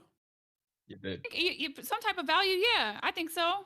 You made a good argument against masculinity. Without me, you Bro, guys sounded Zerka, like you were gonna kill each other without Your me. shoulders are the only value I need on this panel, bro. I think you need a cam up. You're hold on. You're telling me my argument is invalid because of why? I don't think anyone's even said that. I mean, Yeah. Ali literally I said was she a agreed brain with a versus large dog. portion of your argument. Yeah, nobody said your argument's invalid. But I do think you should cam up. I think you could add more value, even more, if we could see No your face, face. no space. Wait, what was the argument? Could you just repeat for the panel? Here's the argument that No, don't all of your sexual. Oh God, It's that Raise your hand. America is without God. That was the argument. No. It's God. It's the world without God. But raise your hand if something happened to you as a child that formed your shape of thinking and it was a sexual experience.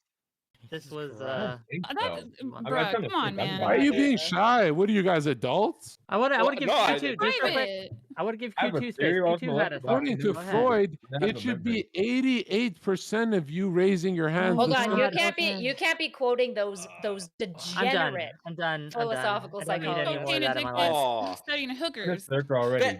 Bro, I wanted to Okay, ask what he was but drinking. you had a good point, Nick. You had a good point. Like, what would affirmative action look like? Like, I'm not. I think professors, for professors. Because I think it's just such a feminized field right now. I don't know what that would look like. I think it needs to be liberal and conservative men, and I think that there needs to be conservative and liberal women in the field as well. I don't know if you can affirmative action. What is it? A diversity of thought. If you could, that'd be cool. I don't know how you would prove that, and I don't know what the repercussions would be. But yeah, I'd like some balance because I would be afraid to send my son to a therapist if I'm quite honest, because I don't know like how indoctrinated these folks are. Like I would very much have to rely on my husband, and I think that that's sad. These men should have access to good care. Yeah. I mean, I honestly completely agree with you. I think a lot of our problems would maybe be better if we could get, I don't know about more men, but more masculine role models in education, especially in primary school. I think even more so than university. Yeah, that's probably a pretty good idea. Yeah. Yeah, it's like how do you get more conservatives in college in general and stuff like that? That's like Well, kinda there's a tough. couple things. There's Liberal. there's like the liberal like pressure like pushing out conservatives in academia, but you also have a bunch of conservative like large bastions of conservative culture who just like hate science and think that like academia is bad and evil, right? Like I remember growing up Christian and going to university and being warned not to go because they were going to like steal me away. And so it's like there's this real piece that like there isn't a lot of space for conservative people in the academia, but also there's not a lot of conservatives like raising their kids to want to pursue things like knowledge and education. True. My state recently did like a whole survey on the public university system here as to opinions towards other political beliefs, and like not being welcoming to conservative opinions is an understatement. I think over 70% or over 80% of conservative students I think for professors it was even higher, but for students, they felt uncomfortable expressing opinions. And on the left-wing students' perspective, over 70% wanted to actively censor conservative opinions on campus. They didn't think it should even be able to be expressed. So the culture has absolutely shifted towards a very one-sided ideological narrative. But that's a Yeah, I agree. cultural issue more than anything, right? Like that's not necessarily left wing or right wing dependent. That's just a cultural norm to suppress any ideas right now that aren't part of the current narrative that schools are trying to push. Well, so here's the thing, though. The conservative students in that same poll did not share this opinion whatsoever. They were extremely tolerant of other people sharing their opinions, and they didn't want to censor them, right? Sure, but the issue is like oftentimes when you're the minority experiencing like the oppression, you're going to feel more and more like oppression is bad. The issue is like when we had reverse situations where we had a lot more conservatives in power, a lot more conservatives in like education facilities, they were actively trying to suppress like counter ideas. This is why like in many ways people tried to push Christians out of school and public education for kids because Christians were extremely like pushing like my school was a Christian school. We literally didn't learn evolution, which is insane. There's no good reason for us not to do this. So like this is mostly like the song of like the oppressed, which I don't think is dismissing the conservative issue in academia. I'm just saying that like there isn't evidence to me that conservatives are just way more open arms. It's just they're open arms now because they know what it's like to be like crushed. So that's a good point. But conservatives also on at least the ones in the survey on principle believe in freedom of speech more and believe more in people's ability to express themselves. So is part of it like a siren song of the oppressed or whatever? But at least from I think there's a deep ideological element of this as well. But even if we look at like personality markers that map onto these traits, right? Openness to experience is one of the best predictors about whether you're going to be liberal or conservative, almost exclusively. And conservatives are very low in openness to experience. So even from like personality factors, it's not suggestive that like conservatives are just much more natural. Now, the duty to freedom of speech is the thing that's going to offset them, which is great. The issue is that like there is no evidence to me that when conservatives are the majority, that they're just much more open in free speech. So I don't We'll even see think in Florida. conservatives are for free speech. I know that they like to pontificate that, but I just haven't really seen true evidence of that. I think in some aspects, I think conservatives would like to pull back because people forget this. You used to not even be able to curse on public radio. Like that was the conservative position. It's only recently that it's had to flip where the liberals were censoring speech. So conservatives are like, oh, like now we're free speech. I don't think that's true. What I think conservatives get frustrated about with the pushback on the left, they're like, well, if you want academia to be more in your favor, then you guys need to flood the schools. It is so hard to sit there and just be like a public whipping post in academia if you're verbal, if you're extroverted, and you share your thoughts. I just graduated last year. I went to school in the Midwest, y'all. 76% white county. And just because I was a conservative Latina and I was in the military, okay, I was having like weekly panic attacks on campus. Like that is how angry these folks are. And Gen Z is not, like, I don't know how old you guys are on this panel. Gen Z is not like the students of student past, okay? Like these people will shout at you if you say empirical data or truths that are not political leaning at all that they don't like. And that happened to me. And it's like, you got me all the way messed up. You're a whole white liberal telling me how to be brown. Okay. Like it's weird. So like I just think it's not right. Or it's might not be fair and life isn't fair. That's fine to say like, well, conservatives need to take back academia. Why would we? You know, maybe it's better if we just like try to pursue things in the private sector. Cause I would not recommend for conservatives to go to college if they're going to be extroverted and share their thoughts, unless you can just gray rocket. I don't see how conservatives ever could take back it. Oh yeah, Destiny, thanks for coming. Thanks for coming by. We'll go for another hour or so, gang, if you want. But probably everyone's gonna want to go now. But I still want you all here. Have faith in yourself, man. Oh, yeah, we're here for you too. Yeah. I mean, yeah, I like super identify with that, Alex. I had a similar but different experience. And I wonder what you think maybe the difference is. So when I went to university, I'm relatively conservative, visible minority. And I did not see eye to eye with my classmates, but I could get all of them to listen to me, hear me out, respect me. I didn't have problems with them.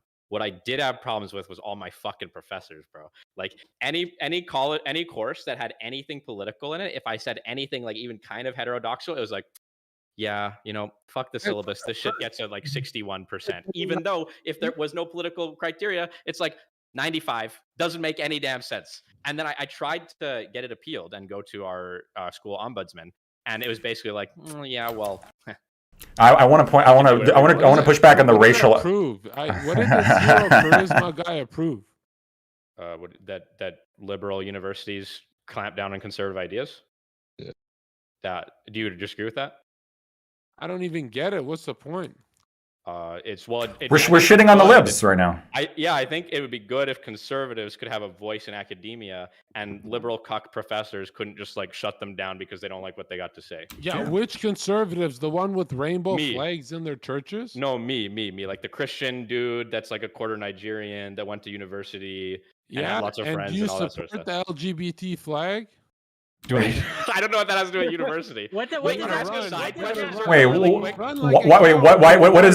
does Nigerian have to do? Like, Run like a coward, bro. Minority. Nigeria again. Well, Very cool. We're talking about minority stuff. well, this is like, I wanted to push back against this because like both, and maybe Ali as well here, when you're saying that it's like it's more difficult, like as a minority, I guess in advocating for conservative opinions, I disagree. I think that there's actually there's a privilege there with that, right?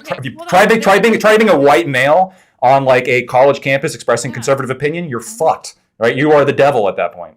Yes, we know. Allie's we an know. erudite. Go ahead. Right. But okay, so like I'm just Don't saying. cry. I'm here. Don't cry.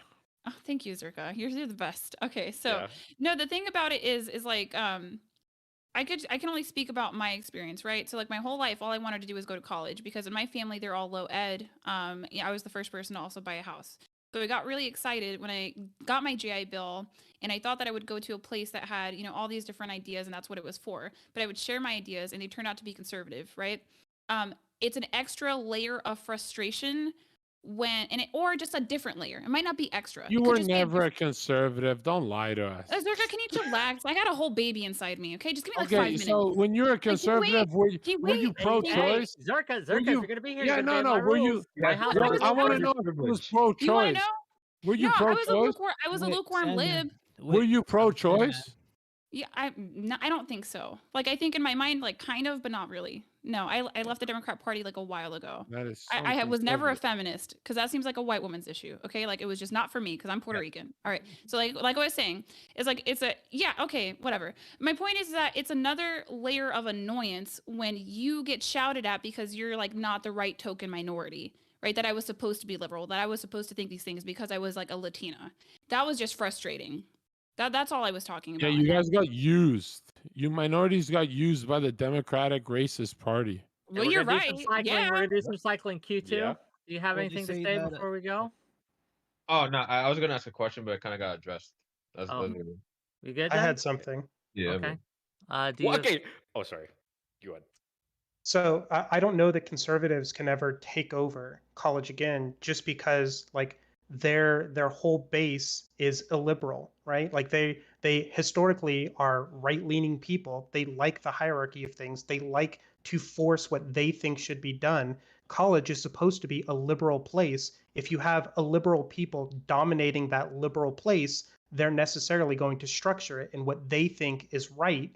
And it's talking going to about? The push out greatest- against people like being able to argue ideas. This is Okay, historical so how are revisionism, the like- great scholars of mainstream media like Jordan Peterson, Mohammed Hijab, and Ali Dawa, how are they taking over academia? Because If outliers there's- always exist and they don't take Well, it but over. it's not right? just outliers, right? Like Not this is even historical conservative. Jordan Peterson revisionism. is a liberal. Everybody forgets this. I Sure, don't know I why. Maybe agree not with that. anymore. Maybe not I agree anymore, with but- that, but the pendulum doesn't just swing into your satanic side forever. So when do you think Yeah, conservatives dominated education? Because you can look back at the studies that the United States government did as far Yeah. back as the 40s and 50s, where even then they were not the majority. Bro, modern society been on for 4,000 and you know years. what's funny? When conservatives dominated, we each had houses for $50,000.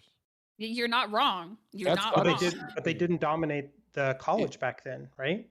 Yeah, why? Well, why would they? They were tradesmen. Well, exactly. So then your prescription is to allow them to be dominated by the left because we had cheaper houses, right? I actually enjoy the left dominating academia because we love to see you retards in debt.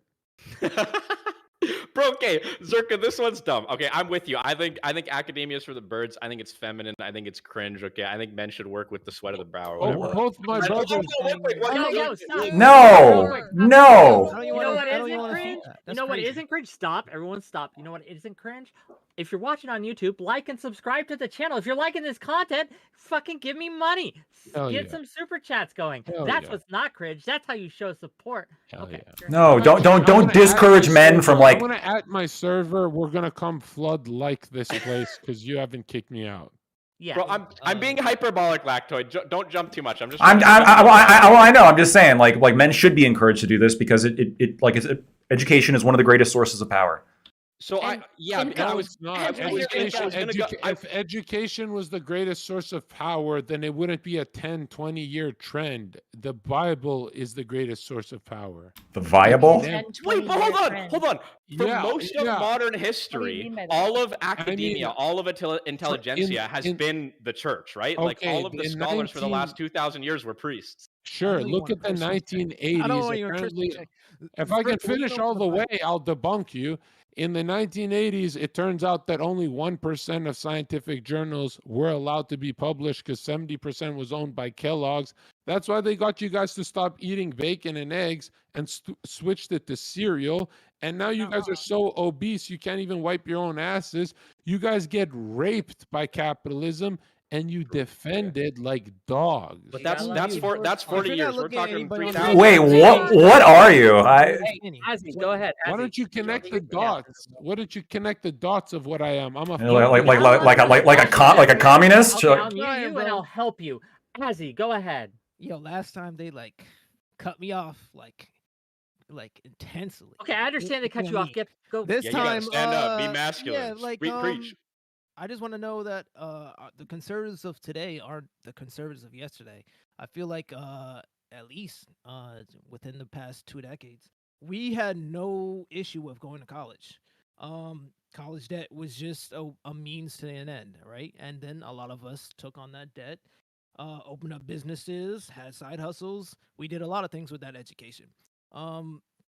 I know this fear of being indoctrinated. You were being indoctrinated since elementary school. You're being indoctrinated from your television.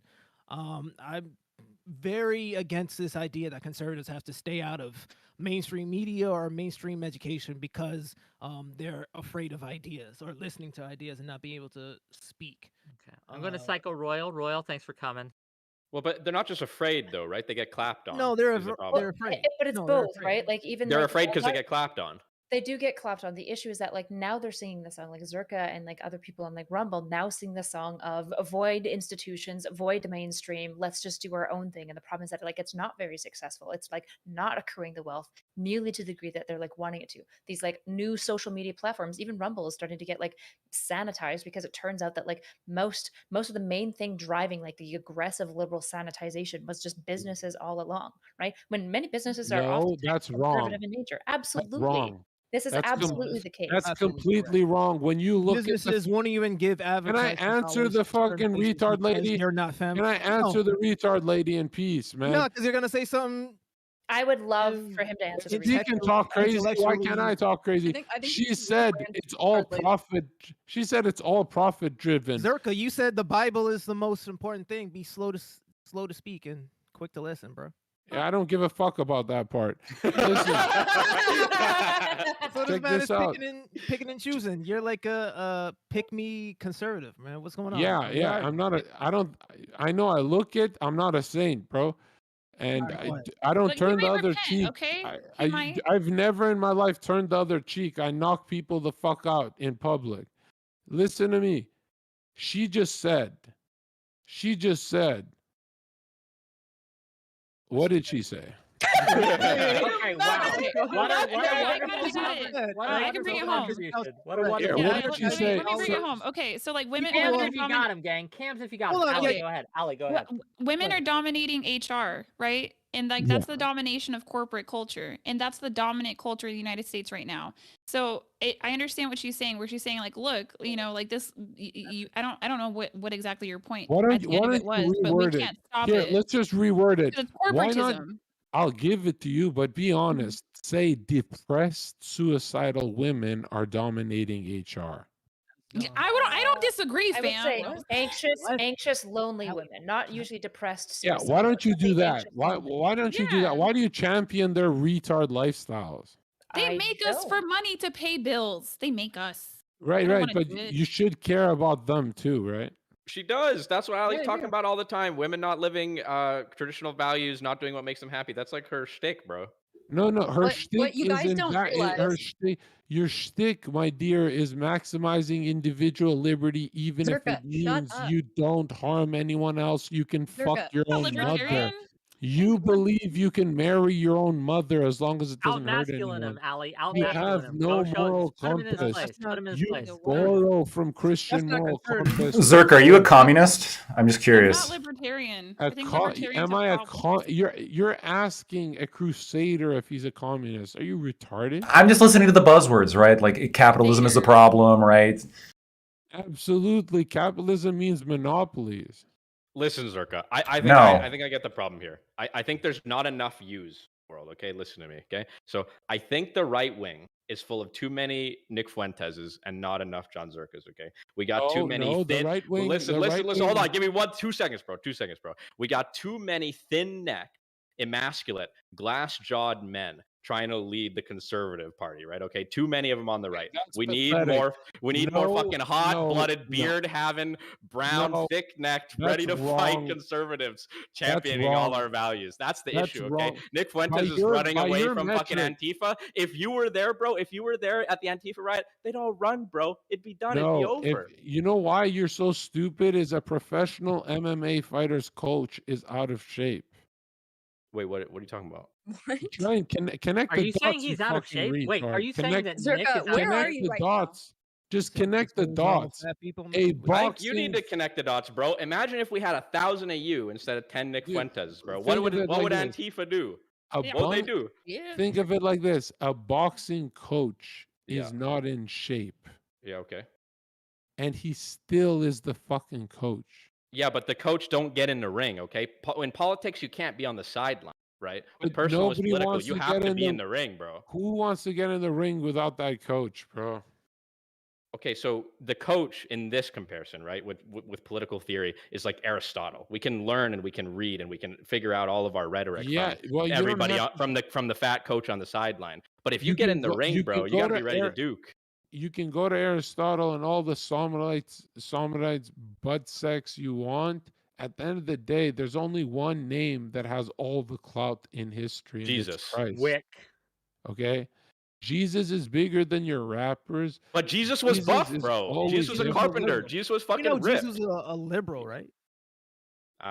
Jesus, did you say Jesus was a liberal? Jesus was not conservative. The I fact Let's don't say remember. Can we say Oh, progressive? I would say Jesus was when progressive, but I Jesus wouldn't say he told was Mary Magdalene to stop being a skank whore, which part of liberal ideology does that fall under? I don't remember that verse. Where is I that? mean, this Who said man, this man a heretic. He's bro. I paraphrasing. don't He's even just use that word that paraphrasing. much. I don't mean, even use that word that much. That's crazy. And you know what's funny is like you lot have all been through like extensive amounts of therapy. Pick up the Bible, dude. Bro, okay, Zerka, okay, agree to a debate on theology with me right now. Let's fucking go. Okay, Not in okay, this panel, okay, but okay. sometime. Not today. We can No, we not can today, set that up. sometime. I will moderate I it. can I will just moderate it. I can will be destroy fine. here's why I'll always win. I'll always win because to borrow the moral argument, you have to borrow it from our side. No, it's my side, bro. I'm conservative. I'm a Christian. I believe in Jesus. No, you don't. You're hanging around with Satanists right now. What are you talking? You're here too, bro. What are you talking about? Even Yeah, Jesus but was, I read Hey, is pill anyone these on this panel a people. Satanist? Real quick, is Jesus anyone hung on out this with panel a Satanist? Are you kidding? By the end of this call, these girls will have a hit. By the Even end of this Jesus call, was these friends with girls will have a hold on. hijab on. Don't fucking interrupt me when I'm fucking preaching. Nah, because you It's just the cow lady and the redhead. bro. There's like this Even cow Jesus- person that never You got know to what's talk to the funny? redhead. I'm the Cow meme. person? You know Hell what's funny? I'm the meme lord, but when I start debating, you guys have to start memeing because you look like children getting dominated. Well, That's even true. Jesus You're was a friends titan. with Judas. That's all, You're a that's titan all I of want to debate. say. Listen, That's crazy. Christians don't believe in dominating children. That's fucked up. thanks for coming on. There's a line, so we're gonna cycle you Yeah, out. I gotta get out of here. This is foolishness. Yeah, see you Run, later, man. just run. It's foolishness. Run like a coward. Okay, it's hard to hear you. Can you try again? Use a coward. Hey, I don't think your Ginger, your mic's headphones not are like connected working. or the mic or something. Okay. Yeah, it pinged a little bit, but it's not picking up. Yeah, we're not picking up anything. Okay. Give it a minute. Zerka. Okay, never mind. It just Cow. he's never What gonna happened to the get fluffy cow? a position Don't like poke she's the never. bear. Lav, do you have a camera? Turn on your camera if you have a camera. God, No, terrible. No everyone face. always makes fun of me. I look like Anne Frank. So do I. It's okay. All right. In the meantime, Zerka, how come you were disagreeing with me about conservatives needing to have space to talk in college campuses? How come you don't want conservatives to have a voice in university? Because it's always run by FBI like DeSantis. No, it wasn't though. All of the academics that like 100 years ago were fucking priests. Not 100 years ago, like 300 years ago. No, the only time conservatives need a voice is when they're actually protesting. Wait, you don't think they should have a voice on university? No, Yeah, I heard something there. that's gay. Alright, Why you would guys you? can hear me? That's like me going to Chancellor Palpatine's lair and saying, "I'm going to start a Jedi club here." That's retarded. Okay, I want to give Ginger some space. Ginger, we can hear you. Go ahead. Have your say. Well, I wanted to ask Zerk. I'm sorry, I got thrown off by my mic not working. Just spit it out. So I wanted to ask you. You said that you're I'm so sorry. I got totally thrown off. If you want to just talk over me for now, and I'll come back to it in a Okay. second. I Well, wrote it down. welcome to the not so erudite YouTube viewers. Welcome. What a power level. Don't forget to like and also subscribe if you haven't. Thank you. Look at you. Look at all of you waiting for the cross to enter your life. Look how meaningless your lives look. The church Sunday though. Like I go. So okay, that's what I was Sure. gonna ask. You mentioned that you think that you're a crusader. Can I ask you what your opinion of a crusader is and why you feel you are one? Well, I mean, when you look at most churches with rainbow flags or pedophiles in the Vatican or Orthodox serpent ophite worship, it's clear that the devil's winning, especially after these lockdowns and stuff. It's feeling like end times. The only antidote to Christianity is to follow my version, which is masculine Christianity. I'm I sorry. have a whole Bible where I delete the parts of the Bible that slow us down because yes, Yo, we thanks can to go back to DGG. Hey, okay, welcome. Hit that subscribe button. Hit that like button. Yeah. that's Welcome very into cute this of you. shit show. That's very cute of you. I'm a Listen, cute man. It's okay. once you have the true sword of the Bible, you can go to the real Bible. But right now, with your low depression, anxiety, and all that shit, with your just bottom feeder mindset, the best thing you can hear is that you're wrong. I mean, to be fair, you've probably read a few scriptures online. I've actually read the entire Bible. No, you haven't. Listen to your Yes, I have. temperament. You're Yes, weak. I have. I've said like 5 How the words fuck to you, sir. you finished the whole And I Bible have and you're a stronger jaw than you because I have the ability to show my face and you don't. You show He's your got you face there. for, He you got know. you there. I show my face for a living. Yeah, but you were asked to show your face to come on this panel and you're not doing so. What's Because it you think that matter you're if I better show than it the every actual day? person that's hosting the show. Is that like a one up on me that I didn't plug it in? That's No. pathetic. No. I think it's a one up on you, the fact that I actually You know read what's the funny is like material there's that you're no talking arguments about. here. Get There You guys are isn't an just argument because you're wrong and I'm right. You don't oh, know the Bible from any other fucking book that you've ever read, which I'm sure is only magazines. So you speaking on it like you know it is absolutely And they're absurd. newbie I've magazines. read over 160 Masonic literature books, and they Okay, all choose say your the own same adventure books thing. don't count. They say whether All right, they're sir? Luciferians, whether they're Satanists, whether they murder babies on an island, they all adhere to the concept of a great architect and that God is real. And they say that the most bloody turmoil and the most death you'll ever see is through Pol Pot, World War I, World War II, atheist regimes. Your ideology murders people. As much as I'd love to hear and listen to Zerka fall into alcoholism for 30 more minutes, I think that we should euthanize. Euthanize who? Zerka? Yes. You Yeah, mean kick maybe. him? What do Or you think? What do you think about that, Zerka? Post-birth abortion. Lab, is that what you're telling us right now? Of course she Li- is. Listen, I think Answer the question. Don't a run. woman's Lab will do a woman's anything that's natural trending. feminine energy is wild, and if she Lab wants to worships her. children Lab worships her vagina. speak, she should be able to. Lav, you worship your vagina, so of course you're pro post pregnancy abortion. Post-birth abortion? Yeah, I want to hear it. I want to hear you say it, Lab. Are you post-birth abortion? Are you pro post-birth abortion? Yes. Circa, What kind of a degenerate? weren't you all over a hot tub streamer early last year? No, that's never happened. I remember Get you him. being in a hotel room with her, and you were streaming Uh-oh. from your Say it's hotel not so, room, Zerka. in the same bed, giving Oh, her really? coffee, telling Having all your fans that they premarital better sex. be nice to her because it hurts her feelings. Remember me that being they're in the being mean to pool. her. I don't remember me Were being you in the pool. were you in the hotel room?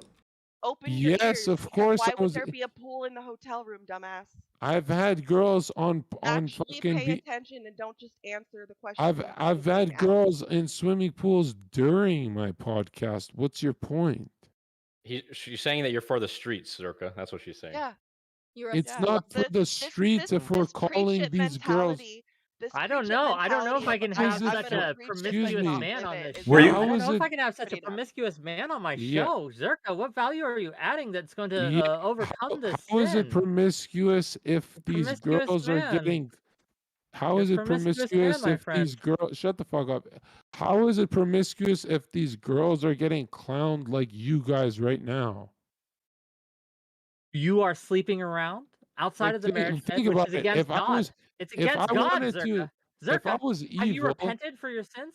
if Have I was you evil, confessed I your would. sins with your mouth and repented and confessed? This cuck is terrifying. You have not. Okay. If Well, I in was that case, evil, Zerka, if I was evil, I would just edit out this video of you guys getting dominated by one dude. you know what Listen, Zerka, domination looks no, like? nobody's That's saying what you're. domination looks like. Oh, Tell the oh, void with him. God, Tell the void with him. The alpha's in the room, getting rid of this beta energy, Oh. beta cuck energy. I don't need that in my life. I got enough, right? I got enough with all these other panelists, right? All right, I don't need the baby bitch beta Zerka in my Oh. life. Just crushed, not even close.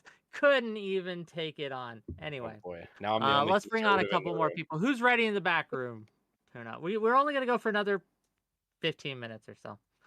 So Heard. I'm sad. I'm so sad Steven left. That would have been crazy content. True. You can bring Can't Dr. believe- K in there. That would be Can't believe extra he's content. he ran.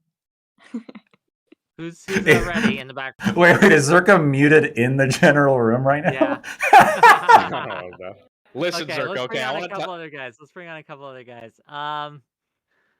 Shit. I don't know who's ready. Send them in, Tenflix, if they're ready. But anyway, does anyone have thoughts on the actual topic at hand? What's the Masculinity, topic? femininity, Yes. anything like that? We're a little bit far away from it. A little bit far away, right? People talk about a crisis of masculinity, right? That's what we're going through in the West right now. I think it's true. I think that we're in a crisis of men in general. I think men don't know how to be masculine. They don't know how to be feminine. They don't know how to be mature. Men in our current society, in our Western paradigm, don't know how to be anything, right? They had this pretty weak, shifty, specific idea of what it was to be masculine. Shut off your emotions, be hard, be under control, control your wife, all that sort of stuff. And it worked for a time, right? It might have been necessary for a time. We got out of those times and now we're stuck and men don't know what to do. And we need to stop beating them into the ground over it. And we need to educate them on how to be a full functioning human being that is exposed to the whole breadth of human experience. But so what's the harm though of encouraging things that are like good, like going to the gym and working out, right? That's So amazing. so when I see people like go on the internet and just say like, yeah, go, work hard on your job, go to the gym. I don't know what you're doing, but working out. He's working out. But yeah, bro, you're speaking to the choir on this one, Lactoid. I completely agree with you. Doing the gym, bettering yourself. This is the good part of the red pill. Right. But that's the part that needs to be like, so the bad needs to be like excised, right? The part where like Tate's saying like manipulate women, like that part needs to be excised. And you need to keep the good part of like, there needs to be a cultural like phenomenon where like we teach men specifically, look, like there is like a role for you in society and like here's the good things you can do to help achieve self-actualization. And that's the good part of the red pill, but it's again like it seems like even that is kind of seen as like, well, that's toxic. You're saying men have to be strong. Well, no, men should be strong. Men should be strong. Men should be competent. But that's so not should women. so again, so should everybody, but men more so, right? Because men have unique roles within society. Yeah, absolutely. More so. I think Absolutely. just because men want strength from women less of than all- women want strength from men isn't proof that No, that's not the only. Hey, let's give That's not the Lav only some reason. space. Let's give Lav Lactoid, some how space. masculine Lav. are you? You look like you could suck a golf ball through a garden hose, Lactoid. You Well, look. Well then, look. You're looking at the crisis of masculinity, then, right? Obviously, I need more masculinity. I got to go to the gym. I got to work out. Listen, Lactoid, I'm a personal trainer. Okay, we can do the Great! stream. Okay, we can get you in there. We can get you the fucking Yeah, gains, all right? give me the fucking gains. No, that's absolutely like that's absolutely right. And then the reality is like, yeah. So it's not just that women want strength more than men want strength, right? That's again, that sort of presupposes that the entire concept here should be like us caring about what women think when we're trying to decide the right thing to do or the good thing to do to help fulfill our role in society. What I'm saying is that there's a reason why men should be strong, and it's because, due to biological reasons, men are suited to take on the role as, again, the provider and the protector to an extent more so than women. And so it's more beneficial for men to be stronger than it is for women to be stronger in society. I mean, you can't possibly deny that. That's just reality. So I can kind of agree with you, right? Here's the issue. So being a provider, okay? How do you make the most money in our society now? Being educated. Women are better at it, okay? Point two, That's do a you be problem. protector? How do you be a protector? You must be prepared to engage in violence if danger comes upon you. Yes, right? That's what Second the- Amendment, right? Yeah, true. And listen, women can wield guns just as much as Yeah, men. no, that's Here's good. The issue. The historical reasons for why men had to be more in all these areas are less than they've ever been. And that doesn't mean you shouldn't be those things. We should all be these things. Right? So what it sounds like is the only disagreement we have then is just to like a degree agreement. Like we both agree on principle, like this is like good for men. This is probably better for men than it is for women. But you're just saying, well, it's not actually all that beneficial. And I'm saying, well, it's actually pretty significantly beneficial. So, I'll just tell you, like going to the gym and getting ripped, that's going to make 95% of men's life, like of men, their life is going to be better if they take the time to go to the gym and actually get ripped. Like it's just better for them. Yeah, but also if women go to the gym and get their booty gains, it's going to be the same shit, right? Like, Not we're the all same. gonna- Why not? Because it's just not going to like again. It's not critical to the role, right? It's not critical to the role, and it's significantly less. Being attractive is this. Why do you want to uphold gender roles? What I mean, I guess I know why. I find utility in them. Yeah, that Gender never, roles that we me have asking have a kept man our why he society wants going to stay for in a power. long time.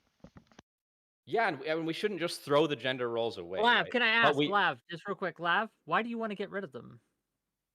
I just don't think that they're worth upholding. I think that gender roles are oppressive, and I think that there's. I just don't think that like we can attribute like certain traits to any sex and have it be like a salient point. Like I just don't see it. I think that their biological reality is like that men are like the stronger sex, right? Or the bigger sex. But other than that, like we are capable of the same thoughts, capable of the same logic, capable of the same emotions. And I What just we are think, capable of is not the same as what we are likely to be, though. When you think of something no, like but aggression, that is a masculine trait, right? But you forget why we are likely to be a certain way is not just biology, and it is certainly more the way that we are socialized. Right. Social constructs are important, is what we're saying now. And why are they important? Because they serve like a utilitarian function. They provide utility when, like again, so you're talking about biological realities.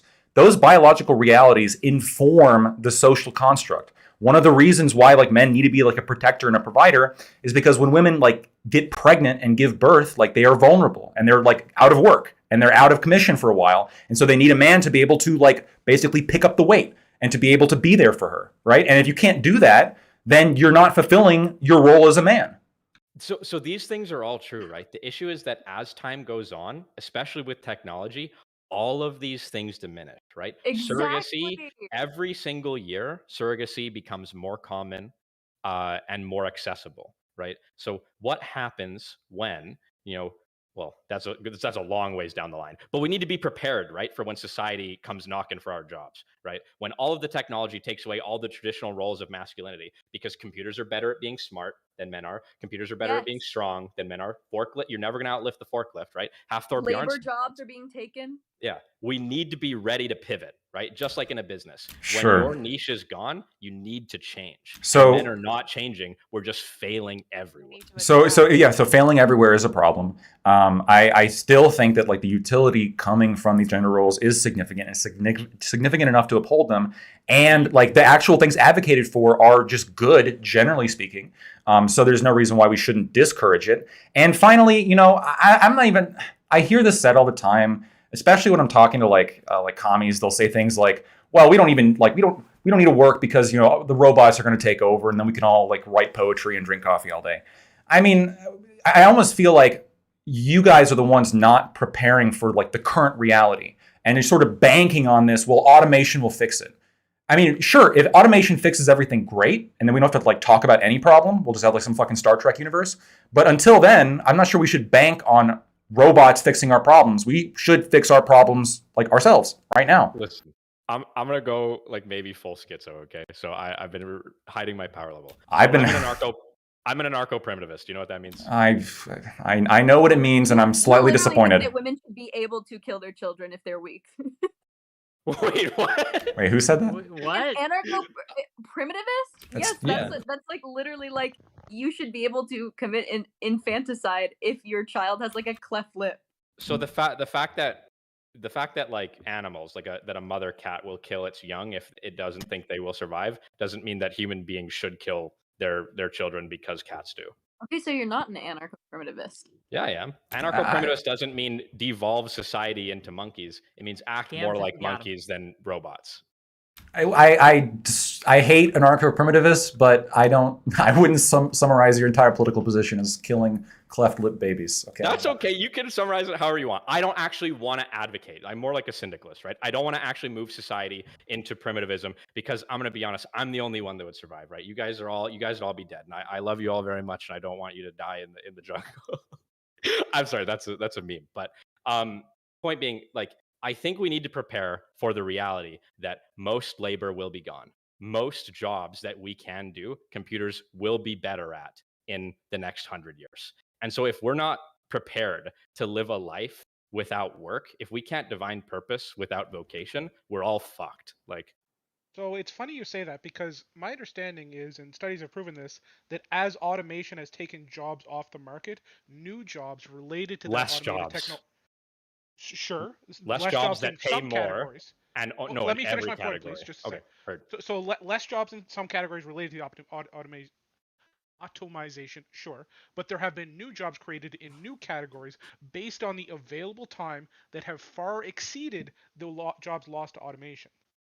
So this is a theory that people had, right? That human beings are going to have to move more into as AI takes over and automation takes the labor jobs, that people will need to move more into the creative roles. But what we didn't realize is that computers are better at being creative too, right? We're going through a crisis right now of all the artists losing labor to chat GPT and fucking Midjourney, right? So the fabrication that there are still going to be jobs that people are going to be better at than computers is probably mostly pretend. Okay, well, Nick, here's the problem though. Like, so this has been said countless times. From my review, there hasn't really been a massive, substantial change in the labor participation rate or the unemployment rate here. It seems like really there hasn't been like a dramatic decrease in jobs from automation. I agree with you intuitively. We could have some Star Trek future, but if that happens, like preparing for a world without jobs, I don't even think that's like a world worth preparing for at all. Like, what does that look like? We're going to prepare to not work? Yeah. What experience do I need not working? I need to bring another point of focus on what you just said, though, as well. You also have to remember that demographically, we are losing working young people and working age adults, right? Like, can you elaborate on that? What do you mean losing working young people? What do you mean? So the population of the world is on a significant down curve, right? So we are at what people are having kids is essentially what it is. People are having less kids. So almost all of the industrialized world, all of the third world country, or all of the first world countries, and majority of the second world countries are having less and less kids, meaning there are less people at the funnel where you need at the bottom of the kind of the funnel of workers to provide for those jobs. Like most places in the world right now, there's a significant shortage of labor. Like, okay, here's the issue though, right? So it's like it's not really true that in every position the jobs the workers are gone. It's really beneficial for us that right now the funnel opening, the bottleneck is being widened, right? Because of what you're talking about, the depopulation, right? The issue though is that this argument would have stood if it was the case that only the low skilled labor jobs were going to be taken by artificial intelligence, but they're not, right? As I've said, like as soon as so the whole thing is like one technician that can control a machine can take the job of 100 people, right? One heavy equipment operator can take the job of 1,000 day laborers. One machine can take the job of 5 tellers, and it goes on so far and so forth, Yeah, right? in And so factories, we know. They were saying the same shit Just about real quick, gang, cars. just real quick before we go on, gang. We are coming to a close here. If I don't get more support and money, I'm just gonna end it. I don't care. I have better things to do. But like so, yeah. Unless I get some real big dono super chats in the next 2 to 3 minutes, you know, we'll just see you later next week. But before we go, right? Before that happens, I just want to tell you guys what I got coming up. Because if you like this content, we do this all the time, both on Twitch and YouTube, okay? We do this all the time. Twitch.tv/WickTV. No spaces, no dashes, none of that fancy shit. On YouTube, youtube.com/@WickTV. There's some fancy shit there. Like the channel, subscribe to the channel. You can come in. The content varies. It's not always going to be like this. I want to make this real clear. It's not always going to be this format. So if you come in, well, why didn't we do this format again? You know, don't expect it every time. It's loosey-goosey. But yeah, so 2 more minutes. Go ahead, gang. Get your last thoughts out. Okay, I'll say last thing that I'm going to say, and then I'll shut up so you guys can go. Lactoid, just to be clear, I'm not saying we all just leave work. I'm not saying abandon work. I'm saying that we need to slowly detangle our idea that human value is directly proportional with our contribution to the GDP. That's not an appropriate way to think of yourself as a human being. We're more than that. Not GDP, but capability. And I think human value is directly correlated or directly connected and tied with capability. And capability means what you can do for society at large, what you can do as a citizen, and what you can do as a man or a woman here. So I can do a lot of pull-ups, but nobody wants to pay me for it. Lactoid, why do you want to put autistic people in re-education labor camps? Oh God, Nick, I have a question for you, Nick. You and I have had a tangential conversation to this. So, like, if you could provide like a really simple 1 or 2 pieces of advice to men who don't exhibit like stereotypically masculine characteristics, what would you I think provide? that question just killed the room. Oh, cool. Don't worry, I'm Why gonna didn't really he kill it answer? after this. Nobody Because let him I don't answer. think there's any good way to answer that question. It's He's one of talking those, about ability. What do I we do don't with know the his position, so I disabled? can't speak for him. But certainly, let me just contribute lots to the world. let me make my position clear. I'm not in favor of putting autistic people in camps. I didn't think that I would have to defend that position, but I have a now that he's proposition. answered. I have a proposition. I both know a way to get rid of the disabled and also find a way. We don't need to. No. to have Okay. No. Lev, you Stop. cannot come in Stop. here. Stop. Lev coming in here advocating for stop. disability genocide. Yeah, Okay. stop it. Stop it. Stop Dressed it, like gang. dressed Not like okay. Rosie the Riveter's knockoff sister Stephanie. I'm the done. Stapler. We're Come on. done, gang. I love you. here's how we get rid of I XYZ. appreciate y'all for coming on, but I gotta go. We do this content. We're gonna have content on my Twitch tomorrow, Friday, Monday, Tuesday, Wednesday. We'll be back on YouTube. And I might dual stream in between there. But thank you all for coming. Thank you all. I'm sorry we didn't get to everyone in the back room. I'm sorry we didn't get to everyone here. It's just the way it goes. So I'm trying. I'm doing my best. Apologies if you feel offended or anything. It's not my intent. But yeah. So we'll see you guys later. Can I give a real quick shout before we close, Wick? Real quick. Okay. Yo, Big Nick Energy on YouTube and Twitch. I'm starting this week. Don't be pussies. Good. Don't be Good. offended. Check it out, gang. Okay. For now. Bye-bye. Bye. Bye. Bye. I flat out told 10 I wasn't going to contribute in any way, shape, or form. That I just had to come tell Lav she looked like Stephanie the Stapler after that fucking could suck a golf ball through a hose comment. Lav, be nice. You're always coming in here. You always target someone's looks immediately. Just because I look like Fat Ted Cruz doesn't mean you got to be that way, girl. Come Giving on. very much twink. It's giving very much twink. That's all I'm saying.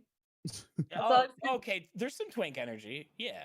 He looks submissive. The fuck does that even mean? Twink energy. I feel like there's I'm no. trying to. I'm twink. begging you. No, I'm begging you. No. This is what it is. You guys are trying to demasculate me, but I am so confident in my own masculinity that you can't. It's a stonewall. But it entices you. Stonewall. Okay, but just like how pretty would a dick have to be for you to suck it? Is the question, Lactoid? I never would. Look, I'm not even going to eat a vagina, so I'm definitely not going to suck a dick. Gang, I love you all, but no, that's I definitely actually do have. That's to go. submissive energy. If you want on my close, for those of you who are new and I don't like Rob and Vaith, if you want my closed panels, just DM me, and when I get to you, I get to you.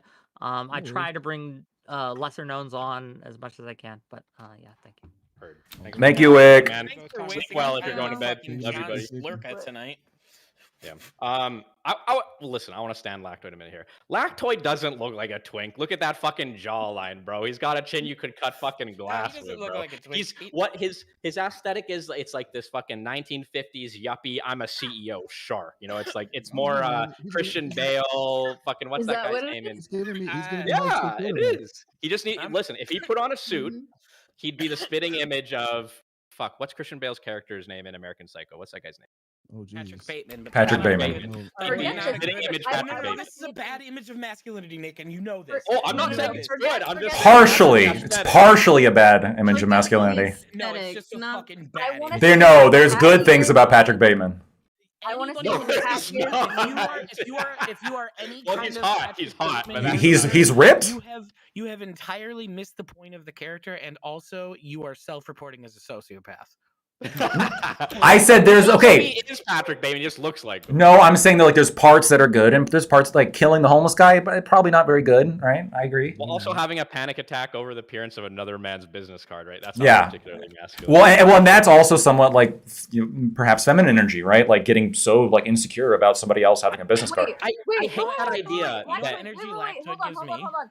You realize that movie is literally like by a female making fun of masculinity, right? Well, so it's directed by a female. The book's written by a guy, but it's a gay dude who is subverting masculinity. Yeah, It's a gay it dude is literally subverting, like, it's this like guy's drag. clearly a closeted literally homosexual. drag. Look, yeah, there are, yeah, sure. Like, I'm not saying he's the perfect guy. You could absolutely, I understand he's like the antagonist. I'm just saying to say he's all bad is not 100% true. But what's good about him other than he's ripped? He's ripped. He's successful. Please. Somewhat stoic until he kind of has the breakdown. Didn't he get the job? Didn't he get the job through nepotism? Isn't it like his uncle? That's Yeah, head of the I think that's right. It's like, Yeah. There's literally he's a nothing good loser. about Patrick Bateman. Even his positive attributes like being ripped and doing meditation are done explicitly for extrinsic purposes. True. He does it for the validation of other men. No, I get that. Because of his own insecurities. Right. No, I get that part. And yeah, I do think that like when you have life handed to you on a plate, like that's less impressive, right? So like for me, for example, like I've had to work for like what I have, right? Like, and it's, you know, coming from like a low income background, it's different, right? You have different challenges. Can I cut you there? Just because this is my kind of read on you, and I'm not saying I have anything. By the way, I'm 6'2", so I'm not tweak energy. Me Just a little bit. No, that's fine. You can be an Yeah, otter. you're You can be whatever. I just what I'm talking about. I told you guys.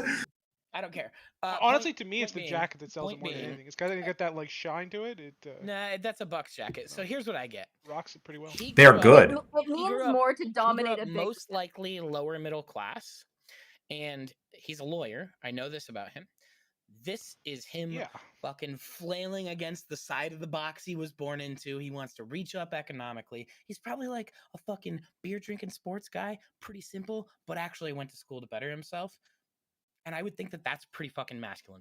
We should encourage men to like better themselves. That should be the goal of the red pill movement, not to like shit on women, but to like make yourself a better man. That should be the goal. Unless that's your woman's kink, and then shit on her and ask her for if she needs her safe word space and all that shit. You know, aftercare. That always has been the goal. You guys, It's not the goal for like some of the red pill kind of people. The So it's kind of problem like is that the red pill the movement thing. has. The, Go ahead, sorry. I was going to say the thing about the red pill movement, and it's the same thing with Christianity and a lot of large groups of people, is the lowest common denominator is often what the group is judged by. So you have a lot of people who are just they're looking for something, and they are the worst of the worst in a lot of ways, and they're looking to do something that's better, and they start saying things, and the rest of the movement gets judged by these people who are not really what the movement is at its pinnacle. Movement. About it its pinnacle. I need y'all to stop saying this is a movement. Yeah, I'm about to It's dip. not. It's not. As you Honestly, with the I Jay-Z hate. gift got me cooked. I don't know what the fuck to say to that. Listen, I'm So testing it out, man. It's I been a don't know while, how. man. Good to see you. Good to This see might you, be a man. lot of resource. Yeah, My what's first going on? ever not panel, you were on it, brother. Good to see you. Millie, I'm out. Nick, I'm out. Peace Rob, out, brother. Take care. Have a good one. Bye. Lav, No, we gotta I keep agree. meeting It's like not. this. Stop telling me how much you're attracted to me. Stop. I agree. It's not a Sorry. movement. It's just Cool. it's not even an ideology. I agree with that. The So like, Funko Pop back. How am I not supposed to be enticed? You know what I mean? you are only a woman, man. There's no way out of it. You have no control. actually a woman. No control. Yeah, I mean, you guys might jump down my throat on this one, but I reject this notion, okay, that going to school and getting a degree is masculine. Okay, it's It is feminine. masculine, man. University, modern education is definitionally submissive. You go into a classroom, you sit down, you shut up, you do what you're told, and you come out with the degree. Right now, listen, I'm not saying that feminine is bad. I'm not saying that submissive is bad. I think it's good. I think it's good and noble to do what works. And in our Yeah. society, it works to go to school, whether you're a man or a woman.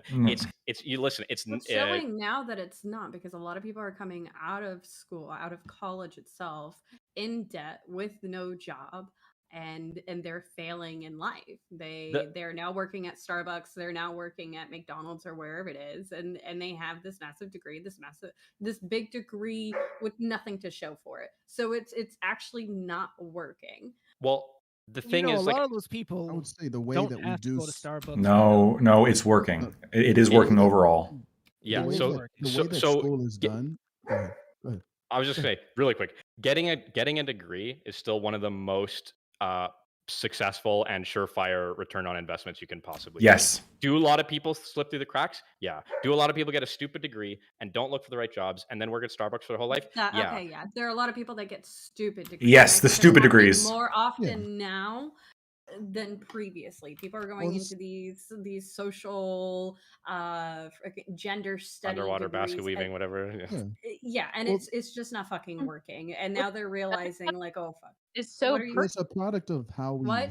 do school. What'd you say, and how Lev? You cut in and yeah. out.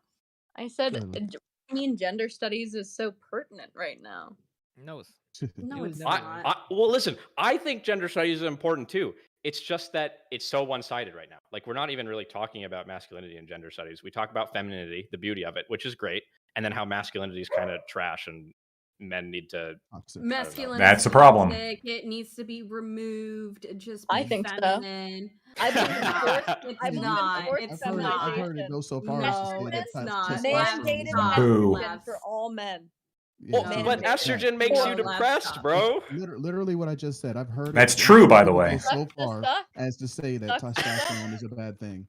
Yeah, that's So, okay, ridiculous. Make everyone depressed is what you're saying. Lav, Sucks this to isn't suck. fair. Men Oh my can't God, take it, okay. Lav. Men can't take the estrogen. I know you we're don't not, have the we're mental not, fortitude. I know we You don't. We're not crumble. tough. We're Okay, not wait, tough wait. like you femoids, bro. It can't be done. Okay. Uh, You're uh, advocating for slavery of men. Okay. Forced Yeah, I am. feminization, forced estronization of men. I is knew it. Modern slavery. I'd rather a strong First- man that's going to protect me and take care of me and my kids than some cuck Disgusting. bitch that you're talking about. Thank- Like, honestly, Disgusting. I don't. No. I don't. You've know. never felt. No. You've never No. felt. Don't tell me the- how I felt. First off, don't tell me how I felt. You have no right there. You have no place there. So let's You've just never move felt on the from that. beauty It's of a man on no. his knees No. begging you No. for something. This You've is never crazy. felt No, it. and This is okay, the Those Yeah. men, those men are like those men are not men. Those are Those submissive. men are don't know me, happy. Lav. They're not men. No, they're not. First off, Lav, I have had Those that are happen those to are me, boys. Okay.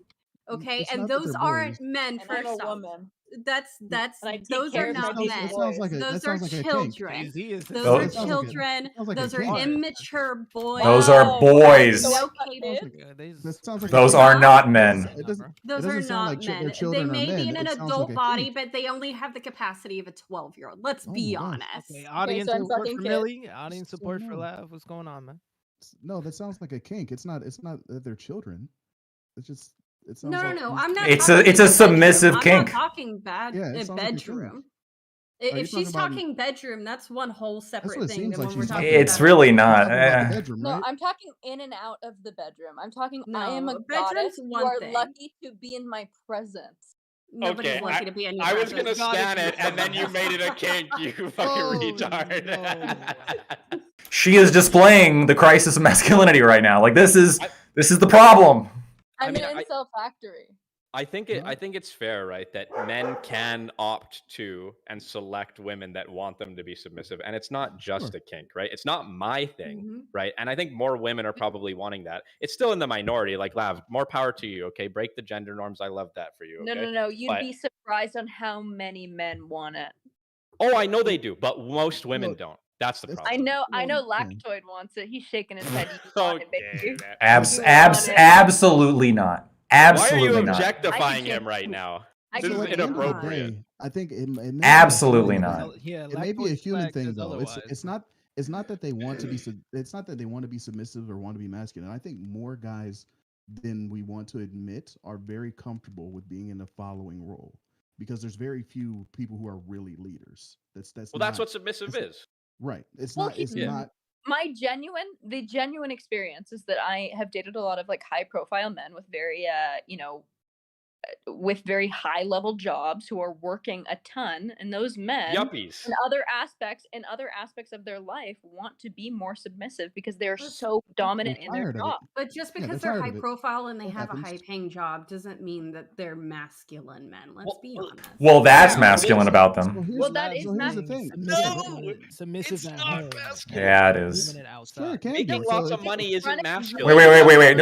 No. if you're a leader, if you're a leader in Providing your for a industry, family, if running a you're company, providing for a family Yeah. is absolutely masculine. Yes. Running a if you're a lead- company if is you're a one leader thing, in but your if you're industry, just making a lot of money, that doesn't mean it's a masculine trait. Yeah, I wouldn't. That's not what I'm well, not. making I'm money talking is about. a I'm result talking of about masculine men traits. who like kick ass, take names in their careers, like actually doing shit, not just like working a high level job at their fucking call center. I'm talking about like actual career men. These men who are very dominant in their field want to come home to a domineering woman. They want a Sometimes. Spartan female. That is literally happens. what they fucking want. So listen, Some of right? them, this happens. Sure. That's So some, but that's not so all. No, so it's I not think all. or It's not even the And norm. But it's they want yeah. they it want a happens. woman in her natural femininity, in her chaos, in her domineering chaos. Chaos? So wait, what? Yeah. All of Chaos? us I think work. I Lav don't is think true. any man, after going in to work a 9 to 5 or whatever it may be, One wants to thing come men to love to chaos in do. the household. One I don't think thing men any love man to wants do to is come take home to a Okay, chaotic yeah. household. One thing. So a couple things. The first thing I realized, apparently I'm the only mod here in the fucking room. I didn't even fucking know it. So all right, there's that. Welcome, Toyolo. What's up? Before you speak, Toyolo, Nicotine. So I agree with you that there are elements of going to college and elements of working a job that are submissive, but it's about the aggregate. Is the aggregate action masculine or submissive? And when you earn a living sufficient to provide for your masculine responsibilities, I think overall that is more masculine. But yes, having anybody like tell you what to do is submissive. Yeah. The way Heard. that college or school is done. I'm sorry. The way that school's done. So in high school, it's very, very submissive. You're sitting there, you're just receiving information, you're just kind of being told what to do. College really isn't supposed to be that way. You might sit through a lecture, but most of the work you do is self-directed. Like you're supposed to go out and do the work. Like you're supposed to like do a project or write a thesis or But you do it the way you're told. well, you do it the way you're told, but that's life in general. You're always doing most stuff the way you're told. That's because But modernity is feminine. Well, no. There's, I mean, That's why you're an anarcho-primitivist. It all makes sense Yeah, now. exactly, right? You want to Exactly. be dominated so Modernity is bad. feminine. Why do you say that? I It's don't that listen, Lab. I'm broke. it's Okay. that Do you think society. it's It's that I'm like not your living. modernity is Beyonce. feminine, or do It's you that think it's living that like society. masculinity is to Technology is relegate the making us dirty feminine. work to like a group of people? That's crazy. Because it seems Living. like Can we y'all give are the just new talking person a chance about to talk? like it seems like y'all are talking about like a set of traits that y'all would like regardless of gender, right? Let's be super woke, right? Masculine, like just regardless of Gender whatever doesn't gender you're gonna ascribe it to, yeah, right, whatever, fuck them. And whatever you're gonna give that title to is just whoever you're gonna relegate society's like dirtiest work to, protecting people, cleaning up trash, going to war, doing a bunch of stupid shit that you don't want to do. Like that's what you ascribe masculinity to, Yeah, what as the you fuck? like, yeah, see, We can look, now what the get into fuck? Lactoid, when are you I going mean, to war? Listen, I haven't had the privilege to serve like my good friend Wick. I respect service, but no, I guess I went to law school instead. Have you I built a fucked up. house yet? I worked and Kinda. bought a house all by Kinda. He myself. has Yeah. kinda. His This is house was like bad. No He built loan it from from mommy or scratch. daddy. That was all me. Amen, brother. wait, you Listen. bought a, are you married? You have kids? No, Why'd you get a house if you have nobody to? because I didn't want to. I didn't want a landlord. I didn't want a landlord telling me what to do because Maybe that's make submit. room You don't for want to be me. told what to do Being with your own Make house. yes, room being a for me. rentoid, being a rentoid is submissive energy, right? I don't want to be a Why fucking. didn't you just Actually be true. why Actually didn't you just true. be a I'm landlord? a landowner, okay? Bro, he needs a Why is spot. He No, needs no, a no, no. spot to bring back all the microphone bad except for things too, Lactoid man. so That's what he quiet? needs him for. Yeah, Hot take. being Wait, a wait, hot rental. take. Hot take. Over the Only top. homeowners should be able to vote. Whatever. That's not a hot take. The founding fathers said that first, okay? You're just sharking Yeah. it. It's not a. Okay. That's some Republican energy. I didn't That's expect that crazy. position, but Undercover racism, man. Like I think I'm women and conservative and pills. minorities can't vote. That's Huh? that's what you're Wait, saying. what? man. You Wait, saying what? That's what you the- saying that's women what- and minorities can't own That's what the houses, founding bro? fathers- You That's what saying the founding fathers would do, man. Like, Wait, they- how That does was, I it? mean, back then, but that doesn't apply to now. Wait, Like, are you if trying we, to if say the we, founding if we fathers applied were? the same standard now, it You wouldn't be know the what I'm same saying, thing. Nick. Oh my goodness. Are you know trying what to I'm say the saying, Nick. founding fathers were racist and sexist? Come on now. wait, so I wanna see this one, man. wait, okay. I do agree with voting limitations, but not based on home ownership.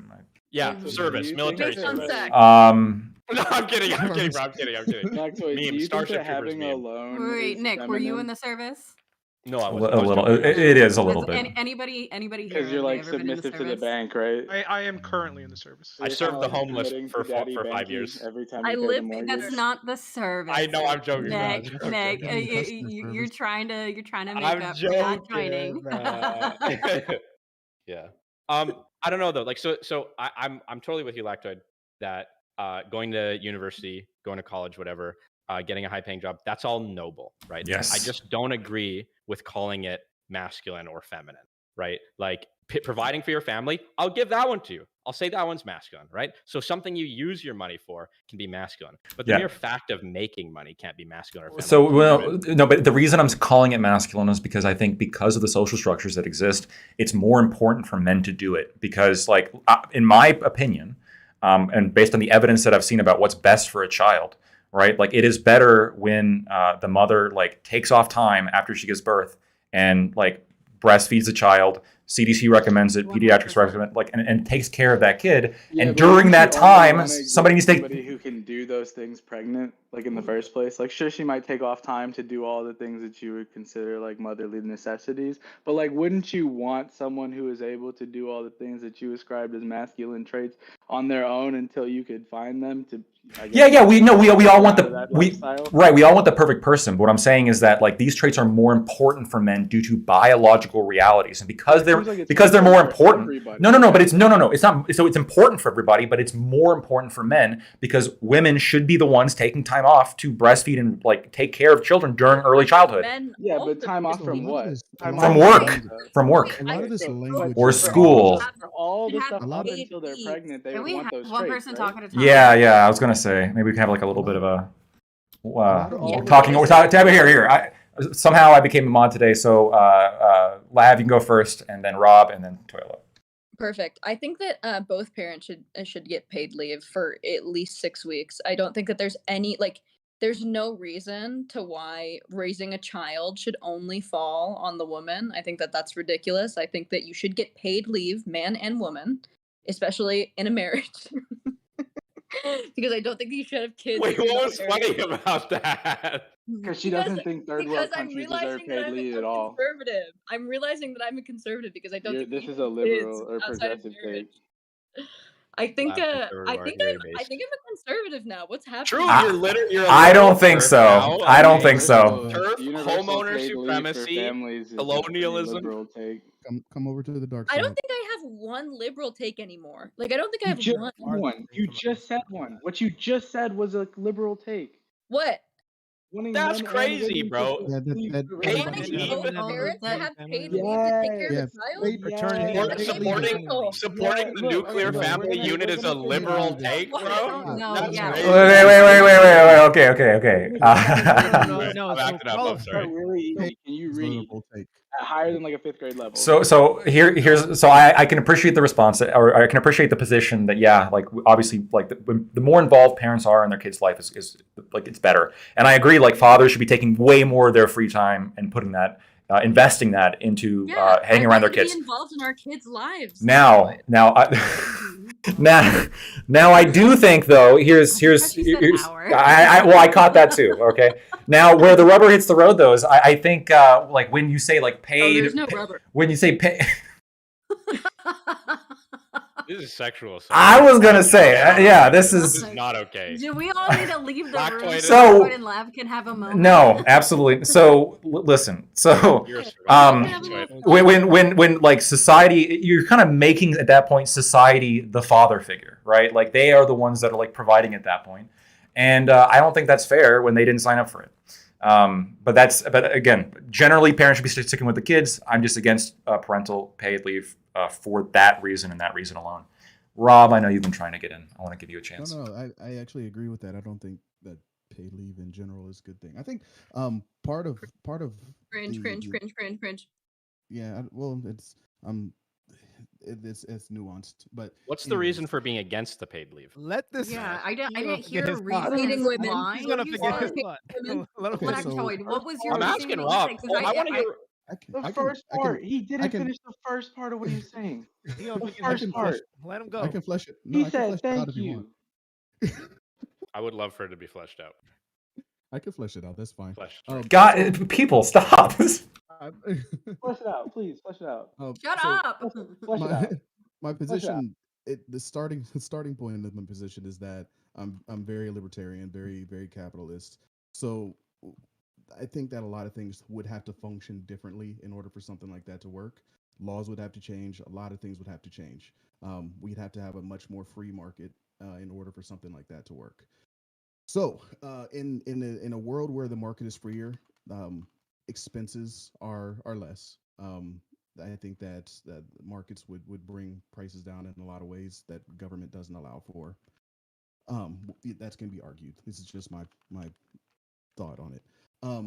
On top of that, I think that competition in the workplace doesn't require laws to force companies to give things like paid leave. I think that companies will compete with each other in order to get the talent that they need in order to do the things that they want to do. And if paid leave is this is the type of thing that they want to do as a company that they think that they should give to their employees, then that's fine. Yeah, But I don't that's think where that I'm should at. ever- What if yeah, your I don't think talent it should wants ever paid be- leave? What if your if your talent ta- wants if maternity your and talent, paternity? so that's something That's that they need something to that they can negotiate. discuss within They- the yeah, they have to- interview whenever they're getting in the hiring process. It's something Right. that they can negotiate Yeah, with and- the employer.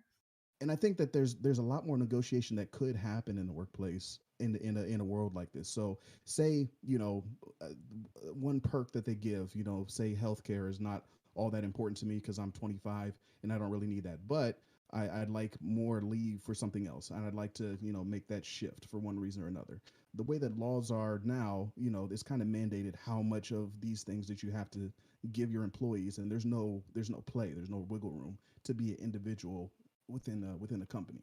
And I think negotiation should be something that we can do as individuals with our with our Yeah. employers. There had been a progression where it was like, shut up, you should be grateful for being given this opportunity to have this job, things of that nature. So it's become less about, oh well, you're just being whiny by asking for these extra needs. You just need to shut up and just take the money that we give you and just abide by all these rules that we have. And now there's becoming a pushback on saying, no, actually, the people before us, they were in the wrong. We demand these rights. You don't need to have all of the power. We're trying to take some of that back. And I And agree with that. I think in a world where there's fewer regulations allowing that kind of stop competition, there would be more companies that exist in a certain space. So the cable industry is a really good example of this. One of the things that allows for kind of cable monopolies to happen is the franchise agreements that they have with different localities. The cable company will go in, they'll make a deal with the locality. The locality will say no other cable company is allowed to provide service in this area, and this is how that works. If there was no such regulation, you'd see a lot more cable companies be able to provide service in certain areas, and there'd be more competition.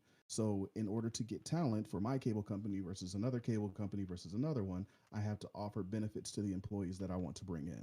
It's the same. Mhm. It's the same with anything. It's how that's how all products work, because my labor is a product just like an iPhone is a product. So in order to get my labor, the company should be competing for what they want to, but should be competing for that. So here's where I see the trouble, man. Like I hear you on all of this. I think you're completely sound on your economic theory. I have no criticism of that. I think the problem is political will. Okay. Whenever you Yeah. ever heard of a civilization as it becomes taller and more sophisticated, that it goes away from social safety nets and more towards uncontrolled markets. I don't think it's ever happened in history. So there's about as much political will for libertarianism as much as I think it's a good idea as there is for anarcho-permanentism, which is never I going to get, happen. I All get right. it. Here's the trouble. And so it's like, why not? Okay, if we have to have social safety nets, which we do, move them away from paying people not to work and pay them towards people who want to have kids. What's wrong with that? I don't know. I'm not sure. I'm not sure how that looks. I don't. Good job, I Nick. don't. Got him. I don't. I just don't know. It's not a question I've thought about before. So So there's two problems with what you suggested, if you don't mind, Rob. sure, yeah. So the first off is you're correct in that as a society becomes more advanced, traditionally our social safety net expands. However, the problem is that traditionally in history, and I fully acknowledge that this at this point in history we have never had the resources that we do have now. What will happen, or traditionally has happened, is those social security nets would expand up until the point where I don't want to say bloat. That's not an effective word. They effectively gobble up so much of the resources that it becomes impossible to maintain, and then They take all the cash out of the kitty. the society itself collapses, right? And it creates kind of a break in the system. We've seen this with many historical civilizations through pre-Dark Ages, Dark Ages, even more modern history. There's only so much will within a society. There's only so many resources, and the distribution of those resources is always going to be the big challenge of civilization. And you also traditionally see that the more people, and it is exactly why the American system worked, or the North American system worked, is that the ability for people to retain the sweat of their brow, I guess you could say, is what drove the innovation and the work ethic of the North American expansion to be what it was, right? People were able to work for their own land. They were able to earn and build resources that they were able to be the owners of, and there was almost no real taxation, right, except for the bare minimum. And as society expands, obviously that taxation goes up, the social security nets go up, but it leads towards this cycle. And I don't know what the perfect answer is, but I am definitely aware that there is a risk as we continue to expand our social security nets. I mean, you're totally right that society builds itself up and then it falls down, right? I think attributing it to social safety nets is not really commensurate with history. Like the Roman Empire fell not because they gave too much money to the poor, but because they spread themselves too thin and then they got conquered by the Gauls, right? Right. The Greeks No, absolutely. didn't fall because I fully agree with that. Okay. But it So it's did like the play a problem is factor in changing. many civilizations. I think the issue, though, fundamentally is it's trying to change too much too fast. It's putting the cart before the horse. It's not adopting horses. What is putting the cart before the horse? Sorry. Sorry. Putting the cart before the horse is like going too far too fast, is what I'm saying. So societies, it's not a problem that they have too many social safety nets. It's that they go in the direction of building vertically. They go in the direction of building vertically too quickly, and there's not enough built out horizontally, and so they collapse in on themselves. Foundation. Does that make sense? Yeah, Do you think that does make that's sense. I still think you're going to very much struggle with the issue of people seeing social security nets or social safety nets, whatever we want to call them, Yeah. Create this problem where the people who work the most pay in the most, and often as not receive proportionately less than they put in, right? And it creates a very challenging dynamic in how to make those systems work long term. Because as the more people make, the more they put in, the more disincentivized they are to keep doing that. Maybe. Real quick, I'm gonna bounce. Really great talking to you guys. Peace, man. Behave. Talk to you, Lactoid. I'm the last mod here, so peace. Yeah, behave. If you want to DM me if you want to spend some of that money on yours on some personal training. Okay. Hey, look, getting ripped is a good thing to encourage. Another streamer, Corey, he's like the kind of like the lib kind of cuck like politically, but he does like workout streams, which is fucking awesome. Nick, are you ripped? Am I ripped? Yeah. He looks in shape. I mean, I'm a personal trainer. He's not allowed to be fat. No, that's not the answer to the question, though. Yeah, no, he's in pretty good shape, and that's important, right? That's important as a man. So good on you, and good talking to you. Take care, man. Yeah, the house before the body. That's crazy, Lactoid. Go ahead, bro. All right, everybody. Well, that was an incredibly fun debate. In the beginning there was a couple. Let me just make sure. Yeah. So in the beginning there was a couple topics and positions that were brought up that I didn't really agree with, like the surrogate thing, but I didn't want to. It was kind of a 2 versus 2, so I didn't really want to. I don't know, push. You don't want to go against your debate partner and too hard on situations like that. So, I somewhat agree with surrogacy, but then I think when we got into the topics where I did have a lot of disagreement, I think that was a lot of fun, and the after panel was a lot of fun. And no, if you guys don't know Wick, I would highly advise going over to his Wick TV, WHICK TV. You should go over to his YouTube and his Twitch and give him a follow. He's a really great guy, really cool person to know and to work with. And then also, if you like what you heard here today and you like the kind of content I'm putting out, go ahead and give me a subscribe on YouTube and then a follow on Twitch. And follow me on Twitter if you want to get updates. So, yeah, we're going to call it a day, or I guess a night for now. Really appreciate you guys. Thanks again.